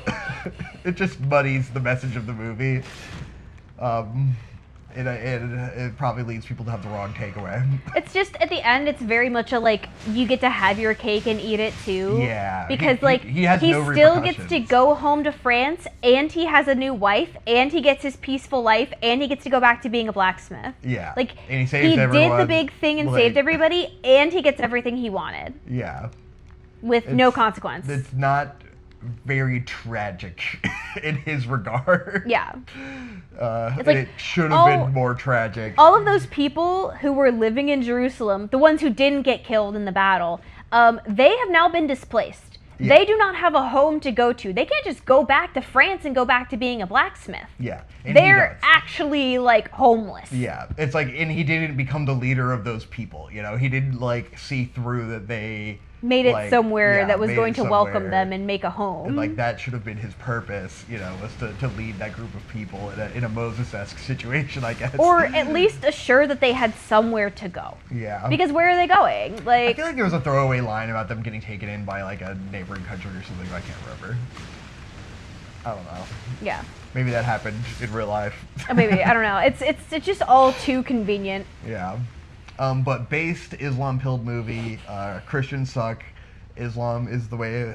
It's the way of the future. They're actually more woke. And it's just also so... reiterated by 300, where the whole point of 300 is that they're masculine fucking absolute dumbasses, and they want to die on the hill, even though Xerxes is like, hey, it's actually awesome over here. We're actually just gonna like we just want to rule over you, and you will still have all of your rights and freedoms, and and we've made really great deals for everyone, and this is kind of a greater like initiative of peace. Also, like, the purpose of, like, But you lose your Orlando awesome Bloom pride. not wanting to have those two guys killed is then immediately counterbalanced because those two guys, like, betray their cause and are caught by Saladin, and he's immediately like, he just executes them. He's just like, yeah, fuck these guys. And he executes them immediately because he's like, yeah, these guys suck. 'Cause he executed the one guy, Done. but then he didn't kill the guy who became king because he says kings don't kill kings. And so he humiliates that guy and runs him through the street. And then Orlando Bloom has his final sword fight with him, Oh, yeah. which is supposed to be the Where he moment doesn't of like, kill him. okay, they're equals now, and he's gonna show that he's better than him, you know, and show him the ultimate shame, and then he gives him the chance to better himself and live a better life for the people. But I don't think that guy's gonna do that. Yeah. Yeah. And Hate so to it's say it. supposed to be his like crowning moment of taking the high road, but like- it's just kind of eh. Cool. The problem is Really some people fun are just fight. never going to do that. It's cool to see a fight, and they're in like a bunch of drying laundry in the street. It's like kind of cool. Good choreography. Disorienting camera work, but the war scene in this movie is awesome, where he's defending Jerusalem is like a really well done giant battle scene, you know. But yeah, flawed movie. Could be a lot better if Orlando Bloom's character was stronger. Yeah, unfortunately, Orlando Bloom doesn't really have what it He takes kind of to be suffers pulling from this the off. Ray problem, which is like Mary suing his way through the beginning, and then like Yeah. he kind of starts to develop character towards the end, but it's like it's too late. you Yeah, know? we're already Like, you 2 hours already into this didn't movie. show us him doing shit or having any personality at all. He literally just gets like talked at like he's the main Yeah. character of Oblivion He for the gets- first hour and a half. tons of exposition just talked at him. And I mean, you know, like the Leper King is cool. I like Yeah. him. That guy's actually cool. Good performance, Cool in base. fun character, neat implications. He does some cool shit. I love when he goes out onto the battlefield personally, because like there's a point where the bad guys have initiated the start of what should lead to war, and then the Leper King comes out personally to talk with Saladin and negotiate peace, and it's like this grand Yeah, gesture because that's like cool. it's implied that like this is an act that will lead to his death. Yeah. like They say like, oh, but sir, if you go out, you'll die, and he's like, yeah. I know.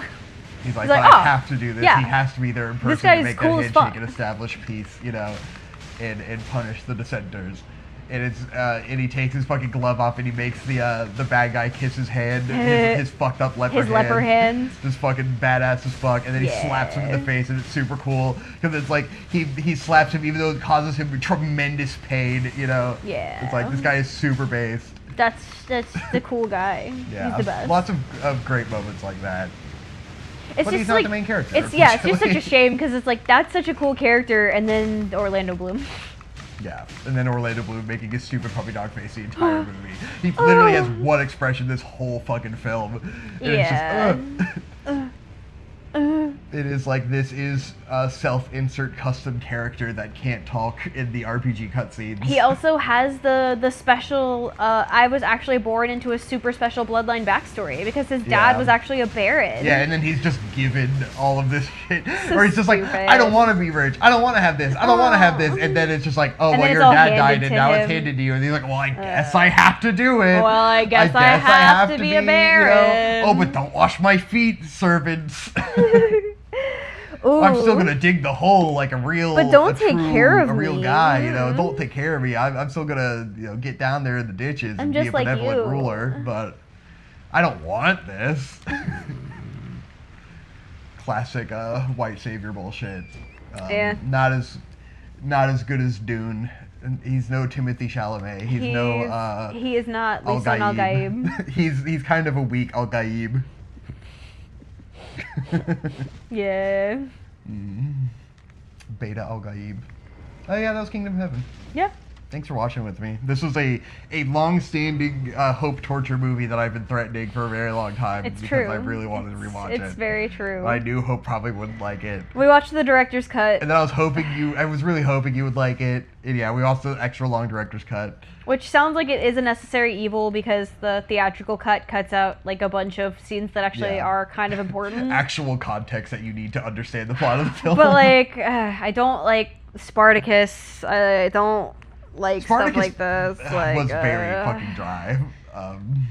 It's like Spartacus because they do that shit where it's like they have an opening overture, Yeah. they have an intermission, and you're just like, And that's director's cut shit that I'm sure was cut out of the theatrical, but then they cut out important scenes, so it's like, Yeah. it's not like, I mean, we skipped the overture and all that. Yeah. Also, it's really funny that like the queen lady, her son is just like some white kid with blonde hair and blue eyes. Yeah, hysterical. Like, Which we established, it's interesting, the portrayal of her character, because she's like dressed like she's Indian and she has like henna tattoos and stuff, Yeah. and like we're in the Middle East, but then like you don't realize at first that she's like the leper's sister, and like they are white Christians, you know? Yeah. So like she is just like cultural LARPing She's white. the entire time. It's like, what? Because we're Uh-oh. like, it doesn't make sense that they cast a white lady for this. Why wouldn't they cast like a Middle Eastern woman? It's like, oh wait, she is Oh, a 'cause white she's lady. white. She's just like doing cultural appropriation, I guess. The only in thing a weird way. I can assume is like the way they did her henna tattoos was they just did like a bunch of spots on her hand and kind of partway Her up henna her looked pretty arm. bad. And I think what they were trying to do was mimic the leprosy spots that the Leper King had. Yeah. But it's really dumb because she's not fucking Indian. Yeah. So why the fuck would she have henna tattoos? Maybe it's just like embracing the Eastern culture that they've, kind of colonized, where it's like It's just trying to be dumb. like show this virtue signaling to the people of like, oh hey, we accept everyone here even though we've colonized this space, Classic, and classic impose white our woman religion upon behavior. it. Yeah, I don't know if there's commentary that's meant to be had there that doesn't quite come through, but Yeah, I mean, maybe I'm reaching there, but that's what I felt they were attempting Yeah. to do. And then also, her son ends up with leprosy, so I feel like they were making that connection thematically. yeah. There's a lot to unpack. Yeah. Fun movie. What's next? Oh. There's only like one movie left, right? Or two? There's Or three. two? Three. Oh my god. Yeah. Feels So like we just watched Kingdom of Heaven. the next night we watched Hope Pick. Oh yeah, well it's a hope pick. We watched Helter Skelter. Helter Skelter, Helter Skelter. Yeah, Yeah, it's not like that. Oh, it's exactly like that. What's Helter Skelter? Helter Skelter is based on the manga by Kyoko Okazaki, which is about a model named Liliko who gets full body plastic surgery to be the ultimate model in Japan, and Yeah. the way that the beauty standards and the expectations from her ultimately destroy her, and she has the ultimate crash out, and it's totally deserved. Liliko did nothing wrong. Yeah. There's Some good cool and base. metaphorical, representation of like, okay, she, in the context of the movie, she has the sci-fi like literally replace her entire body, but it's more of just like fitting these impossible beauty standards, and like the the psychological degradation that has on you, in this case, in the form of physical blemishes that cannot be removed and have to be continuously covered up, you know? Yeah. But it's really just like cracks in the psyche as she eventually is broken by her complex, I love that they portray her as like, she kind of is a giant piece of shit. Yeah. But it's like, you understand why she's a giant piece of shit, and she's still an empathetic character, and like, she's incredibly abusive and manipulative to the yeah, she's people around awful. her, and she's fucking awful, but also very empathetic. It's like, she's awful, but you totally know why, and Yeah. it's like, you understand why the people around her would stay and like put up with it. Yeah. And like She's the a perfect codependent relationship that a lot of like the certain dynamics create. It's very interesting, and also it's a beautiful movie. The production design in this movie is phenomenal. Yeah. The intro is absolutely one of the greatest movie intros of all time. It's like a music video. It's super cool. With all the like cutting and cool stuff's going on. Yeah. Very sick. Had me hooked. I think the movie really clicked for me in the moments where it's like, it's continually about her like she wants to feel needed, you know, and Yeah. like she has value, and so she's, you know, done that becoming beautiful, but it's ultimately she understands that she has an expiration on her beauty, which is what all women have to go through. Yeah. Is like, I'm gonna age and I'm gonna stop being beautiful, and then I'm gonna be worthless, you know, because her whole career is built on this Being beauty hot, that yeah. has to expire. And so like, she's surrounded by these people who constantly tell her, oh, you couldn't be anything without me, you know? Like, oh, the makeup stylist and her assistant are like, oh, she needs us. And like, she wants to feel needed by other people, you know, but she ultimately feels like the only way they need her is through her beauty. Yeah. And her beauty is going to fade, and then she's going to be worthless to everyone around her. And it's like, she does have a feeling of like wanting to be worth something to other people, you know? Yeah. And then she abuses that through the one person who unconditionally loves her assistant, you know, Yeah. and then she manipulates her into doing horrible things. Yep. Because it's a classic, like, okay, this person does need you and you need them, but now you're treating Very them like toxic, shit, you know? codependent Toxic relationship. codependency, because that's not enough for you at the end of the day. And she is obsessed with her own beauty, Yes. but it's very complex and nuanced, which is cool. Yeah, I really I like the scenes where they really focus on like Lilyko scrutinizing and looking at herself, because Yeah. it always reminds me of this particular quote that's something to the effect of like, there are always men outside who are viewing women, and then there's always a man inside of the woman's brain who is viewing her. So you're always like being looked at, you're always being gazed upon, even by yourself as a woman. Like there's Yeah. a man in you that is also gazing at you and criticizing yourself in this process. So Yeah. you can't escape it, and you feel it's- that with this. I think there's an element with her where, because she is fake, you know, she was given this body, Yeah. and it is not hers. Well, she There's- suffered for it, yeah. certainly. Well, there's I think a dysmorphia that comes with that, where she looks in the mirror and it is literally not her. You Yeah. know, it's someone else that she wants to be, and so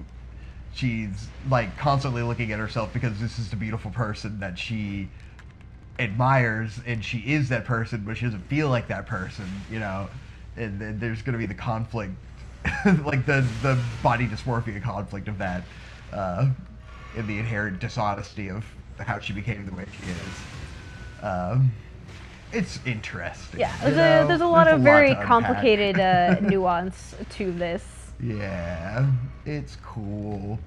She's piloting a flesh mecha, you know, as we all are. But then at the end of the movie, you still get kind of what I would consider a happy ending. Yeah, she gets I don't super want happy to ending. I don't want to spoil anything. If you're interested in watching this movie, I highly recommend it. Yeah. It's very good. Also, the manga is really great. Kyoko Okazaki, Helter Skelter, really good. Highly recommend. Yeah, cool Check movie. it out if this is interesting to you in even Yeah. any particular If you like way. meandering structuralist Japanese movies, I feel like they last forever but are entertaining the entire way and have great messages, it's perfect for you. Yeah. If you're looking for a traditional 3-act structure movie Not this. that doesn't feel like it lasts forever, this is not for you. But I like being immersed in a movie and feeling like it lasts forever. Yeah. Mm. Yeah, there's twists, there's turns, there's always some shit going down. Man, It's great. It's crazy. Very Perfect Blue-esque. Yeah. Similar themes, but perhaps the characters' personalities are opposite ends of the spectrum. This girl's a giant sack of shit. Because Liliko is not a good person. She's a horrible person. She's pretty shitty. Yes. Whereas, it's a classic, yeah. like, you can be empathetic, but that does not excuse your behavior, you know? Yeah, oh yeah, absolutely. I think, it's nice to have a piece of shit female lead that you can still empathize with sometimes, because we don't have a lot of those. And it's not just the movie just being like, she sucks, don't you hate her? Oh, look you at know? this fucking bitch. Look at this fucking bitch. It's like, she's a bitch for no reason. She is a massive piece of shit, but you understand why. Yeah. And Kyoko Okazaki is really, really good at writing that kind of female character. Yeah. A lot of her manga has characters who are very much in that vein of like, wow, you're a massive piece of shit, but I completely understand why. And it's a classic ego that comes with someone that was obviously like bullied and put down, and then like is able to quickly achieve what they wanted, which is like kind of the new incel rich guy trope. Yeah. Which is like, they were marginalized, they were put down, they were treated like shit, so they get what they want immediately, and then now they just become a gigantic fucking monster about it because they didn't have to like learn. Yeah, you in the didn't have to have process, any you know? character growth. There was no character growth. They just immediately went from 0 to 100, and now their ego is fucking absolutely Out insane. of control. Which is a fun character arc to explore. Yeah. Good stuff. Yeah. Let's see. Doo-doo-doo-doo-doo. Watch Helter Skelter. This one will be quick. We watched Battle Royale 2, Requiem. Oh yeah. Ass. This is the first one of our 70 fucking movies that I fallen asleep in. Yeah. I passed the fuck out. Shit from a butt. It Don't was even bother. fucking doo-doo. It was boring. It I was don't- stupid from the get-go, and it never got better. It's a movie that did not need to be made, should not have been made. I believe the lore is that the guy who directed the first one died before this one could start shooting, so the movie that like he had planned is not what ended up being created because a different director Well, that's a stepped shame, in. But yeah.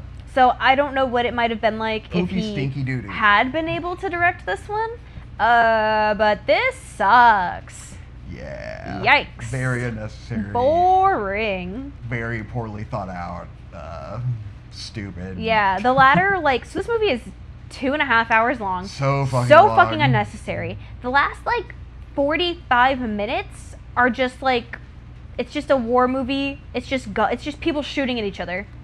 It's just, like, the Japanese military shooting at guerrilla fighters who are these teenagers. I was just asleep and continuously waking up to the sounds of machine guns. And just be like, oh my god, It's make like, it stop. They're still firing guns at each other? Awesome! I forgot I could get the map over here. Yeah, this shit Look at the sucks. map. But then yesterday, we were hanging out with some friends, and we ended the night watching one of the best cinematic experiences of all time. Those of you who have been watching the show for a while may remember a few years ago we talked about a locally shot movie called The Mardi Gras Man. Yeah, this is our local Neil Breen film. It's less like The Room because The Room has high production values. It's more like Neil Breen because it feels like someone completely incompetent made it. And some of someone it's completely way incompetent worse. did make it. It's actually worse than most Neil Breen movies. Maybe so. It's not as good as Fateful Findings. No. But it's better than like the really boring green screen ones. Yeah. Just an absolutely bafflingly incompetently made film. I got to watch it with another friend who does film, and we got to just like be perplexed by the camera work of this movie the whole time, because it's like a movie where it's like, I don't know if I could make it look like, I don't know if I could shoot something this bad if I tried, you know? Like I'd have to study how they made this movie look so bad. And it's fascinating because I know from like knowing the people involved and like seeing BTS that like they shot this movie with the same camera that I have used for like most of my great stuff, you know? And so it's like, knowing what tools they used, I can't comprehend how they made it look so bad. It's fascinating. And then it's like even worse than like old shitty movies tend to actually look a lot better because it was like cameras were so inaccessible that like people who had their hands on them kind of knew how to use them, you know? Like, film kind of usually looked better. Like, this movie just looks fucking awful. Like, you would be better just using your cell phone than what they did. It's insane. It's Honestly, fascinating. yeah. A shot on iPhone would have been a better choice for these guys. It is fucking fascinating. I don't know what they did. I honestly love a movie that has such genuine growth and competence that you have trouble fathoming how they did it. Yeah. That's one of my favorite things. And it's like definitely a movie written and directed by an old white guy. And it's about an interracial relationship with an incompetent police officer woman who is just like constantly getting abused by random drunk old people and getting saved by a vigilante who's just some guy. Oh, there's so many elements of this movie that like when you watch it with other people and then things happen and they look at you like, what? And you're just like, yeah, that, yup. This is the movie. I love this movie so much. I tell everybody who will listen to me to watch this movie. If you're from the Hampton Roads area, I have, and we've been around each other for any extended period of time, I have absolutely recommended this movie to you. It's definitely like it's so good.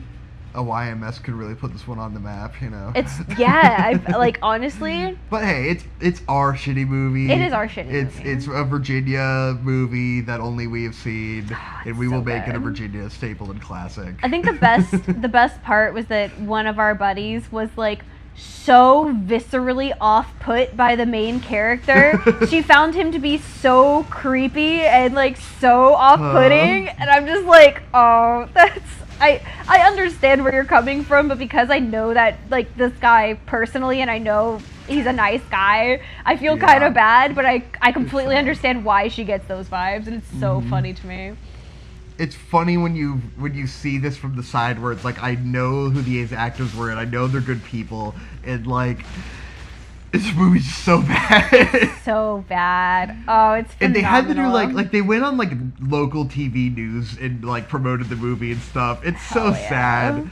But then it's also like there's this also like the director has this like air of, you know, the classic like, we made an indie film, and like just the fact that we made something is inspirational and magical and great. It's like, no, just don't make something if you're gonna make this. It's not inspirational. You made this. Wait, so you're saying that old white men want participation trophies now? Yeah.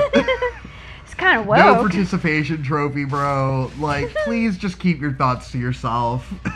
This guy has thoughts about it's a hilarious lot of stuff. divorced dad movie.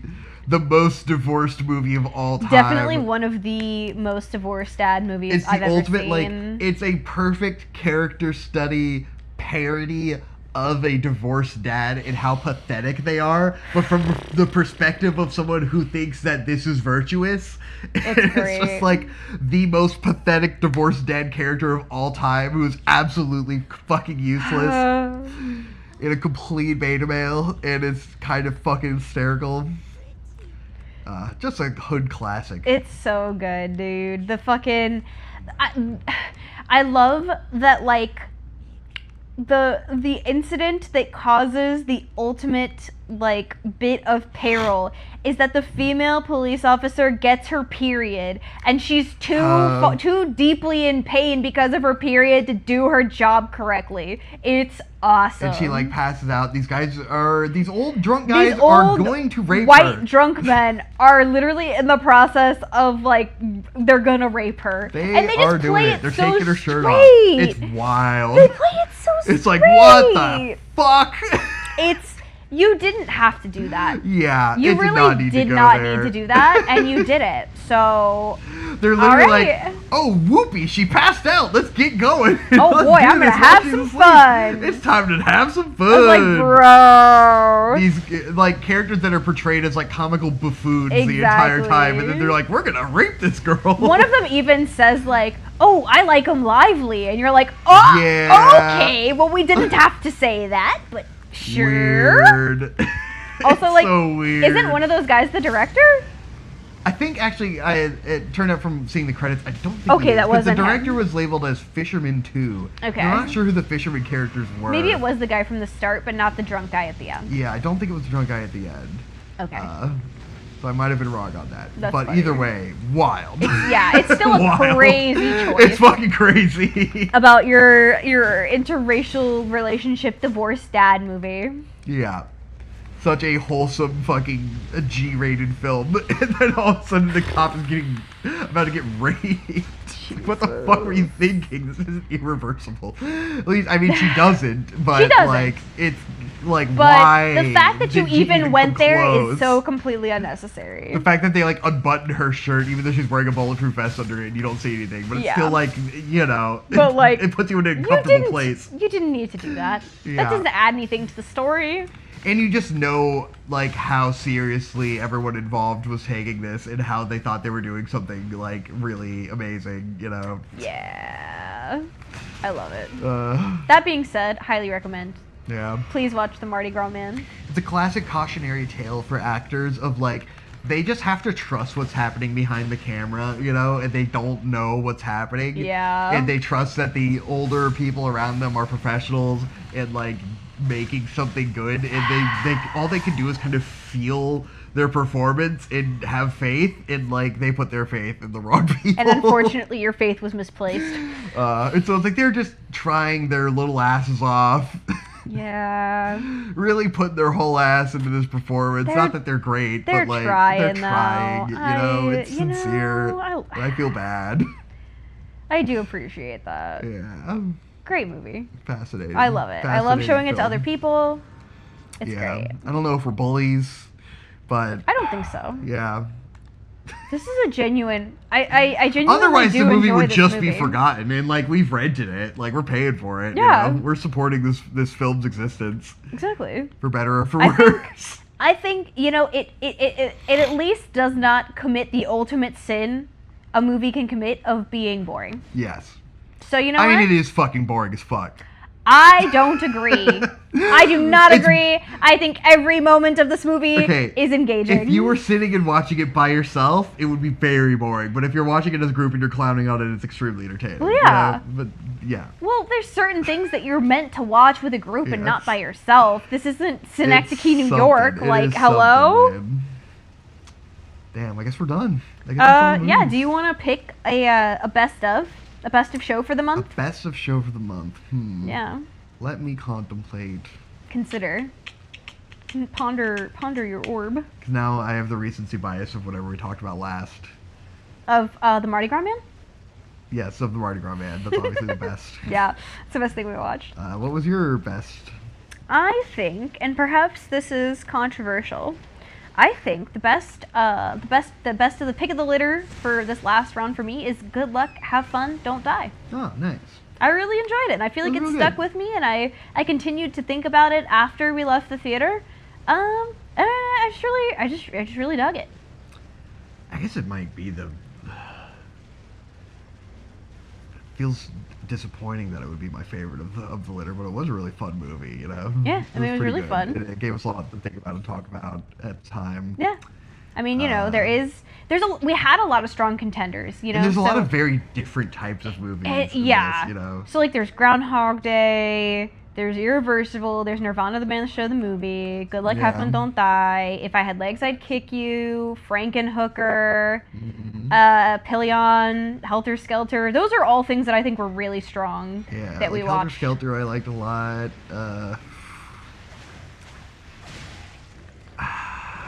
Yeah, Nirvana the Band, the show is like an absolute classic. It's like not even fair, you know. Like it doesn't. It's not fair to be in the list of other explorative movies. I mean, it's your pick of the litter for this Mm-hmm. installment, so you got to choose. Love UHF.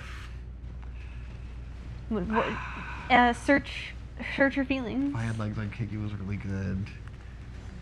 Favorite of the litter. You can only recommend one.